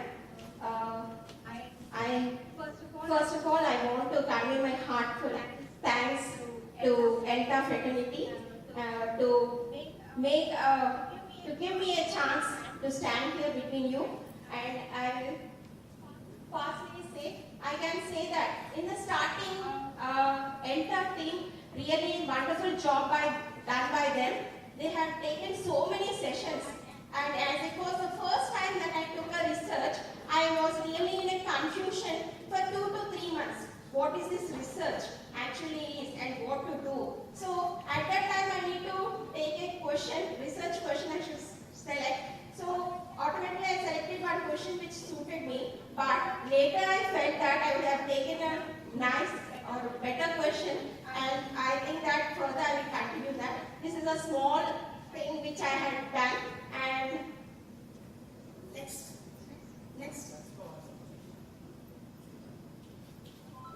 So actually this background problem, it is similar to all, as we are all dealing with the government school children and with the same background. They face the problem, there are many problems. So they consider that English is a difficult subject, and there is a lack of support to use English at home, and also the learners have an unwillingness, and there is lack of motivation. There is a teacher, as a teacher, there is a great need to create interest and attract the children. And as a primary school teacher, the work of a teacher, it becomes more difficult. Next.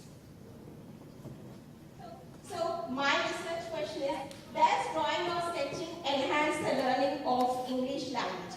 So actually, the thing which made me to select this question was, when I was transferred to a school, it was an English medium school, primary school, and I had to teach mathematics for 3rd, 4th and 5th standards.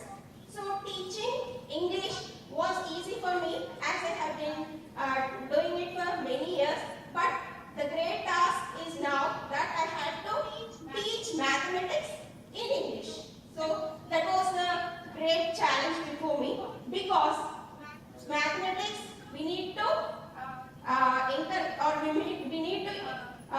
tell the concept using English. First of all, the children face difficulty in understanding English, and understanding the concept is more difficult. So introducing 2-dimensional pictures like squares and all, it was easy. But when it came to introduce the spatial arrangements, then I thought that drawing would help me to overcome that. So I started drawing the pictures, and surprisingly, I felt that the children who are very naughty in the classes, they were attracted, and the students started developing an interest towards the subject. And as such, experiential learning I have introduced. And next. Okay, these are all the many researchers have given these benefits of drawing. Next. Okay. So in this EAR, actually, as all of you have said that we need to plan, then act, we need to observe, reflect, and again we need to plan. To what? To the basic problem faced by the children. So the tools and data collection I have used questionnaire for teacher and questionnaire for students. Actually, as our children are from primary school, they have less access to online platforms.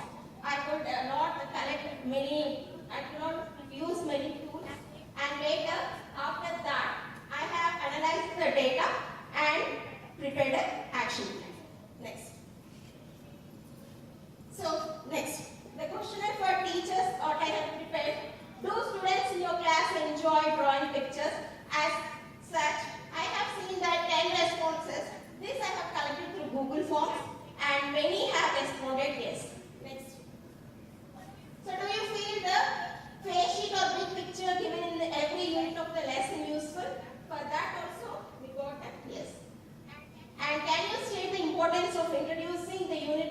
pictures, we got many responses. Okay. Next, do you think all the children will be good at drawing? Actually, the answer was no.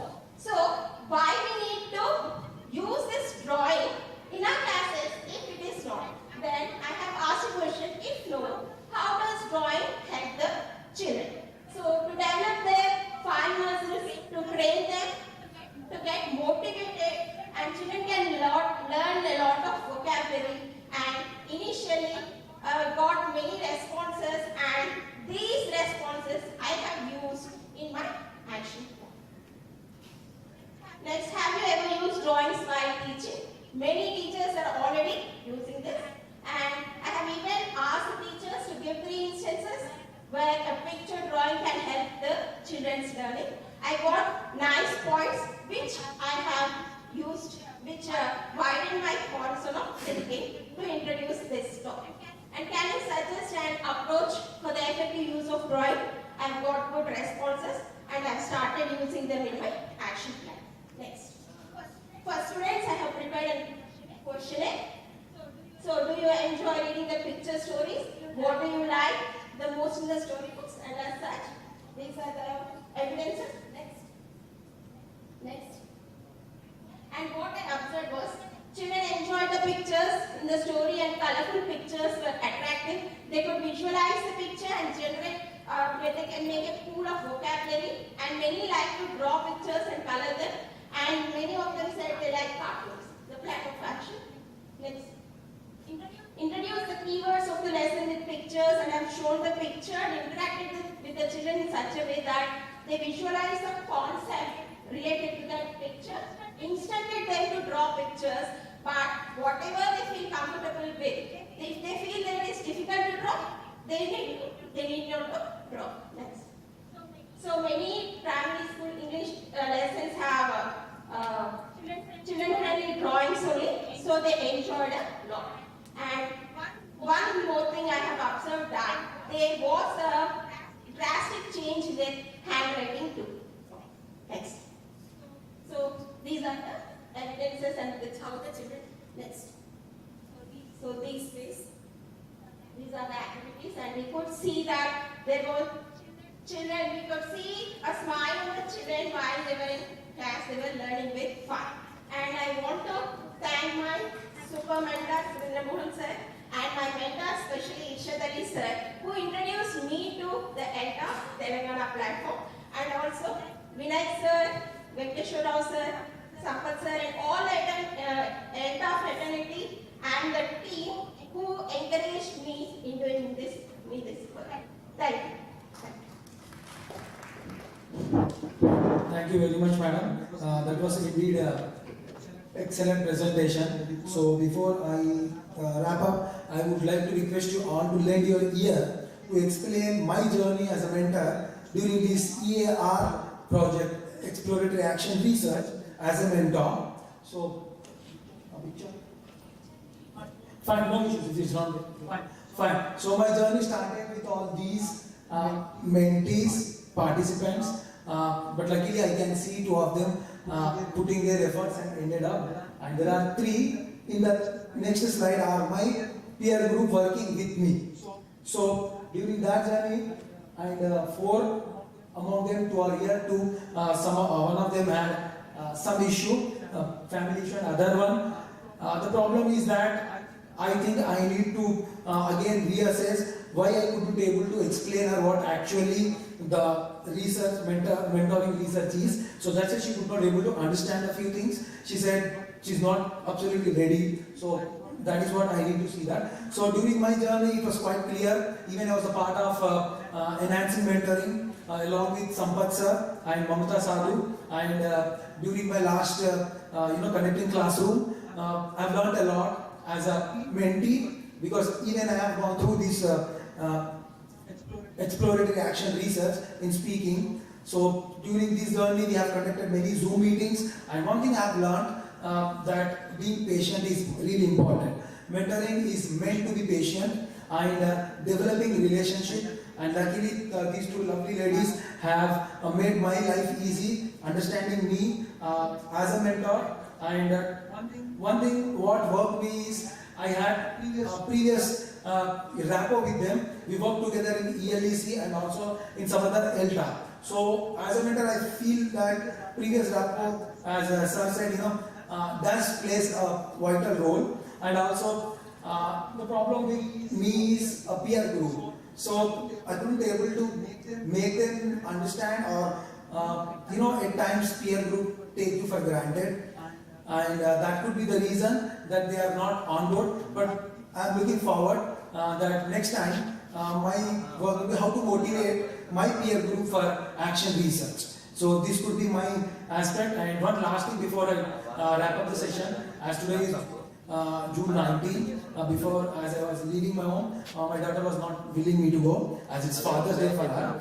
So happy Father's Day to everyone. But after this program, I came to understand that women make good mentees. So to all those daughters who made my life easy, and to all those people who are here, thank you very much for giving this lovely opportunity to work as a mentor. And looking forward to the part of Elta in near future. And before that, one last presentation of one more friend of mine, Sangeeta Gorikapudi from TGT, from TSMS Nelliguduru, TGT English. So this is the last for the day.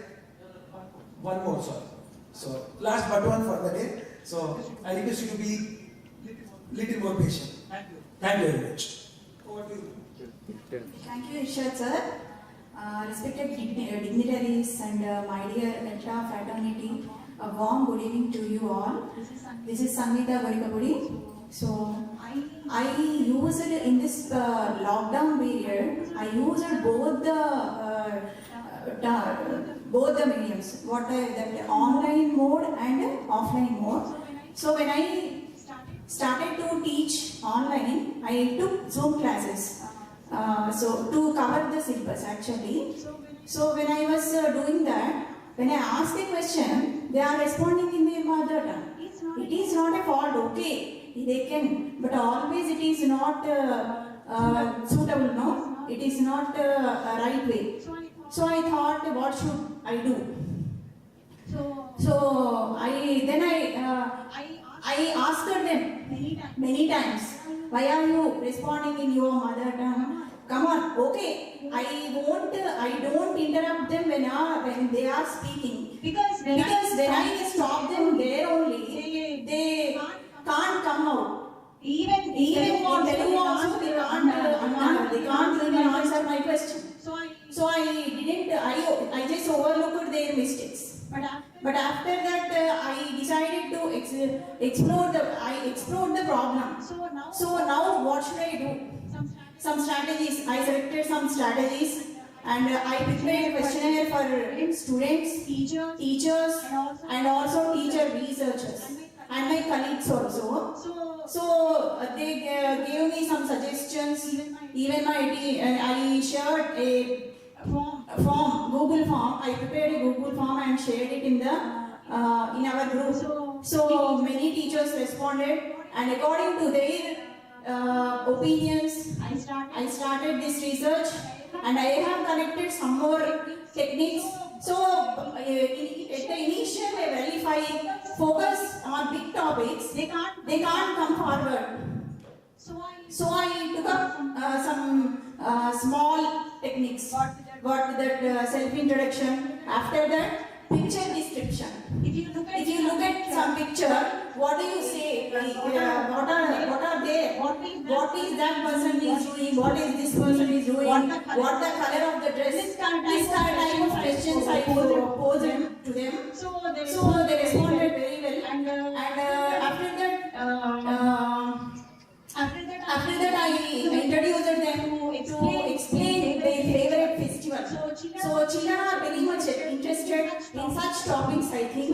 So it is the initial level. That's why I focused on those topics. So favorite dish, favorite festival, favorite whatever game. So they all came forward very actively and told some stories also, and told their favorite topics. One of the small bit.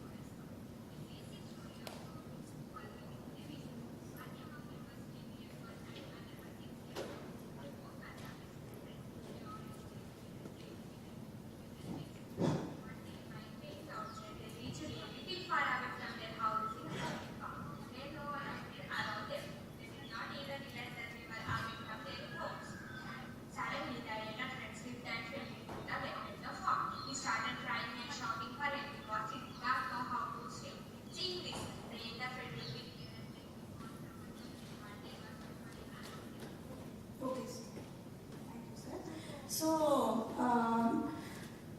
she is Pooja. So she is 8th standard.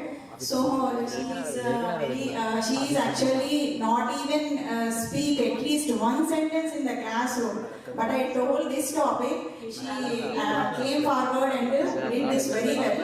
And after that I introduced them conversations.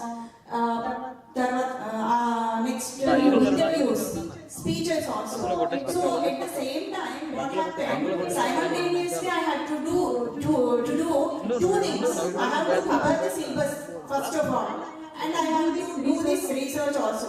So what should I do then? So I linked up both the things. So I told them to take some stories from the lessons, take some moral from the lesson, and you do explain that. So they did it very well. So they like that some topics are there in 8th textbook, orphanages and old age homes. So they gave speeches on orphanages and old age homes. That was really interesting. So many videos, and I conducted pre-test and post-test also. So 2 of my colleagues came to my classroom and they shared their experiences. And I have all those videos with me right now, but I am unable to, due to time constraint, I am unable to show you all. And I thank Elta team for giving me this opportunity. Thank you so much for everything. Thank you, one and all.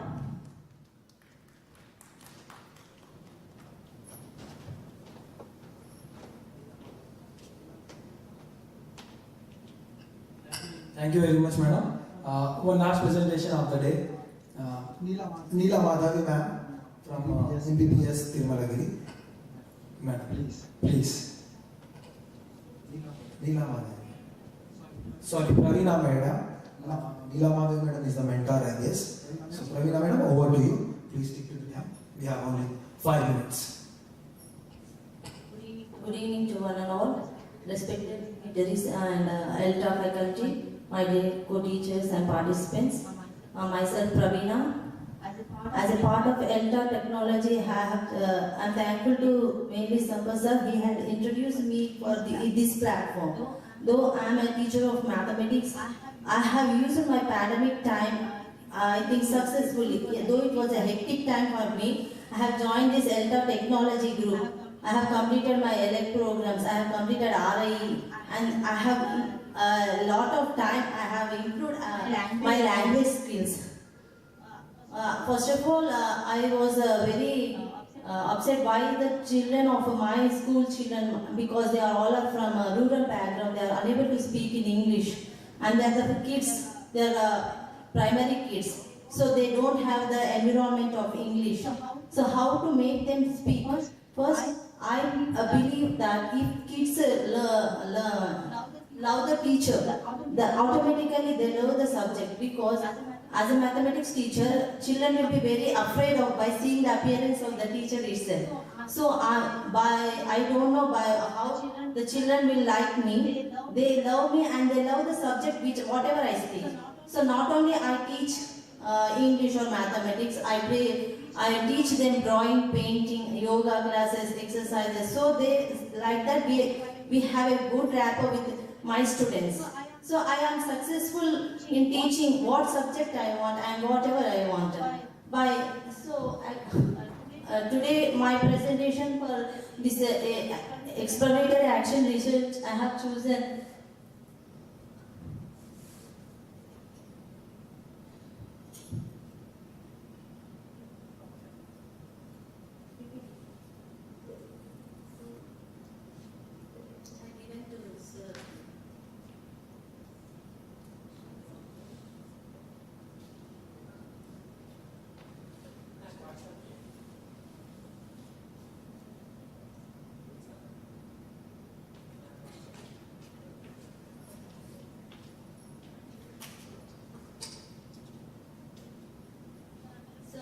teacher of primary school, and all the children are from rural background. There is no exposure of English. So mainly I have taken my exploratory acceleration for the class 5th standard students.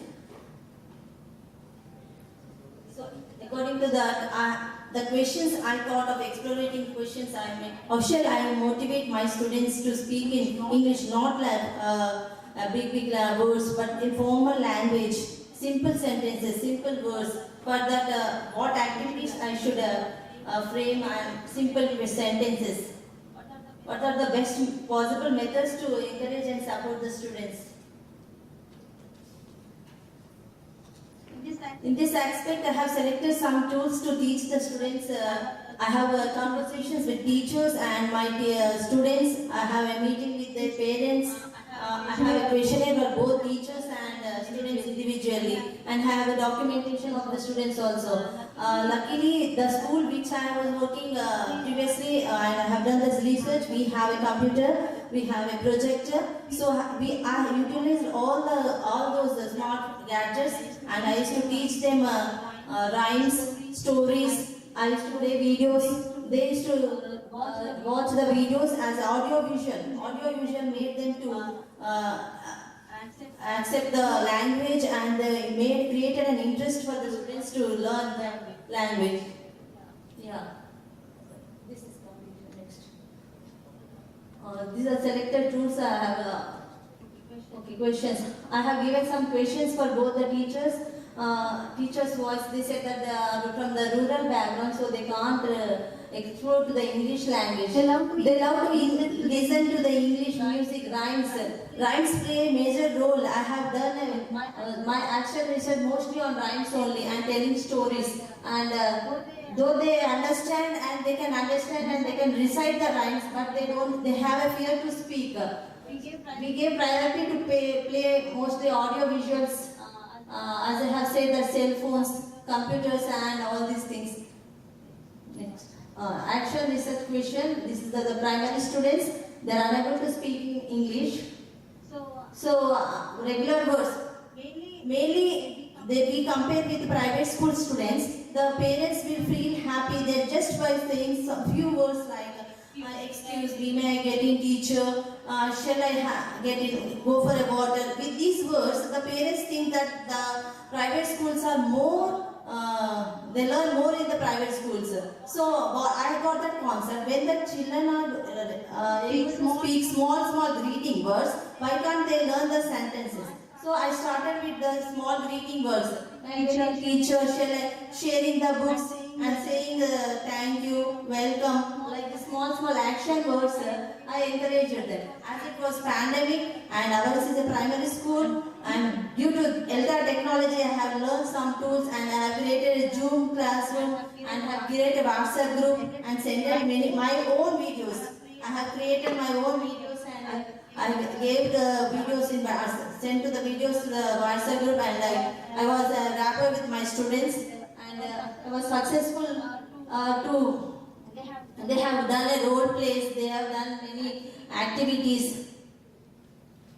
So when with the parents, they were not able to share because they are from the rural and the poor people, they can't give the phones for the students, they can't expenditure for them. These are the questions which I have given, and to enhance the child's English speaking skills. Simple as there you can see that's the way I enjoy with students. Not students enjoy it, but I enjoy the teaching to students. That's make me teach to the students. I form student groups through WhatsApp and get these all things, and I was successful. But now due to transfers, I have gone through another district, and now the kids are still little children and they are still more backward students. So now again I have to start my research there also and continue that. Thank you, Vanika. Thank you to all. Thank you, Vinendra sir. Thank you, Sankar sir, and all.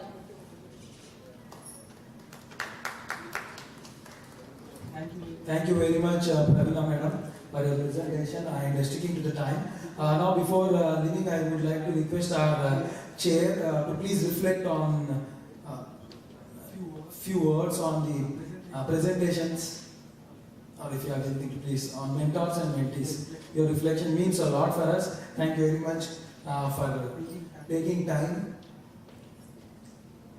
Over to you, ma'am, please.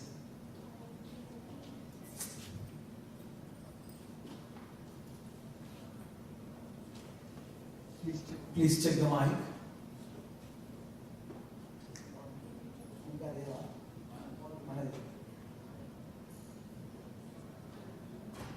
You hear me now? Yes, ma'am. Please. I can only make some general comments. Okay. Because there is some kind of similarity among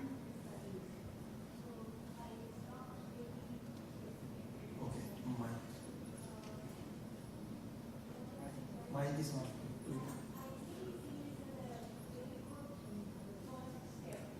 them are saying first presentation. Yes.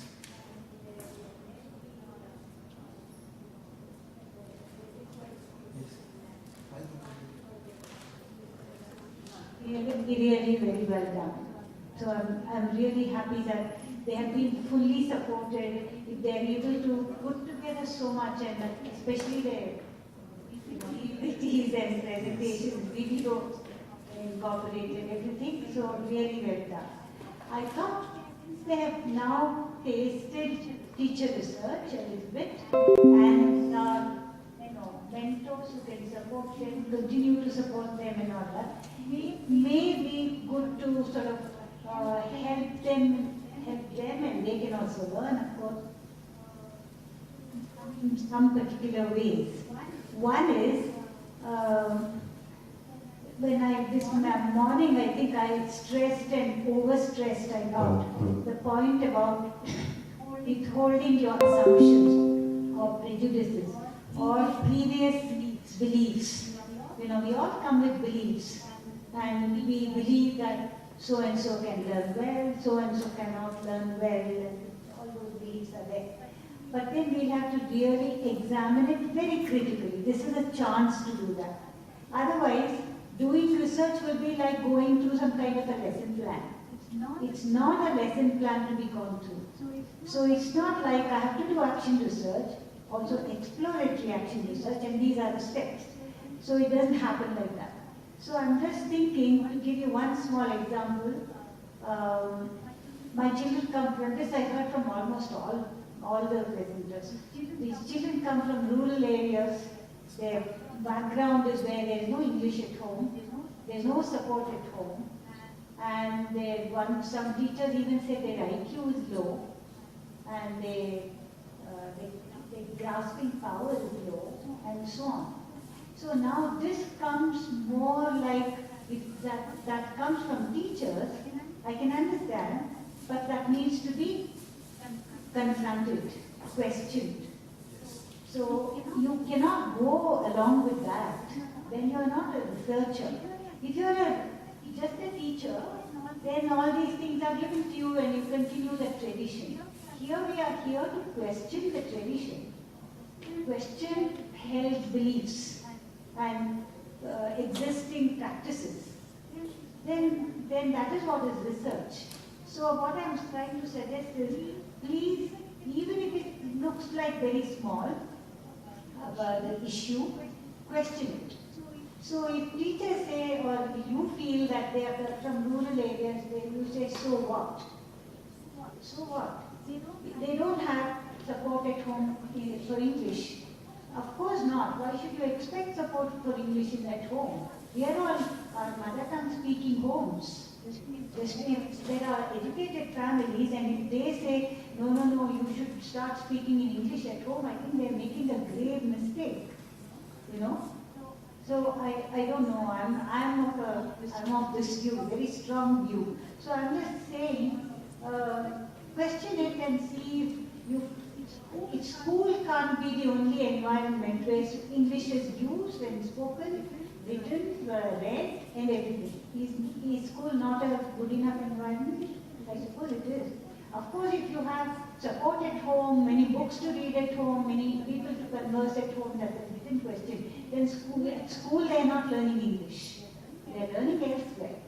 So I'm just saying, the point that I'm trying to make is, so question all those existing practices, existing beliefs and everything, however little it might seem.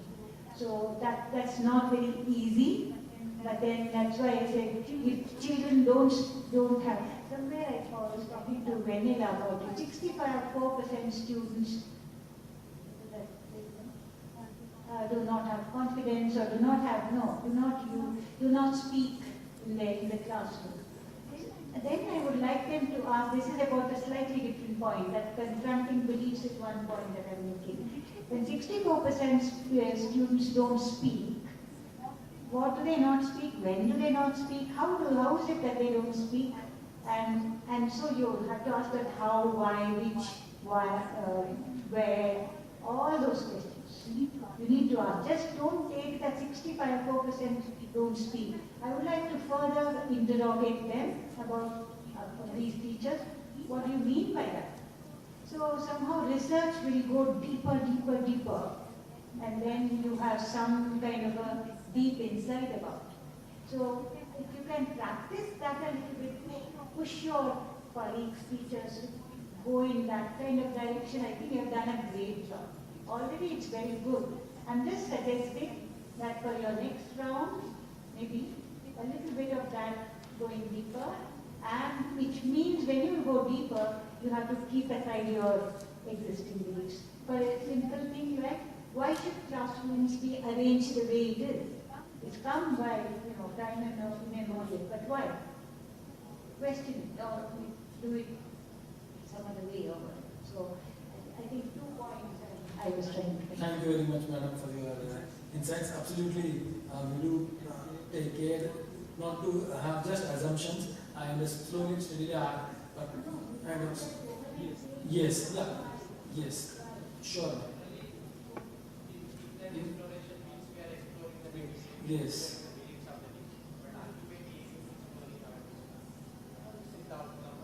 Absolutely.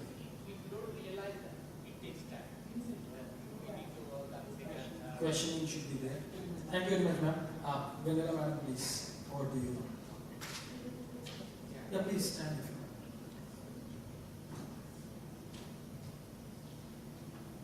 Thank you all the teams.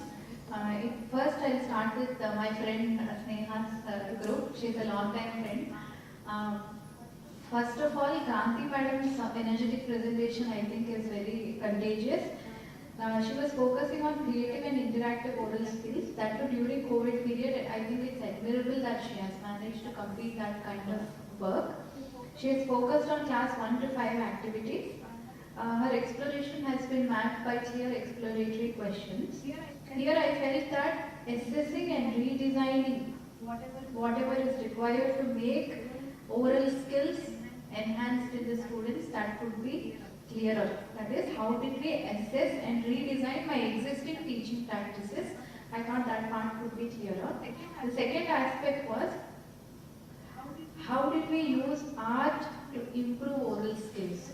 Towards when the circle is complete, when the action part is complete, that mapping again can be clearer. Art to improve oral skills. How? Exactly which part of oral skill? Which part of art did we map to? Which part of enhanced oral skill? That can be mapped. Next is Savita Devi madam's work. I think this is an interesting piece of research using technology and app-based work to enhance vocabulary learning for 10th grade students. Two main things I felt was, it is an interesting and good use of authentic resources, but we may have to step back and think about using Amazon as an authentic resource. So that may have mixed implications for students. After we leave them, if I'm bringing a text into a class, a newspaper clipping, or a video, or even an app, I may have to rethink the implications of whether they will be used to it in a specific way, impacted by it in a specific way. And I felt that maybe only those students who have a smartphone can be involved in this. That limitation we have to consider in the redesign of this research project. And exploration and planning stage can definitely have a clearer description of what the problems are in children learning vocabulary. what exactly are the problems in learning vocabulary. That part could be clearer. And lastly, any project I think Rama ma'am can also comment on this if I am wrong. Any project on vocabulary learning, we may have to think about introducing words outside their age proficiency, word level, word retention. We may have to draw from an existing pool of words, say select 3000, select 5000 as our age or proficiency level dictates. There are such word lists. Maybe we can consult such word lists before we make a foray into vocabulary learning research projects. Lastly, Anita Madam's work. I think this is also an important and necessary project. It's a project on improving speaking skills. The action outcomes are very diverse. And after lockdown, how did this project move towards improving speaking skills? That description could be added. Because I think most projects, difficult times we have seen between COVID and after COVID, juggling our project objectives, project samples, we are somewhere caught in between. So lastly, exploration to action, planning, redesigning, strategizing must be clearer. Lastly, I thank Neha for undertaking such a heavy task. I can relate to that heaviness. Alongside your job and your research commitments, I think it is a definite Mount Everest that you have managed to scale. Next, I would like to talk about Ishad Ali sir's work briefly. First, Vasundhara Madam's work. This is definitely important because writing is so much more, the emphasis on writing is higher as we come to the university. Here we face challenges with students if the work is not done at the school level. So writing skills for grade 7, definitely it is a good plan of action is really meticulously described, I felt. It may probably also include a plan for those high proficiency students, not the 17 but the other 17 or the other 15 students you have not counted. I felt that would be constituted as a limitation. If you are taking into account only low proficiency students, the high proficiency students will be left out. So maybe going forward in the next cycle, you can think about a more homogeneous sample. Inclusive sample, I meant. Inclusive sample. Next, Savita Reddy Madam's work. This is a study on motivation to learn English. Exploration and reflection can be following ma'am's comments from the morning and what I have said about the other projects. The distinction between exploration and action, and exploration, within exploration, what is the reflection undertaken by the teacher researcher, that could be clearer. And my more of a doubt was visualizing. When we are visualizing, can we include visiting places, maybe taking the children to some place or watching photographs, because Madam has mentioned that video facility is not available in the school. So that is one point. Lastly, Sangeeta Madam's work. This is a study on enhancing student interaction and engagement. It's a good idea to integrate and intervene, and that is what the study has done. They have taken, I believe, texts and tales and moral tales from the textbook and not from outside. I feel it is a healthy idea for us to take from the existing syllabus rather than suddenly do large-scale, long-term intervention programs. I felt that it is a good point. My question is, if the students in this study are lacking skills, I felt that in the description it is a question more about literacy than language proficiency. Literacy is more arithmetic, logical reasoning. So somewhere, is it a question of literacy that they are unable to even respond in Telugu? Even Telugu sentences, if they are unable to utter properly, then is it, where do we then start with our research questions? That we'll have to probably rethink. Then, Ishad Ali sir, I really feel that we can emulate from your practice of providing space to your mentees. Definitely space to your mentees. Whatever you have done, I think we can take from that example. From whatever pace they can do, you have allowed them to take that research journey at their own pace, which I think is very difficult from our perspective, but necessary for their research journey. It's our journey. Then lastly, Neela Madhavi Madam's team, Ravina Madam has presented. Her important point I felt is necessary was first, she is encouraging her students to speak rather than emphasize on grammatical accuracy and correctness. I felt that it is an important point in her work. And she is also focusing on primary school children from rural areas. Exploration, planning and strategizing is slightly unclear, I felt. Maybe going forward, because time was not also enough, that can be clearly described.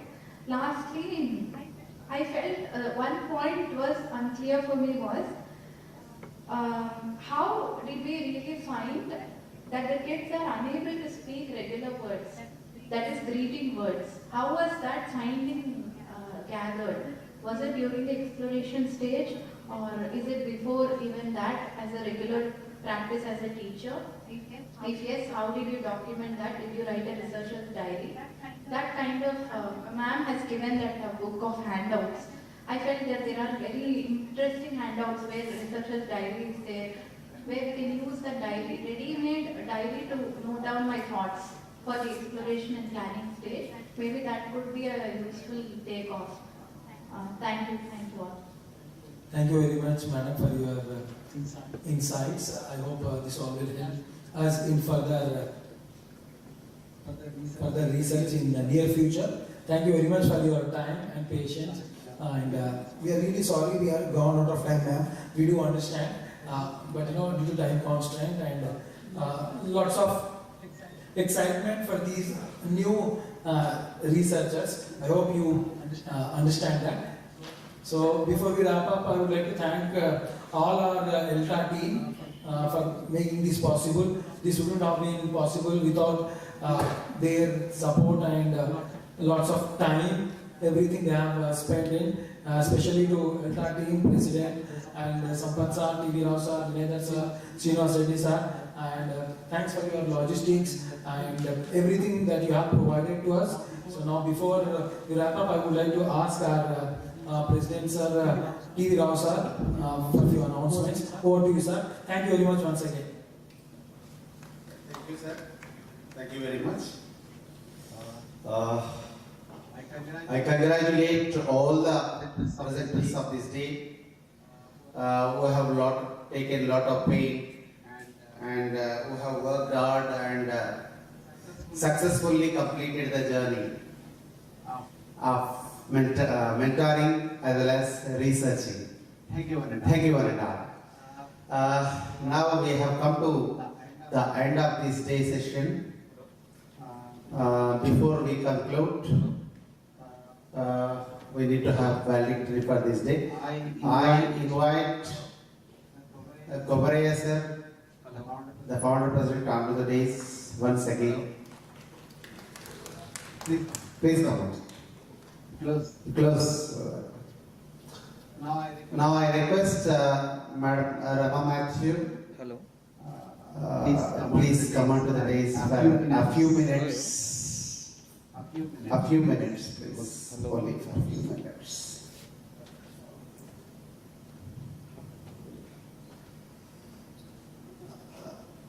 And I also request Madam Vanilla onto the dais, and Srinivas Reddy sir, Srinivas Pula sir.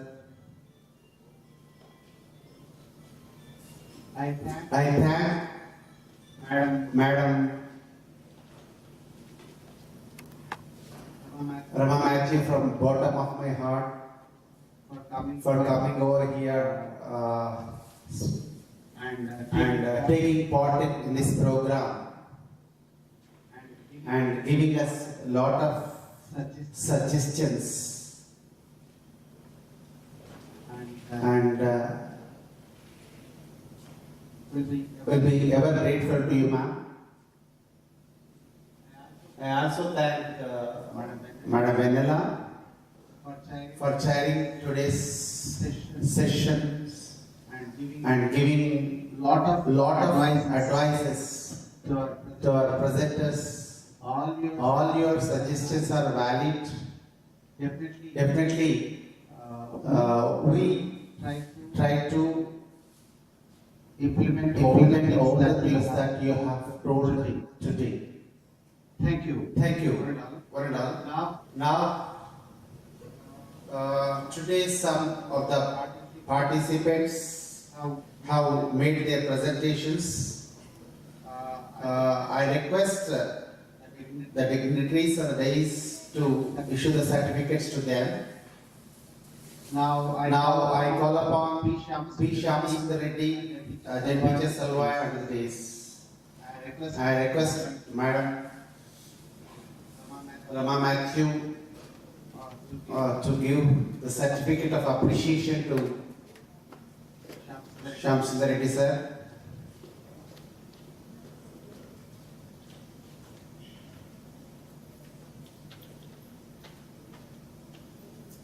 I also call upon P. Venkatramana, SA English, Vice Kamlapur.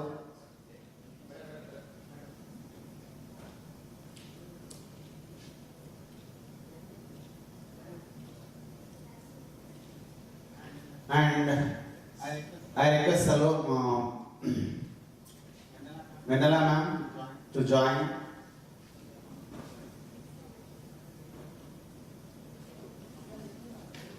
Ajad Chandrasekhar.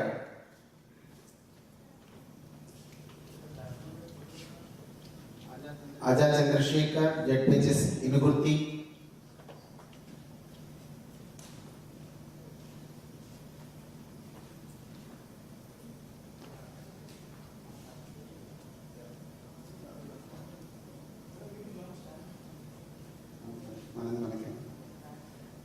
Salomi Snehlata, SA English, Shivarampalli.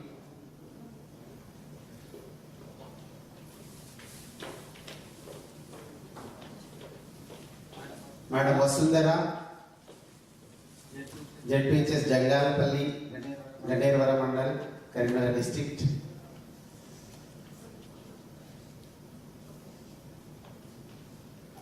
I request Kobai sir to give away the certificate.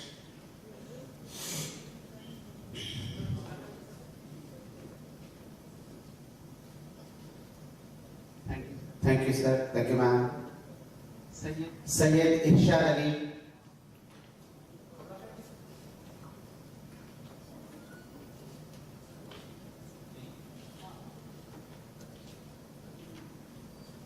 Irshad Ali, sir.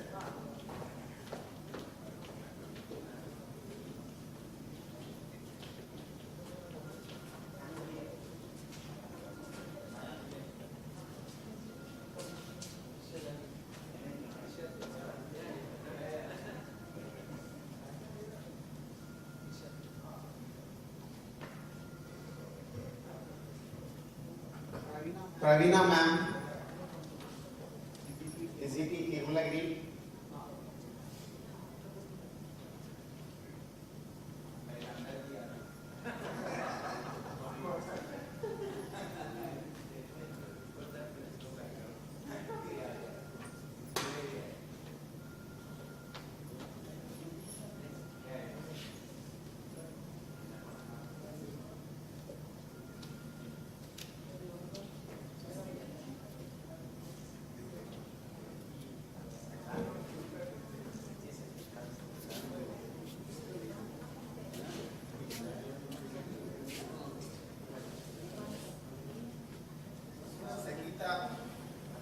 Sakita ma'am, Sakita Gorakhpuri, DGT Nilikudur.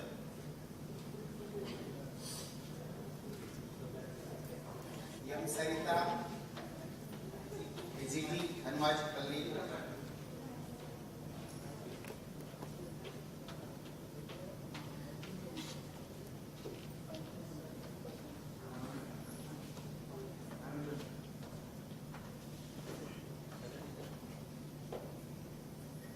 Savita Devi, SA English,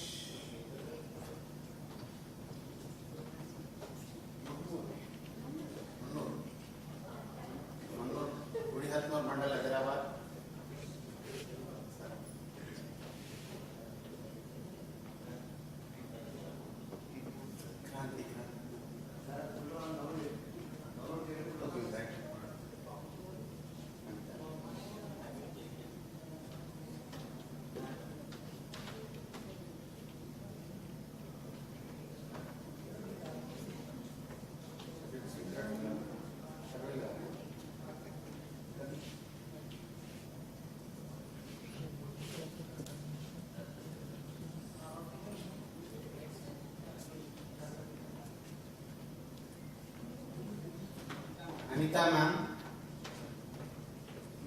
Indira Nagar, ZPHS Indira Nagar.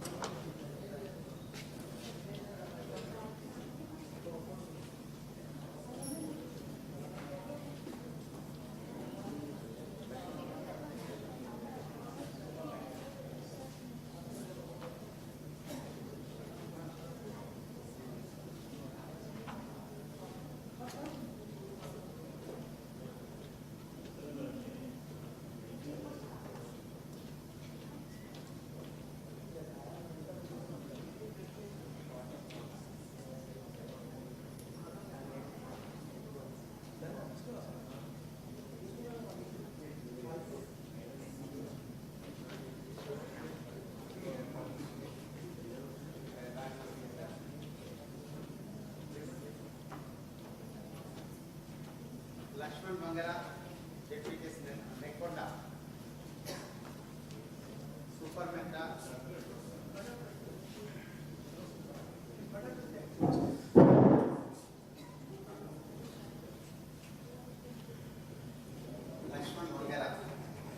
Lakshman Vangara. Now it's time to be taking represent a certificate of appreciation. Now, Sampath Kumar Kukula, President of Anaconda District, Elta. Sampath Kumar Kukula.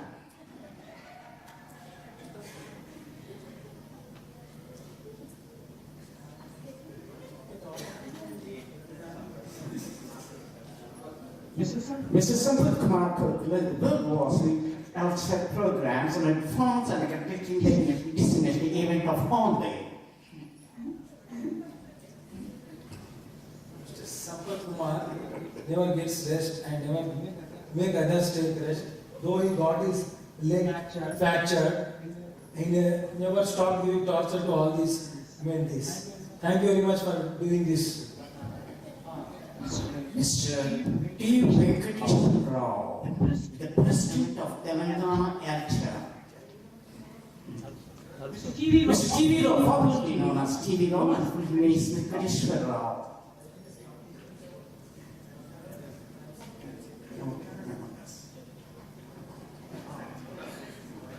So it is a time to the since the morning they've been busy with governing and all the mentors presentation appreciation. Now it is time for us to participate Rama Matthew and Paula Madam.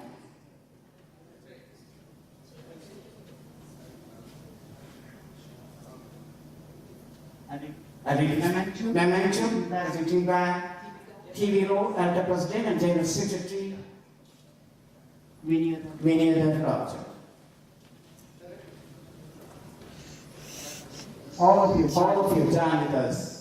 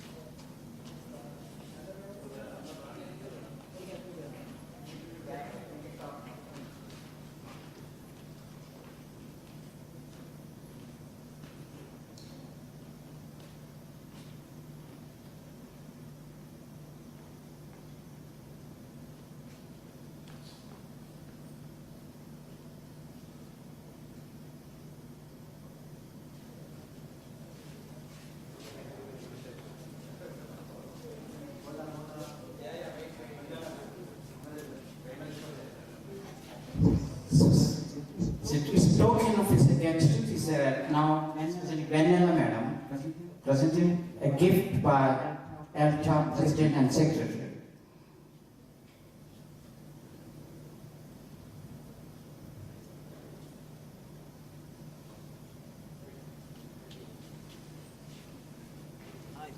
Close చేయమంటారా అడుగు అడుగు close చేయమంటారా